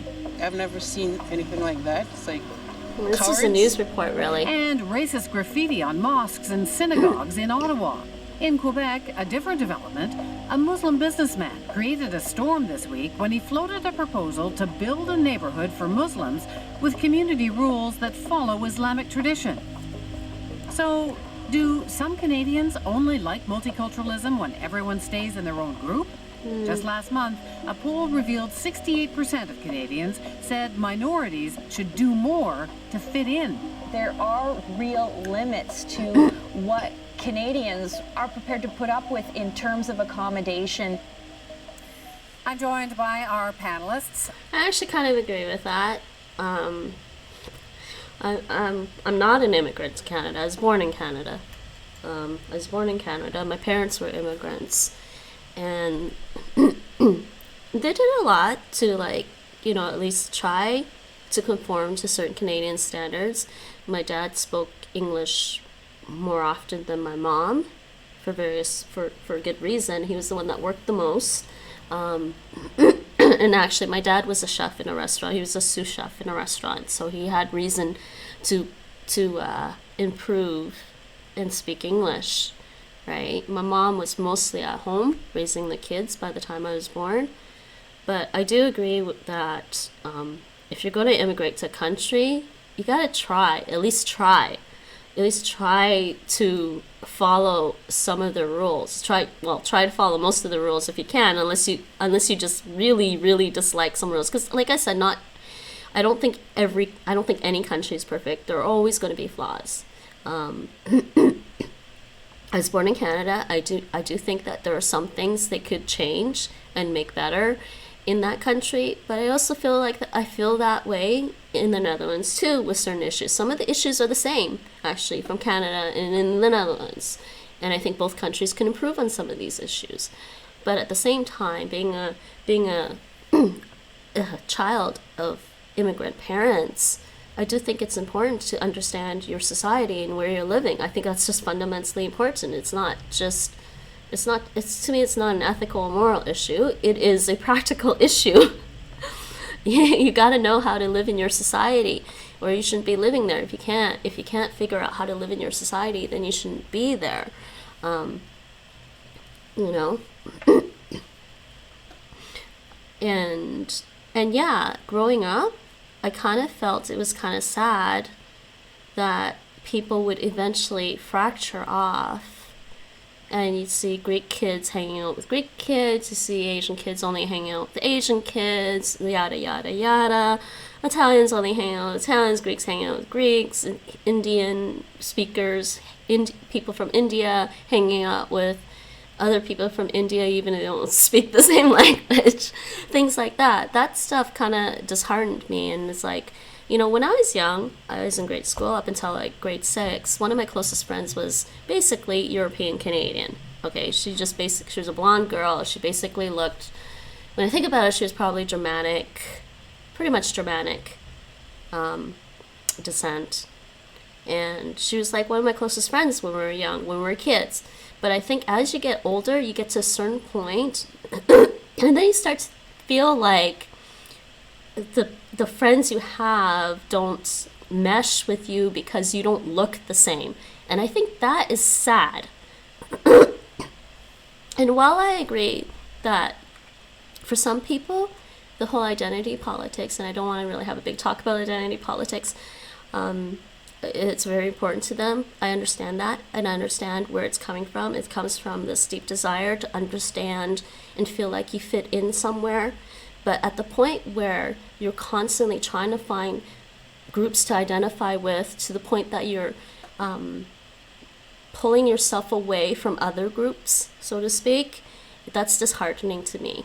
Multiculturalism to me means having friends from all walks of life, from different countries, from different backgrounds, from different religious backgrounds, from different cultural backgrounds, rich, poor, whatever. That is diversity to me. And when I see things like this happening, and especially when I see European Canadians saying they don't want other immigrants, that really just sets me off, because basically that just says to me that, yeah, Canada was formed, we know this from Canadian history, Canada was formed predominantly from Europeans, Germanic Europeans specifically, British, maybe some French as well, and they said Irish and stuff. So fundamentally, you could say white Europeans founded Canada. So that whole sentimentality, when I see European Canadians say we don't want immigrants from these places, that just says to me that they think they own Canada because they were part of a race that founded the country. And that is disheartening to me, because I personally don't think that we own the planet. We don't own the land. Okay, we're all born. We're all born. And we didn't ask to be born, if you think about it. Unless you want to go into like reincarnation and stuff, nobody asked to be born. That was your parents' decision. Nobody asked to be born. We're all born. So this kind of stuff disheartens me a little bit. But I don't think Canadian multiculturalism is a myth. I think the thing is, the Canadian government set multicultural policies and put them in place. And I think, honestly, it really depends on the person. I mean, people are going to disagree, and some people, unfortunately, just do not see the benefit of having a diverse country. So, Adrienne Batra is editor-in-chief of the Toronto Sun. Elamine Abdel-Mahmoud is social media editor at BuzzFeed Canada. And Stephen Marsh is a culture writer at Esquire magazine. He looks so hold off on the poll and all that other stuff for just a moment. Whoops. But I want to start with you, Stephen, because you wrote a piece recently, basically talking about Canada as this great beacon of multiculturalism. Make the case for that. Well, I'm not sure we're a great beacon so much as we're the last man standing. Like, the light has gone out over the world, and sorry, I didn't mean to pause. We're the last people with a conscious multicultural policy and a politics that reflects that. And I think it increasingly makes us isolated. It increasingly makes us alone in the world. We have a celebration of diversity here that is just not found anywhere else. I mean, it's not really a question of the rules so much as it is the spirit of openness that we cherish, that I think we're finding ourselves increasingly alone in the world with that spirit. So, interesting. Elamine, you came here as a kid from Sudan. I was 12, yeah. You're Muslim. Are things that rosy on the multicultural front here? Not at all. I think Stephen is talking a little bit about a romantic vision of Canada, and I like that vision and I subscribe to that vision, but at the same time, I don't think it's real. I think you're talking a little bit about a fantasy. I think Canada's history in general has been characterized as swinging from discomfort with one group to discomfort with another. And I'm talking about like starting with Indigenous people, going to Jewish people, Jewish immigrants here in Canada. We've had a long history of just being uncomfortable with people and trying to keep them out. And I think you have a bit of selective amnesia there. No, I'll let you back in. I don't mean to speak out of turn. Like, I'm not saying we're that great. I'm just saying we're better than the alternative. I mean, what we're not discussing is a registry of Muslim people, right? Like sure, but we have an immigration system that has a point system that really values English skills really highly, which is trying to say like we want certain immigrants and we don't want other immigrants. So I think we're still selective, just in different ways. I sort of fall somewhere in the middle of this, shockingly, between where they both are. I think Stephen makes a legitimate point. I think Canada still has a very rich tradition and future for multiculturalism in the world. But where I agree with Elamine is I think that there are still pockets all across this country. And be it, we've seen what's happened in Europe, we've seen what's happened in the UK, when there has been an extraordinary amount of accommodation for certain minorities, people tend to fight back and they tend to get frustrated by that. So I do not think that this country is even close to that. I mean, we saw an attempt by the former Premier of Quebec, Pauline Marois, to push forward this Charter of Values. We all know that was not directed at Sikhs or Jews, that was directly aimed at Muslims. Yes, we understand that. And so if we actually want to have an honest intellectual conversation about where we are with multiculturalism, let's have the pure answer, and that is there are many that are uncomfortable with religious accommodation with Muslims in this country. That's a fact. She's not wrong. And yes, I probably agree with her the most. She's doing her best to see the balance. And yes, that is the balanced perspective. Canada does have a long history of multiculturalism and openness and fairness to some degree, and being diverse. But yeah, that whole issue there that she was mentioning, the religious conflicts that are going on, the issue of religion, different religions in Canada, is one of the latest things to happen. And she's not wrong. Some people are just really stubborn and pushing back on that. And I don't think Elamine would disagree with me. I would not disagree at all. In fact, I think we try to tell ourselves that we're really comfortable with accommodation, really comfortable with multiculturalism. We're good on school days when everybody gets to wear, their country's flag. We can go to food festivals. When it comes to real stuff of accommodation, we have folk fests. We just fail at that. Yeah, we do. Yeah. And if this is sort of the broader discussion we're having in light of a Trump election, I think that these isolated incidents that are happening are a reaction. In some cases, I think they will all be tamped down in short order. I do not think that this is extraordinary. I think these are aberrations. But I think in Canada, we have broader discussions in various communities that we need to have as what is our Canadian value? What do we want as the future of our nation? And I think, frankly, we're in a good position to do that. There was this poll, Stephen, actually it was a month ago, and it's just one poll, but it suggested that a lot of Canadians don't feel that newcomers are doing enough to fit in. What does that say? This is one poll out of many, and I mean, I think the way the question is phrased, which is that immigrants should be doing more to integrate, I mean, I think the thing about Canada is that our immigration system works well exactly because it is so selective. This is because we don't have 12 million. But then let's not pretend that we're trying to accommodate all these different cultures. I absolutely think people who are like us, right? The myth that Canada's multicultural system works well because it's compassionate is a joke. Absolutely. But nor should it would be. We're dealing with real issues. When you let in huge numbers of people from all over the world, what you spread is chaos, and what you spread is a system that cannot possibly work. But I mean, is it pragmatic multiculturalism? Is that even multiculturalism at all? Is that just trying to bring some economic migrants who can improve the situation here? But do we throw around the world multiculturalism because it makes us feel good, because it makes us feel inclusive, because it makes it feel like, oh my gosh, we are actually trying to make our society better? I don't know if that's actually the case. My parents came to Canada in 1967 from various backgrounds and the like. I feel, when my dad is a Sikh, he cut his hair, not necessarily because he felt he needed to fit into Canadian culture. They gave us all Canadian names, but that's just the choice that they made. And I think that there's a certain generation of immigrants that have come to this country at a certain time that have recognized we want to be very much part of the Canadian fabric. Now, she's right about that, and that is also pretty much the same generation as my parents, like I was just saying earlier. I think if you're going to immigrate to Canada, a place like, or any country, do your best to try and fit in, because my parents did that. They did, you know.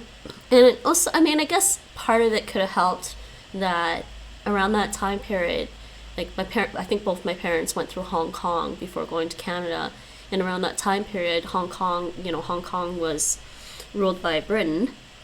And Hong Kong was already adopting, you know, Western style clothing and stuff, and, you know, adapting to Western culture. So that probably helped my parents. But at the same time, that's not always easy, you know.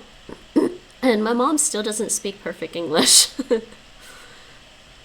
Now it's a bit different. You see so many immigrants come into the country, and they are more hardlined on their own culture, bringing it here, than they are from what's back in the homeland. What are we talking about here? But I think that there's... What do these accommodations actually look like? What are they, like, in terms of, like, this Quebec case, they're asking for a situation where they don't have to pay interest on their mortgage. Nobody is illegal? What?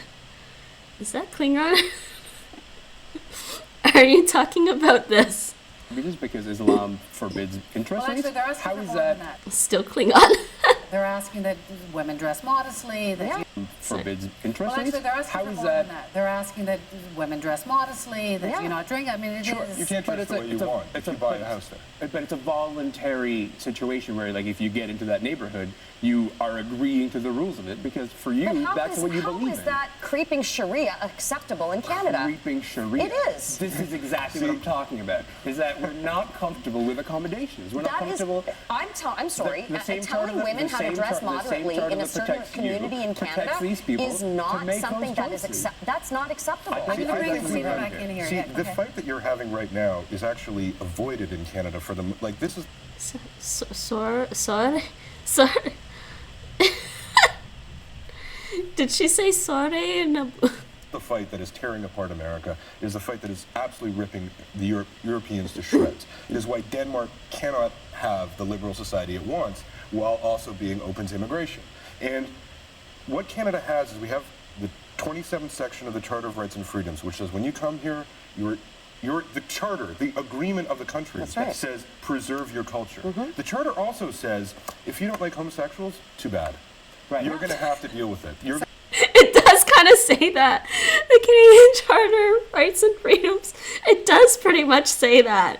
If you don't like homosexuality, too bad. It's allowed in the country. Oh, man. He's not wrong. Oh. The charter also says if you don't like homosexuals, too bad. You're going to have to deal with it. So multiculturalism. So everyone who comes here, they sign on to a deal. And that deal is actually... And that deal is the charter, and that is egalitarianism in this country. I'm actually being very serious. What accommodations are undue hardships? It's called reasonable accommodation. Sure. And the courts actually work it out. And it is an everyday negotiation. What do you find perfectly reasonable within these accommodations? Specifically, let's talk about that Quebec People who are making a religious choice to be in a community, and they want, like, the charter protects their choice to do that.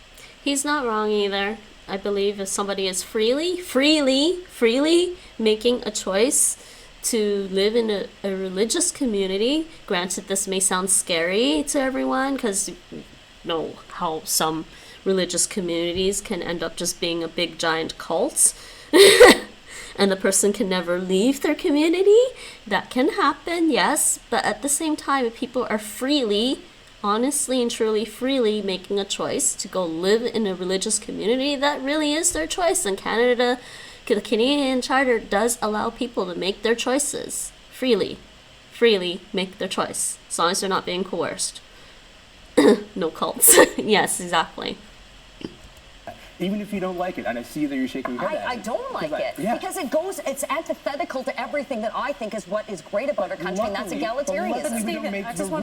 Oh, I think she's knee-jerk reacting to that whole thing about the religious community, though, and I guess, yeah, it does feel like it's like people just want to go to the country, create their own little space within the country, and have their own enclave, and not socialize with anybody outside the community. I understand her perspective, but at the same time, is her perspective really rational, or is it based on fear? Is she afraid that just creates more division in the country? Possibly, maybe not. Depends how it's run. But he's not wrong. He's not wrong in saying that people have the freedom to choose. I want to bring Stephen back in here for a second.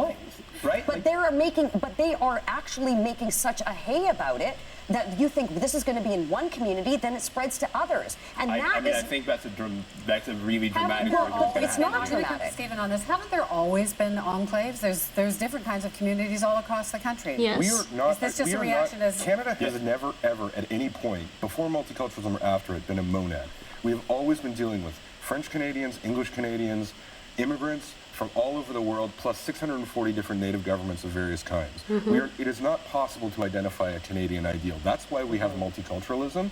And the reason our immigration system works, the reason we are not being ripped apart, is because we have a spirit of openness combined with a very rigid set of tolerance. That you cannot.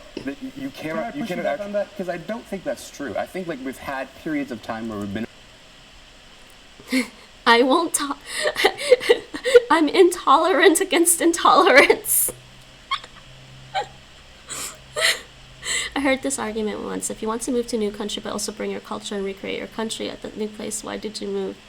Yeah, well, I don't like that argument, actually. And that's basically does seem to be kind of like what the other two people are saying to the Muslim guy. Like, why did you leave your country? Well, obviously there's other reasons. But there are also reasons why they might keep aspects of their culture. Just because you leave a country, it's not that you hated the culture. I didn't leave Canada because I completely hated Canada and Canadian culture. I left for some very practical reasons. I needed to get out of there, honestly. And sad to say, I'm doing a lot. Sadly, I think I personally feel like I'm a lot more successful being on Twitch as a streamer than I was in Canada for the last 15 years, honestly. And that only happened when I moved. And many reasons why that might have happened and why it's going the way it is, but I won't get into that. That's a lot of personal background that doesn't need to be said on stream. But yeah, there are a lot of reasons why people move, and it's not just because, oh my god, I hated my country. It's not a really good argument. It's not a very good counter argument, I think. Been okay with that openness, but also other periods of time where we haven't. And like I'm talking, for example, about like all the way from the 1920s to the late 1930s and 1940s, when this country was not okay with Jewish immigrants. Right. We did not have our own government then. I'm talking about after the charter. But we have changed, and the charter has made such a fundamental adjustment to so much of that. And I don't think that we can discount that. The spirit of Canada remains the same. Okay. We're not going to solve all of this tonight, but Adrian, I'll come to you. Do you think that this is Canada going through a sort of cyclical? We have ups and downs and all of this multiculturalism, or is something fundamentally changing now, as it does appear to be the case in the rest of the world? I think like so many other countries, have our ups and downs, but I think ultimately the Canadian public is embracing. We all grow up in various communities with different ethnicities. We try different cultures, and we go to these festivals and we appreciate the different religious beliefs of our friends. And I don't think that we are down the road that any one of our European or American friends are. Is something fundamental changing, Eleni? I think certainly our American friends, they're... Diplomacy is obviously legal. Mike, are you doing... Is that Klingon again? Are you doing like legal stuff in the Klingon course?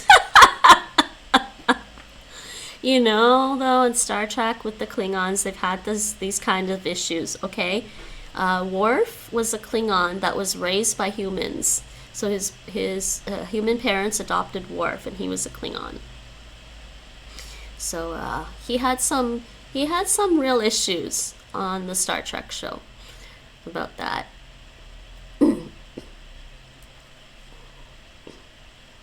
Their win has emboldened certain forces here. The road that any one of our European or American friends are. Is something fundamental changing, Elamine? I think certainly our American friends, their win has emboldened certain forces here. But no, I don't think anything's changed. I think this country goes through periods of time where we accept people, and then periods of time where we say we're not really comfortable with this much change, and then we get over it. We find, and we only get over it, I find, when we find another group to say, we're not really sure we're comfortable with you. Right now, it happens to be Muslim immigrants. Okay, he's not entirely wrong with that. The waves of immigration, and that kind of happens, and I can see that kind of happens with every country. Probably you get a wave of immigrants from one specific country or culture, and you're like, oh, we got to get adjusted to these people, you know, that's their thinking, right? And then there's another wave of immigrants from a different culture, different country, different culture, or wherever they're from. I mean, some people there are refugees that have left their original country a long time ago, and they're just, you know, nomads, right? And they're wandering, and they end up immigrating. And, you know, I guess it does take people's brains to be like, oh, well, I'm okay with this. He's not wrong that I think on average that happens to everybody. I think it takes a giant willingness in someone's brain. Like when we talk about open-mindedness, being open, it's something you have to work on and just say, you know, when I don't know if it's still going on actually. Probably just when I was leaving Canada, it was everything was about the Syrians and immigration and stuff, and I said, yeah, let them in. I mean, obviously put some rules in place. So, you know, put some rules in place so we're not letting in some, I don't know, potential mass murderer or something to the country, but let them in. I didn't question putting in an immigration policy for letting Syrian refugees into the country. And I still never would. I don't know what it's going to be next, but it's going to be somebody. Almost out of time. Last word to you, Steve. Well, I think the future of this debate is what happens in the Conservative Party and what decision they make. Because I think the Conservative Party, for all of its many vices, has not really made much of a racist party. It has never really made an appeal to these nativist elements. Quite the opposite. In fact, it's been, you know, it's always fought for the 905. It's fought very hard for these Muslim communities. It's wanted to belong to them. When we said they fought very hard for the 905, 905 is a telephone area code in Toronto area, because Toronto was originally a 416 area code, and then they added 647 area code. 905 area code is used for some of the areas outside of Toronto. So when you said they fought very hard for the 905s, they're talking about people that lived in that geographical area. And the question is, does these Muslim communities, it's wanted to belong to them. And the question is, does some part of that party decide that they're going to make a Trump-like play? Because as it now stands, we don't really have a party that is anti-immigrant. It's been really interesting. Thank you so much. And we'll watch to see how much actually changes. Yeah. Yeah, that was interesting, actually. That was, right after... I'm glad to see Canada didn't really fall down the road that the United States of America went in the last 5 years. That was interesting. This was 1 year ago. I don't want to watch TED Talks. I'm not a big fan of TED Talks. Okay, this is a year ago. I should have looked at the date of it. This was 11 years ago. No, that's a little old. That's pretty old. How long is this one video? How long is this one? 11 minutes. Okay, this was a year ago. Okay.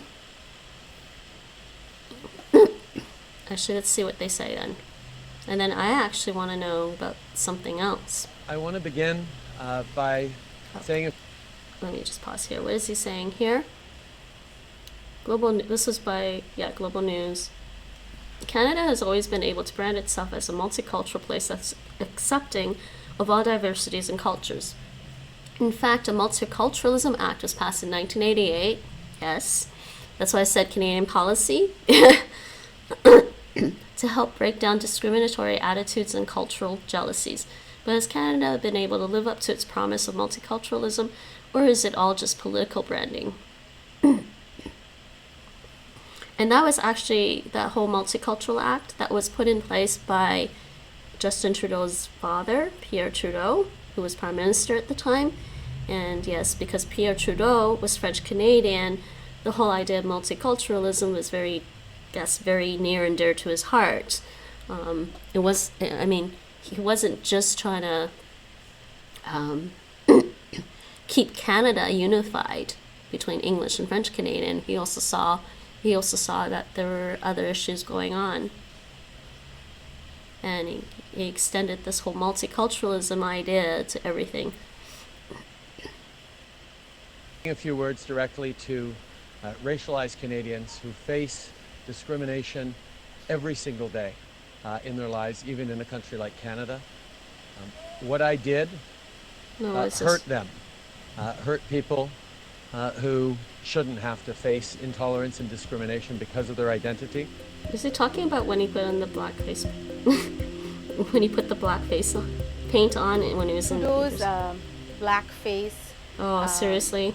Focuses attention on one individual, and it suppresses conversations around structural issues, and it asks us to either be aggrieved or be generous enough to forgive this one individual. It doesn't take into account that there is a long history of racism. Oh, and no. it does not take into account the daily racism faced by Indigenous populations, brown populations and black populations in Canada. And it actually helps to consolidate Canada's notion and Canadians' notion of themselves as multicultural.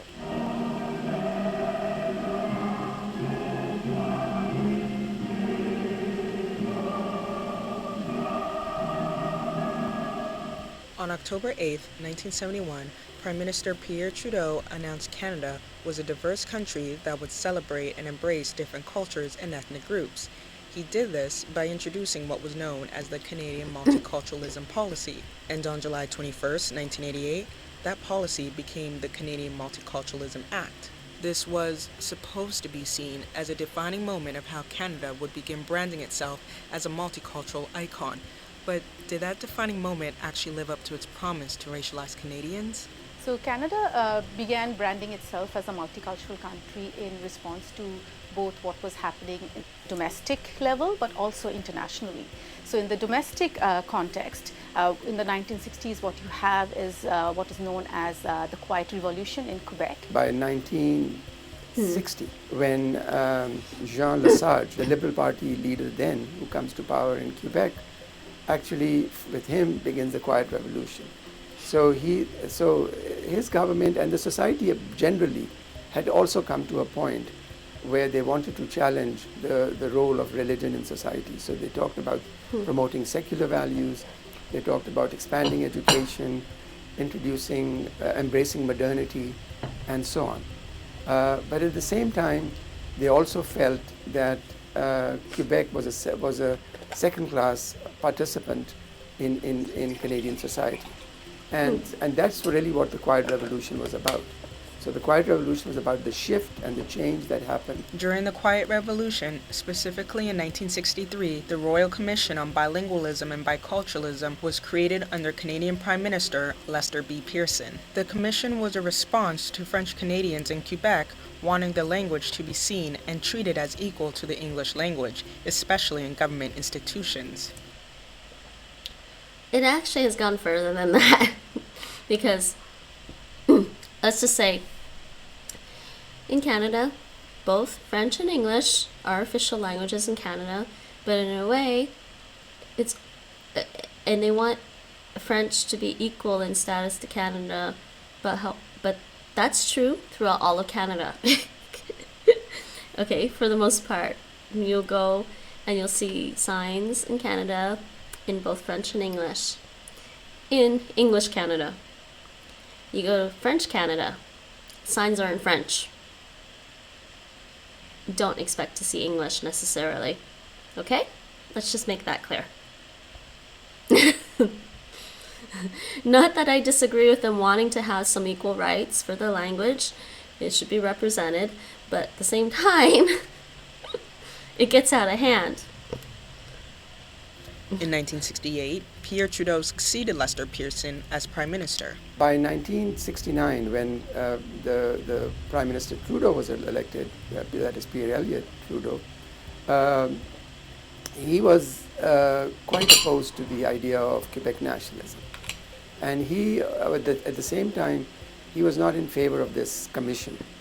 So the first thing he did was to dissolve the commission and then talk about multiculturalism as one of the ways for Canada to move forward.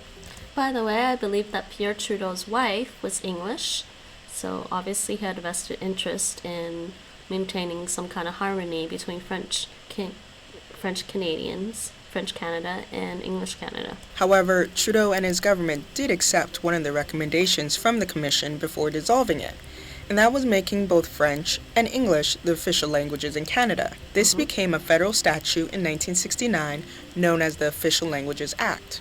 But the commission only focusing on English and French as the two core cultures and languages in Canada exasperated an existing problem. Indigenous peoples were being written out of the Canadian core and were categorized as another ethnic group similar to that of immigrants. So from its very beginning, you have a complete disregard of indigenous languages and cultures, and other ethnic groups become literally the other. But it wasn't just domestically that Trudeau was trying to brand Canada as multicultural. Canada realized that for it to emerge as a global player, it had to distance itself from its white Canada-only immigration policy. Yes, exactly what I was saying. Canada's not just white, people. It's like when we watched that video last week about how Americans view Canadians, or what kind of stereotypes Americans had about Canadians, and some guy was saying, oh, a few of them were saying, oh, Canadians are all white because, you know, they live up in the north, they can't possibly be dark-skinned and stuff like that. That was just kind of like, what? There was also need for labor. You have a declining birth rate, so it had to open up its doors. Immigration from Europe was not enough, so the doors were opened up for immigration from developing nations, third world nations.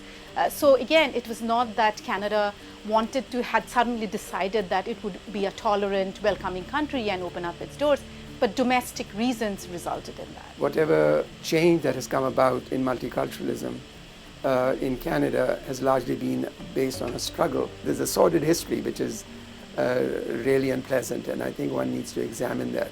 And I think by examining it, we move ahead, because if we acknowledge what the wrongs that have happened in the past, we can try to undo some of the present realities which still discriminate against people, which still racialize people, and so on. This includes residential schools, the Chinese head tax, Komagato Maru, the residential schools, the Chinese head tax. Let me get to that. Chinese head tax. There are probably there's a certain percentage of Chinese Canadians that actually are lobbying for the Chinese government to pay them, the descendants, back what their ancestors paid for the Chinese head tax. I don't think they need that. I think basically they just need to, as long as they apologize and say we're not going to do this again, then fine. That to me is perfectly fine. And frankly, there were probably a lot of Chinese immigrants back then that just paid the head tax because, hey, that's the rule. That was the law that was in place when they wanted to move to Canada, so they were willing to do it.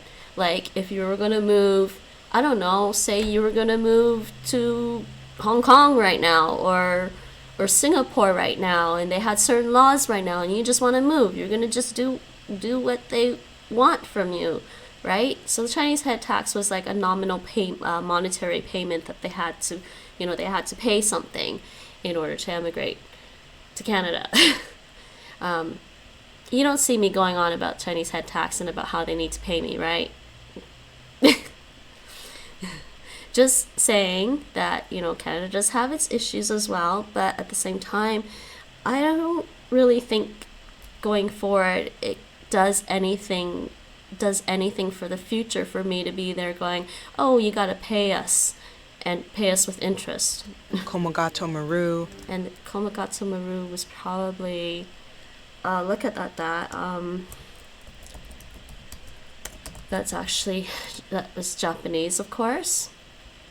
It was a steamship, yeah, that's what I thought. It was an incident involving a Japanese steamship.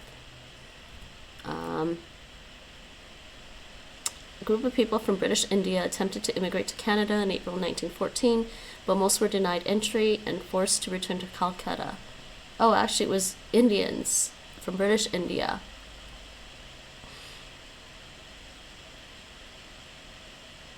Yeah, so 20 people died because they were denied entry to Canada and they were sent back to India. I did not know that, actually. That is sad. And then the Japanese stuff is coming up. The internment of Japanese Canadians. That happened too. That also happened in the States. I don't know how long that happened. I don't know how long the internment was of Japanese Canadians. The 60 Scoop, and even the Young Street Protest. 1992. Bill 21 is essentially... Why don't I remember what that was about? Hold on a second. I mean, I was around then. How come I don't remember what that was about?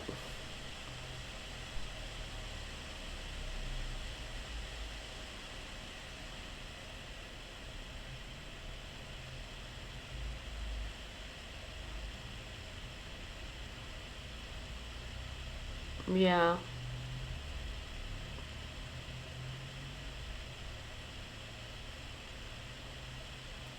Was that really? No, it wasn't then. No, that, wait, why did I click on that? I was wrong. Never mind.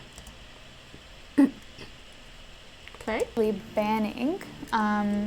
Protest. Mm-hmm. Bill 21 is essentially banning members of religious groups from wearing religious symbols in public spaces, essentially, right?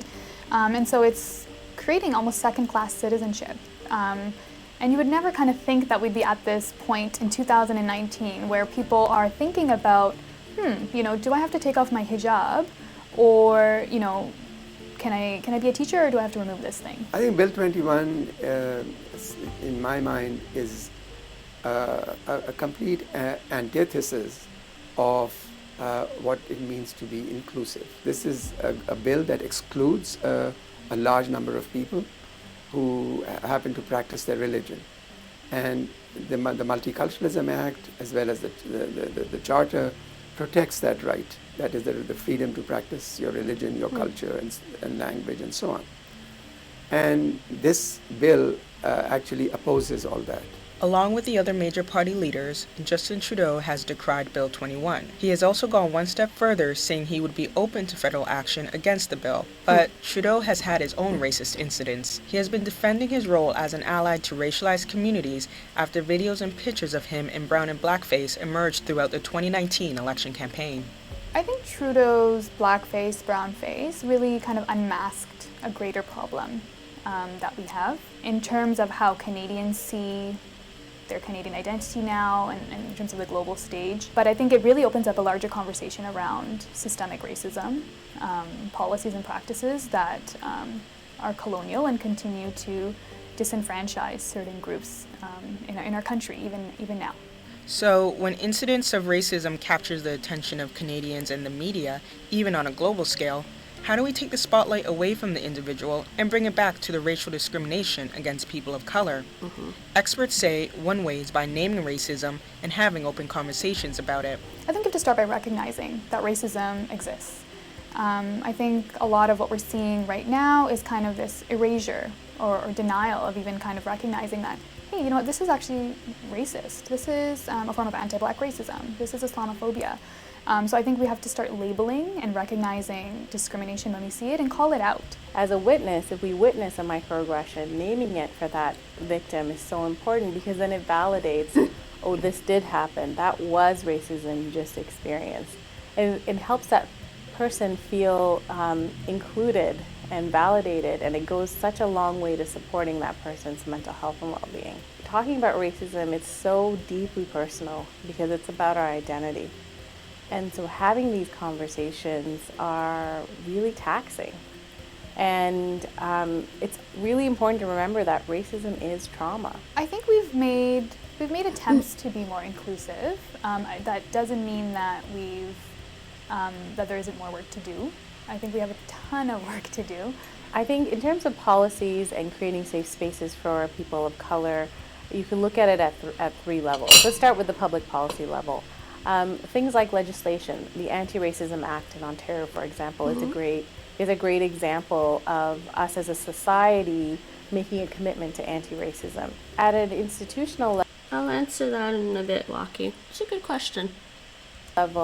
There's many policies that can be put in place to support racialized individuals, and I'm thinking of things like bias-free hiring policies to ensure that discrimination isn't a factor when someone's hired into an organization, into the labor market. And at an interpersonal level, it's really important to have equity policies in place within an organization, and anti-harassment, anti-discrimination policies, so that it's very clear that when an incident of racism does occur, that there is a very clear process for how you address it. So, has Canada been able to live up to its multiculturalism promise to racialized Canadians? This idea of what does it mean to be Canadian, right? And so I think we are kind of going through a little bit of an identity shift in terms of who are we as a nation. The multiculturalism, although you have the word multiculture there is a hierarchy to begin with. Multiculturalism did not ever mean equality of all the cultures that comprise Canada. That's an interesting point, but it should be. I mean, that's the way I would take it.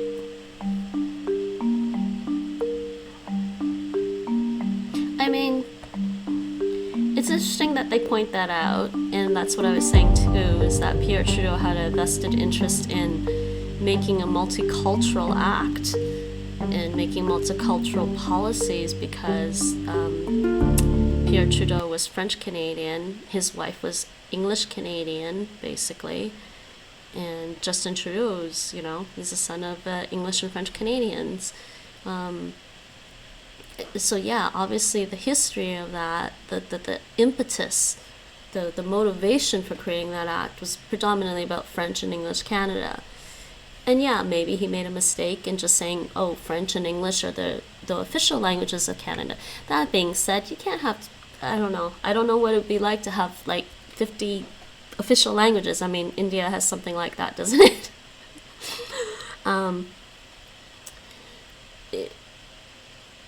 That being said, being in Canada, they do. The Canadian government does publish quite a lot of its published materials, like information pamphlets and stuff. They do actually publish a lot of that in more than just English and French. You'll find things in like simplified Chinese and traditional Chinese written in like Japanese or Korean. Those languages will be important information will be published and stuff like that in those languages. So I don't know. I mean, you can sit there and say, yeah, Pierre Trudeau's motivation was because he was French Canadian. He was married to an English Canadian. But that doesn't mean it's a bad policy to begin with. It can be worked on, sure, but the problem isn't even the policy. I don't think the problem is the policy at all. The problem is, and they are right to point out, I do agree with this, the problem is that European Canadian, and generally under Canadian terms in the census, European Canadian is basically would be British Canadian, French Canadian, most of the Germanic people from Germanic countries would be European Canadian.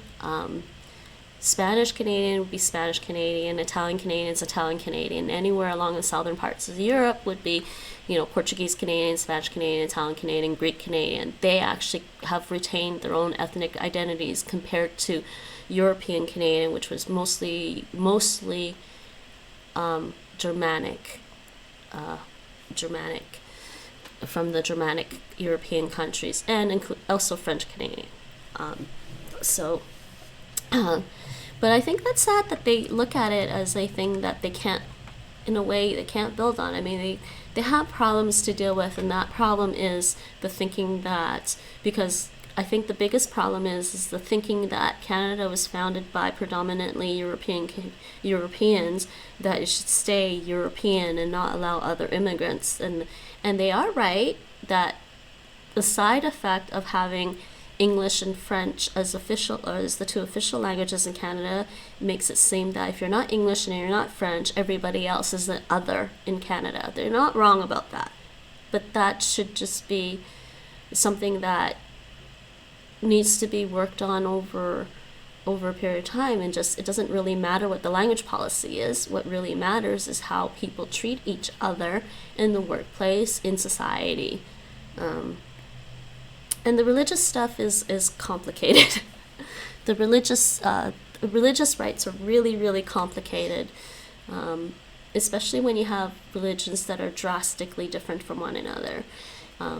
I more and more think that societies should be secular, and I don't think any government should really be based on any religion. I think government should really just be secular. Should migrant workers try to convert into the country's culture? I would say that depends. I think honestly that could also depend on the migrant worker. Are they planning on staying for long? Are they planning on actually migrating to the place? Do you mean they're actually migrating and wanting to stay in the country?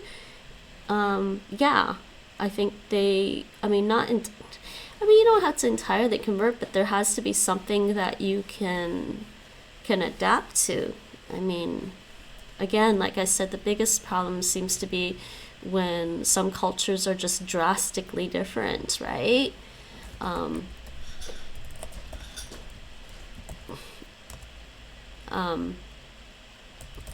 But that really depends. I mean, I think it's up to the workers, and trying to force people to do something that they're not ready to do is ever really a good policy. When you try to force people to do something that they're not ready to do, that you're more likely to get, have them fighting back, right? This was 4 years ago. Wow. And then this one, 2011, no, 4 months ago.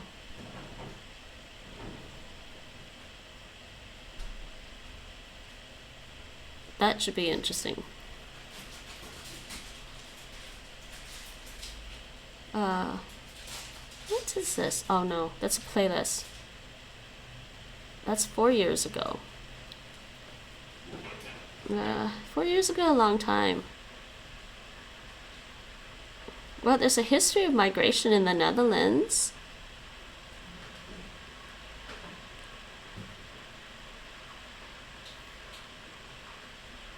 This was 7 years ago, though.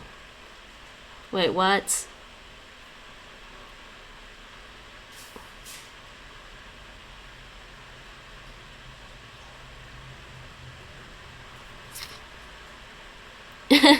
The Japanese want multiculturalism in Japan. 9 things you don't do in the Netherlands. Americans live in the Netherlands.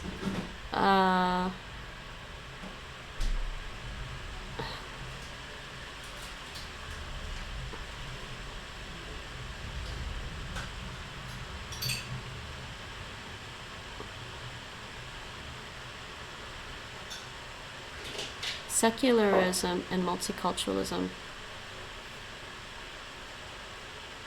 Interesting. That actually might be interesting.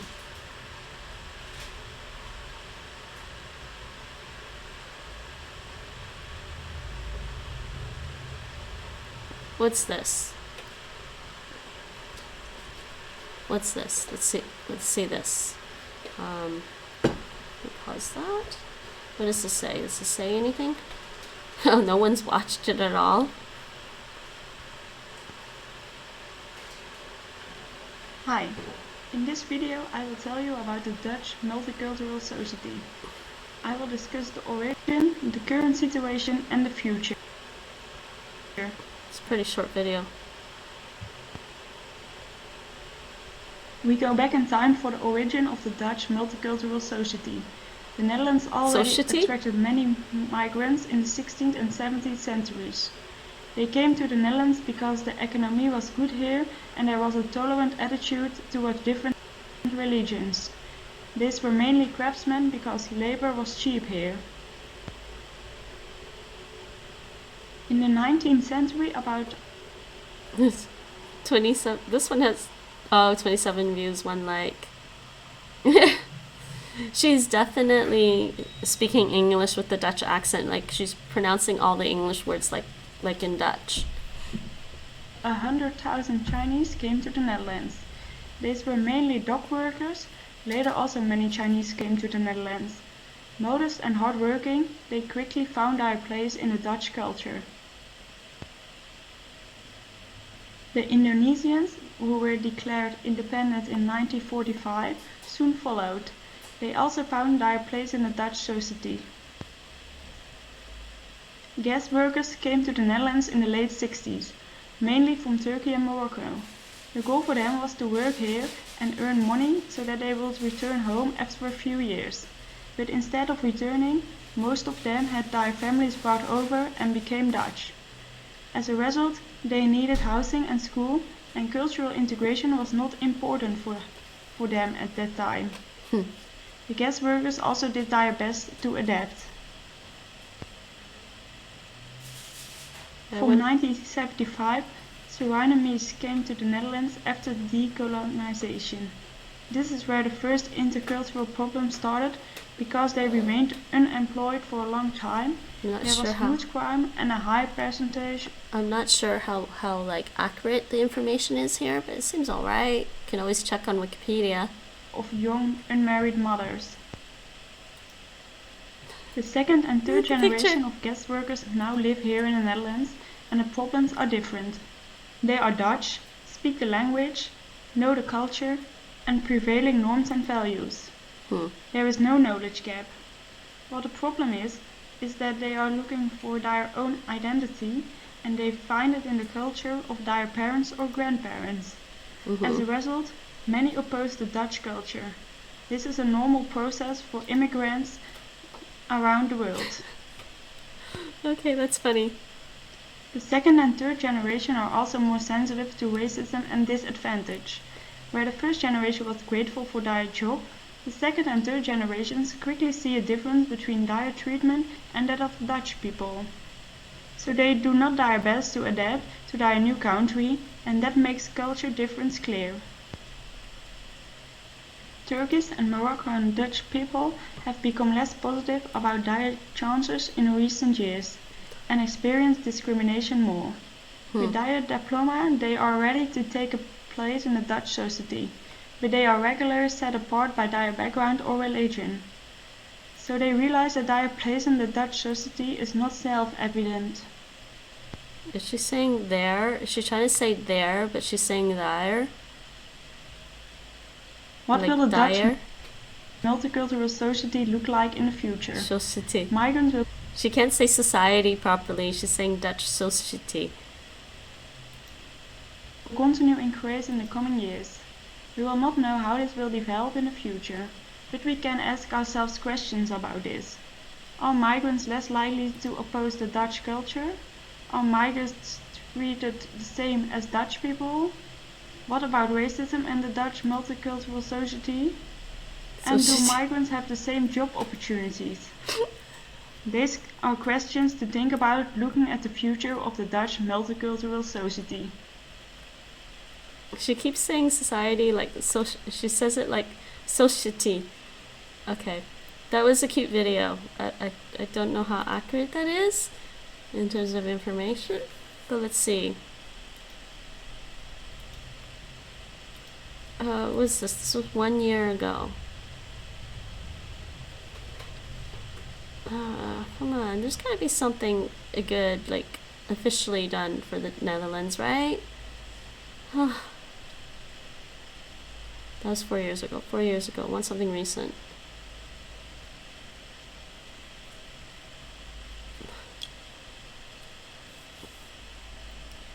This is all about Europe, though. Wow.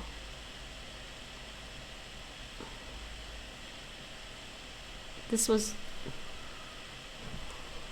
I didn't really see anything else that was, like, really recent for the Netherlands.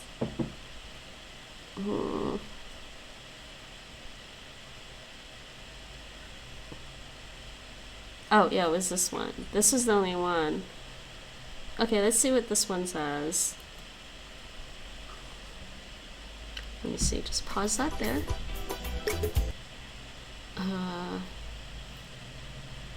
Is this actually in Dutch? The search for a better approach to tackle cultural clashes and misunderstandings and wrong perception. Could dialogue or debate be a first step? Interesting. Let's see. Connection between immigration, multiculturalism, and integration.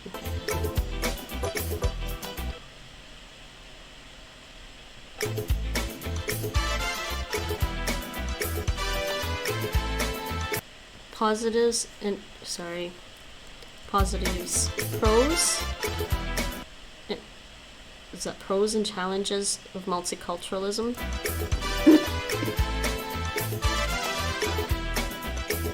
That is that basically the pros, like pros and cons, but he said pros. The search for solutions for centuries problems of examples, marginalizations, and inequality. Is this all in Dutch?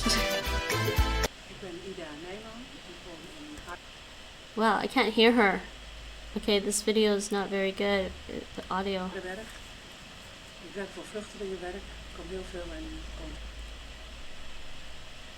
Dude, you put your title and description in English, but oh, okay.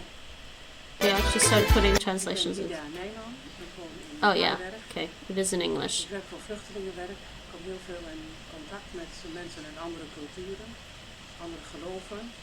Hold on. Let me just adjust the audio because the music is a lot louder.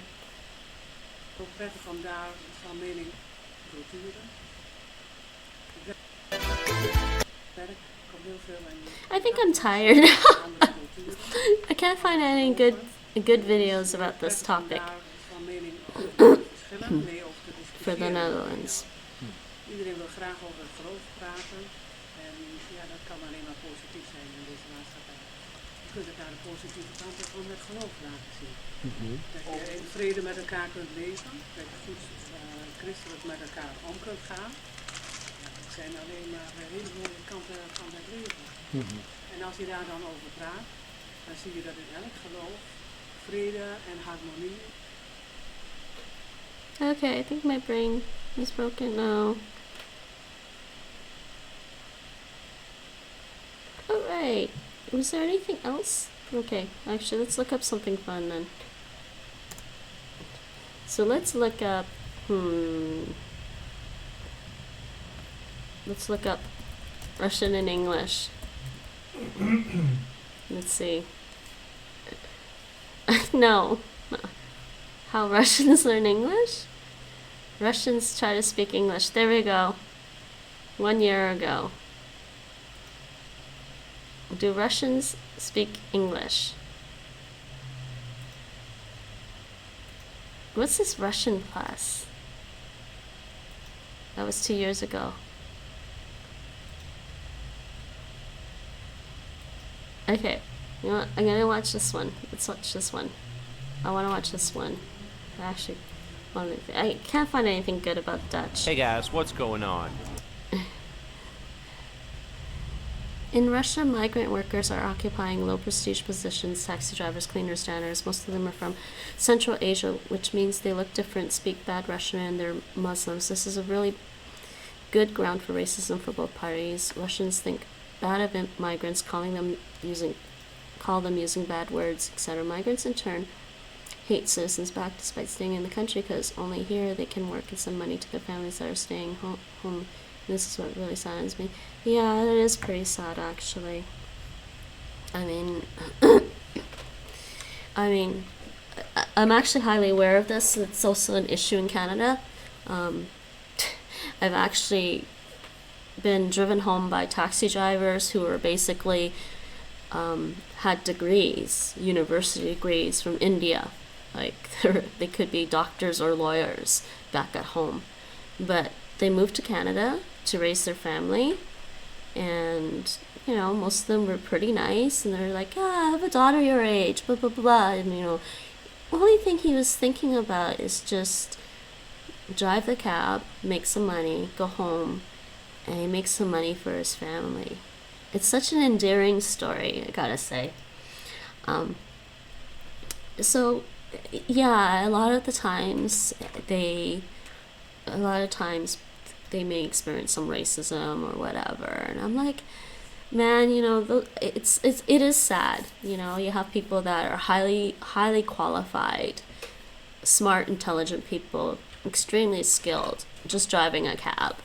Yeah, I heard a story about a cleaner woman from Central Asia that has 2 degrees. Yeah, that problem does exist, I think, everywhere. I mean, even here in the Netherlands, it does exist too. It does sadden me, like. But then again, I guess it's also up to the person whether or not they want to pursue.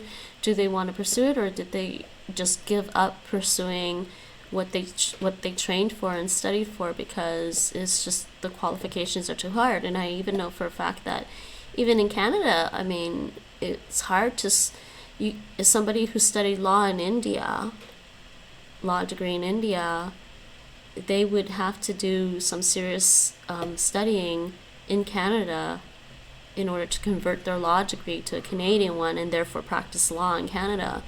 And that kind of stuff it's just, I think the problem is definitely on the government level, where governments make these policies that make it hard for people, highly skilled people, to move to a country and work there. That needs to be rectified in every country, I think.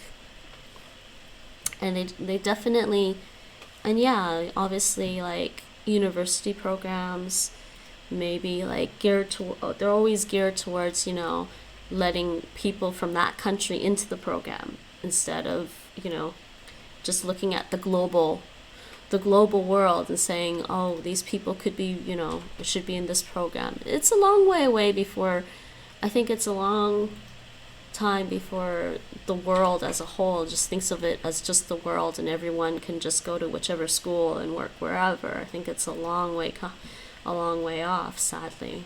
But yeah, I agree with you. It's kind of sad. But it was always kind of pleasant when we had conversations with people like that, and they just did their best to drive me home. And I think he's just thinking of his daughter and going, yeah, I gotta get this girl home safely. It was cute. Yeah, my dad was basically a chef, really, until he died. So, do Russians speak English? Let's see. Well, I think so. He says it's 50-50. As you'll see in this experiment, a lot of Russians actually speak pretty good English. Okay. In this video, we're going to see if you can get away with speaking English in Russia. In the first part of the video, my friend Kyle, who's an American, is going to help me. Hold on. Let me just adjust this. It's being stupid. Maybe if I can do this. Let's watch this for a little bit, and then maybe do something Now, fun. in the second part of the video, it's going to be my turn to embarrass myself. So let's go ahead and do it. Hey, do you speak English? No. No? Perfect. That's it, It'll be an adventure. I kind of get the impression that most young Europeans speak English. And in fact, probably most young Asians will speak English as well. guess it depends. English is pretty, like, with the whole internet era, English is pretty easily accessible, I think, once you're on the internet. I need something for heartburn, like Rennie. Huh? It is better. It's better? Okay. Yeah. This is actually funny. Why is he doing this? 202. Awesome, thank you. You do speak English. I don't speak very well. Better than my Russian. It was really easy. I walked in. I asked if she spoke English, and she said no, of course. I told her I had heartburn and pointed at my throat. She brought me to, like, sore throat medicine, like cough drops, and then I said no, here. She goes, oh, okay. And it was easy. She even told me the price in English. Hey, excuse me, guys. I think I mentioned this before that, especially in Amsterdam, people kind of get offended, that some of the Dutch people here get kind of offended when you ask them if they speak English. So I just don't ask anymore if they speak English. I just assume they speak English, but you can ask them to switch to English. I just think it's funny they get offended. Do you speak English? Not really? No. Okay. Can you tell me where Starbucks is? That was pretty easy. He said Starbucks. Of course they know Starbucks. They both turned around. You should have picked something more obscure. Hey, excuse me, guys. Do you speak English? Not really? No. And he said, excuse me, guys. See? Guys is neutral. It's male or female or a mixed group. It don't matter. Okay. Can you tell me where Starbucks is? They obviously understood them. They're just like, do you speak English? And they're like, no. And then he's like, can you tell me where Starbucks is? And they're like, Starbucks, yeah, it's over there. That's awesome. I like that. That way? I bet you the Russian girls here, because he approached a couple of Russian girls, they're probably thinking, oh no, not another English speaker trying to talk to us. That's probably what they're thinking. That's why they said, no, we don't speak English. Good luck, dude. Because I'd probably do the same. It's that way. Yes. Awesome. Thanks, guys. I just like how the interactions are the same in any culture. Oh man, that's Hey, awesome. excuse me, guys. Do you speak English? No. No. Can you? Okay. Hey guys, do you speak English? No. No. Okay. Hey, excuse me. Do you guys speak English? No. No. Okay. Here, if you ask anybody on the street, do you speak English? They're like, of course. I also ask my friends from all over CIS if youth in their country still learn Russian. Most of the time they don't. In Georgia, Azerbaijan, and the Baltic states, young people are much more likely to speak English than Russian. Interesting. Yeah.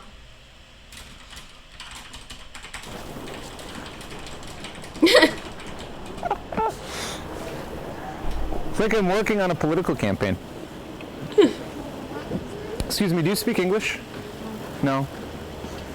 You know, maybe when we finally get out of this whole Corona lockdown, maybe I'll go on the street of Amsterdam and ask Dutch speakers if they speak English, and you'll actually witness what I witness. They'll be offended that I'm asking. Excuse me. Do you guys speak English? No. I just think it's funny. The Russians are nicer though. They're just like, no, and they just laugh. Hey, excuse me, do you speak English? Yes. Can you tell me how to get to the metro? Metro. Uh-huh. Oh, that was nice. She actually said yes. Go this way. Right and then left. Right and left. Awesome. Thank you. Uh-huh. Go that way and then okay. Awesome. Thank you. If I remember correctly from Teach Yourself Russian. Направо, потом налево. Hey, excuse me, do you guys speak English? No? Okay. Thank you. Do you speak English? Oh, okay. Maybe I can help you. I was looking for the metro. I understand you, but where street, I think, I'm not sure. So that way? This way, the general square is direct on the right side. The next street. So go up the Lenin Street and over. I think the metro must. Okay, thank you very much. Where from? The United States. United States. Okay. He's typical Have a nice day. American. You too. Hey, excuse me, guys. Do you speak English? No? And he keeps saying, "Excuse me, guys." So he's probably from like the northern parts of the U.S. Okay. Hey, excuse me, guys. Do you speak English? No. No? Okay. Not at all? Excuse me, buddy. Do you speak English? No. A little? Can you tell me where the metro is? Метро, так, вот там. That way? 5,000 meters. Okay. Thanks, man. 5,000 or 500? Awesome. Thank you. Nice. Hey, excuse me, guys. Do you speak English? The kid, obviously. That's like the Dutch kids here. They speak English really well. Can you tell me how to get to the metro? I think I'm more likely to ask a Dutch kid for help here. You go downstairs. Or not, but if you don't find, you can go to the mall and go to the last floor, and then you find the info desk, and you can ask where's the metro, and they tell you. Okay. Okay, awesome. Thank you very much. She's pretty good. We are taking a tram, one stop. And I'm going to try to buy 2 tickets in English. Looks like such an old tram. How much?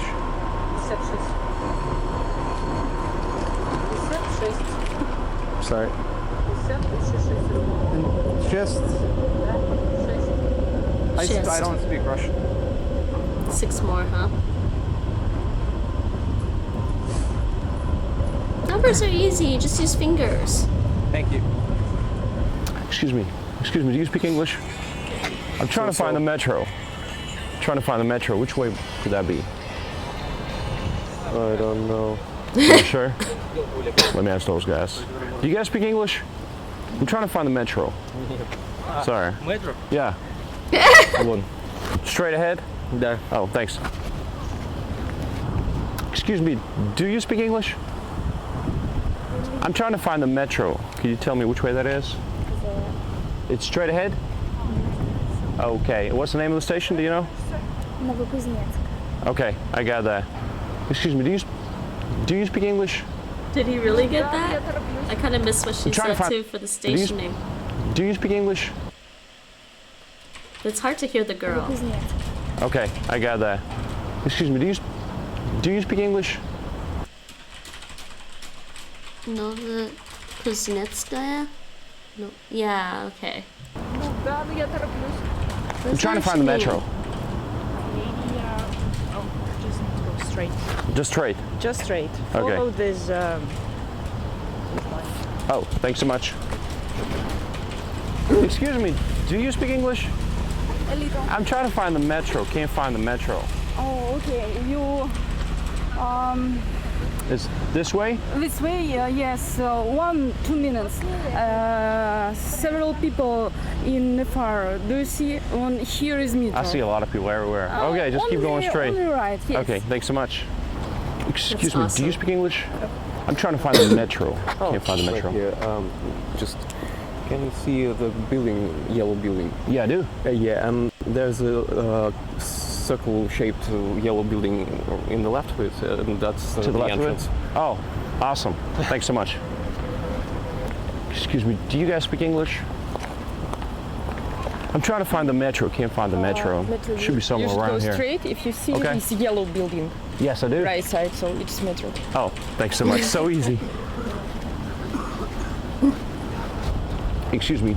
Can you help me? I'm trying to find the metro. Here. Which way is that?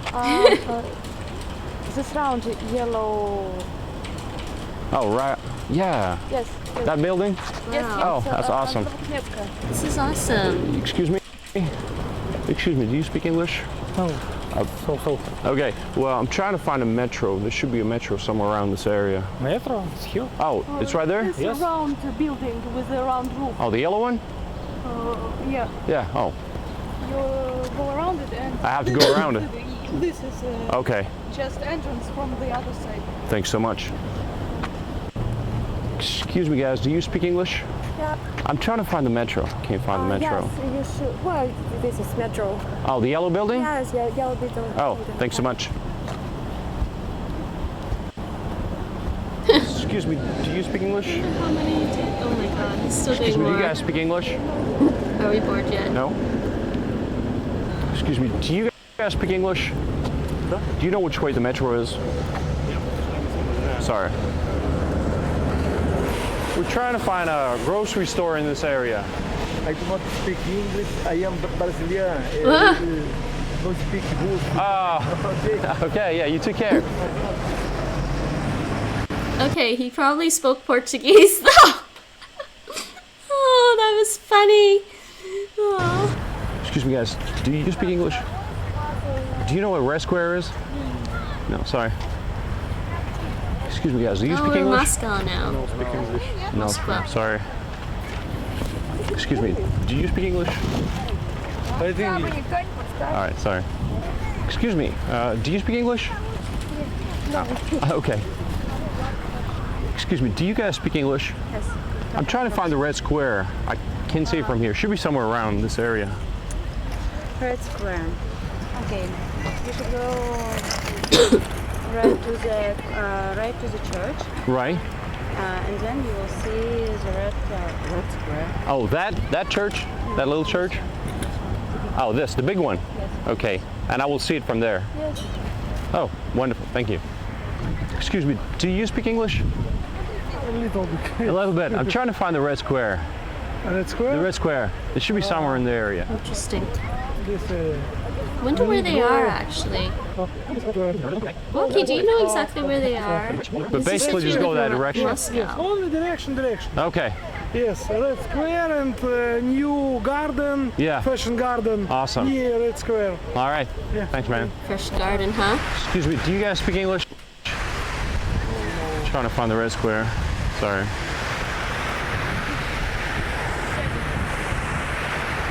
Excuse me, do you guys speak English?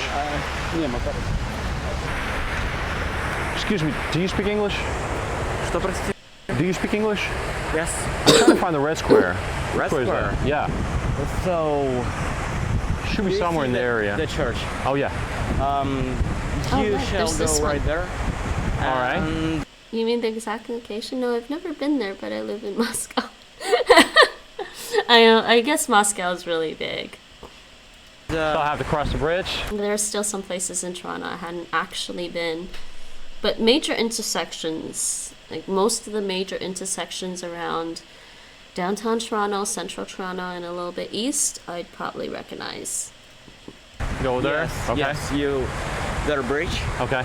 You could cross it, and just beside this church, you could find the Red Square. Thanks a lot, man. Well, it seems like we got quite a number of people who just ignored us or just said no, which is funny because they said it in English. I think all in all, it went pretty well. Most of the times, we didn't look like we needed help, so a lot of people might have thought we were just pranking them. So thanks for watching, and let me know what you think.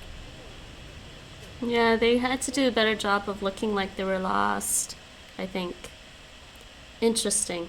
Yeah, I watched a thing about do Russians speak English. Okay, so there's a... How long is this video? This one's a short video. Russians try to speak English. This is the last video for tonight. I'm getting tired. Do you think you know English? I guess so. There is a chance. Let's see. Oh, there's no video description? Okay, fine. There's a chance, what? Okay, let's start. Do you think you know English? I guess so. There is a chance. Yeah, I think I know English. To an extent. To an extent? How do you think? I think about like upper intermediate, and I also know some phrases that you can Google in Urban Dictionary, so I think I'm quite good at it. From my own experience, I know how to speak, but I don't experience it enough. How good at it? I'm not understand what you say, but no, so. Yes, I teach English. Why does he sound weird? When was the last time you need English? My phone, I actually use English. I need English. I was in China, and people not understand Russian language, and I connect with them in English. When was the last time you needed English? Today at the lesson. Because English is my specialty at the university. Why did you learn English? I learned English to study in another country, like Canada, maybe, or US. I like. She sounded pretty good. I want to be better. Why did you learn English? I don't know, I've been learning for so many years, and it's like... It's not quite the same as them trying to pronounce English words. I don't think I just speak it. I began studying English since my first class. Yeah. No, not from my garden. From my garden. And all my time. Kindergarten? Tell me about yourself in one sentence. I was a boy who lived in the Balashika. I was a boy? Little boy. Ну, какой little? Простой, короче. Simple boy. Okay. Tell me about yourself. I am half Russian, half Serbian guy who lives in Guy? Moscow. He says guy. Last time learning English in school. Her English is pretty good. I'm living in Moscow. There. I do some things like wait. I like to learn English. I actually working on it. What else? I'm funny, kind, superstar. About yourself in one sentence. She guesses she's a superstar. I like Chinese food, and if you buy me a cup of noodles, you will own my heart.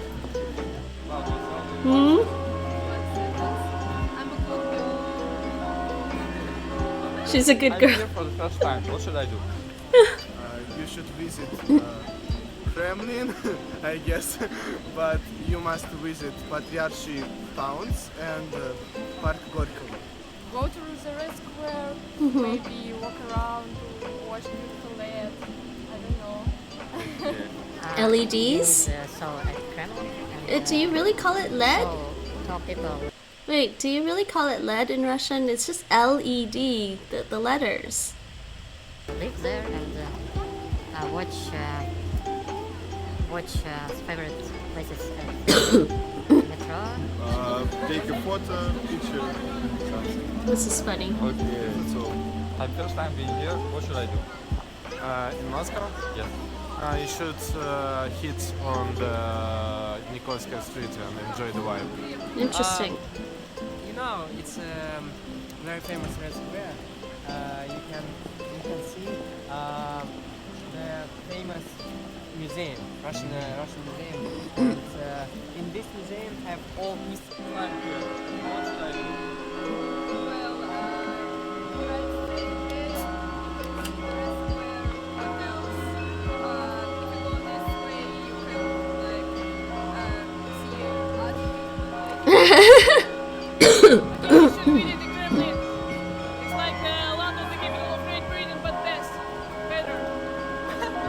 Her English is pretty good. Wait, you're not sure how those things are called in Russian? Wait, what things? Red Square? Kremlin? The LEDs. Oh, they said LED. I don't know, but it's LEDs in English. That was cute.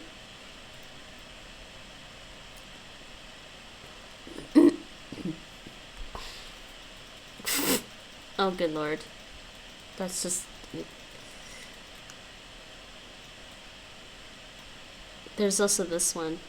Alright, I think I'm done for the day. I'm gonna take a break and go play a game, maybe. I think that's enough for today. But I have all this stuff out here still.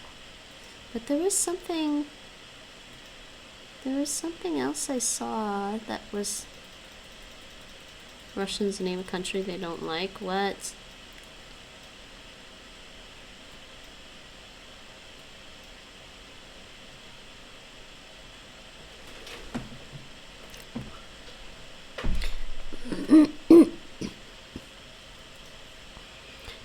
Yeah, that's what I was wondering. She said lead, but which is probably an attempt to pronounce the English word. I doubt they're called so in Russian. Yeah, I was wondering. I was like, is she just trying to say what she thinks is in English? But then again, I found out that in French and in France and in the Netherlands, it's not called Wi-Fi, it's called Wi-Fi.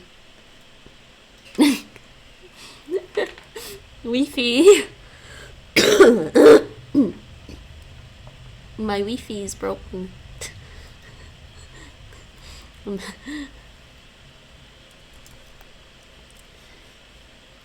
Might be Potsvetka something? Interesting. Alright, we are done for now. I think I need a break. I'm gonna change gears and probably play a game or something. Enough language for today, I guess. Let's see. What's on? Let's see if we can find somebody else to go raid. If you are just lurking my chat, please feel free to join the raid. You don't have to say anything if you don't want. Just join the raid. You can leave afterwards. If you feel like it, please say NinjaBot raid. It's gonna be a NinjaBot raid. Why there's so many people in this category? Not Duolingo. There's so many people in this just chatting category.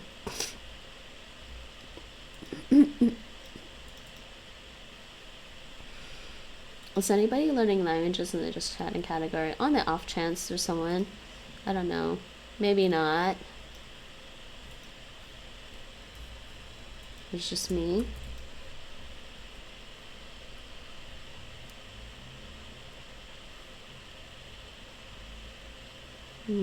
Let's see. Yeah, let's just go back to the Duolingo category, see who's around. Oh, somebody is learning Dutch. I was considering doing some Dutch today, maybe next time. Yeah, okay, maybe we'll just drop in on somebody learning Dutch. Let's see who's around. I don't know. Somebody's learning Spanish. Was that French to Spanish? Someone's doing Japanese, of course.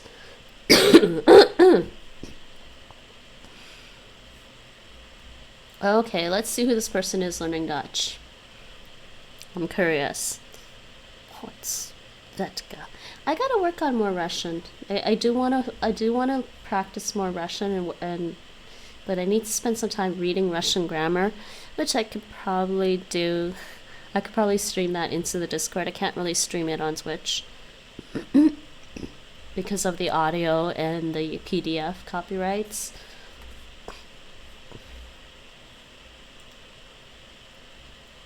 Okay, I'm gonna eavesdrop on this person studying Dutch. Is there audio? Let's see.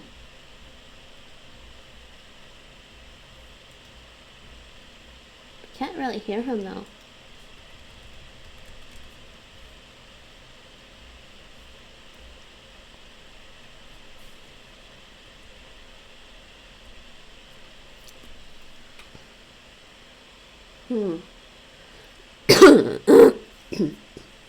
Oh, this is a person from London. This is a British person learning Dutch. Shocking.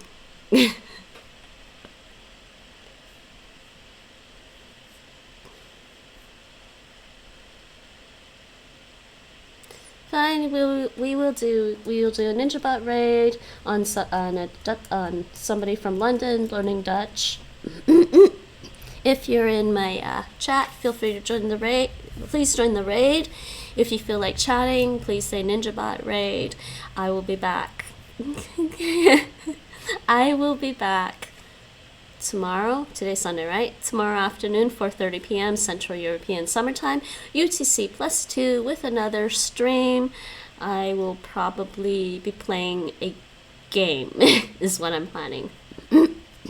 Not sure which game I'll be playing tomorrow, but I'm probably going to play a game. I think. Yeah. Unless I feel like trying to finish another language. Not going to happen anytime soon. Okay. So, let me put this raid in. And I'm going to say bye-bye for now, everyone. I'm losing my voice. I need to go drink some more water. Alright. So, that's who we're going to raid. And I'm going to say bye-bye for now. Thanks for hanging out with me. Thanks for learning with me, playing language games with me, and just watching me, and just chilling while I watch videos, everyone. I will see you all later. And there's our raid.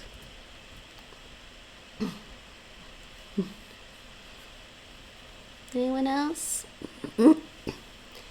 Alrighty, ready. NinjaBot raid incoming right now.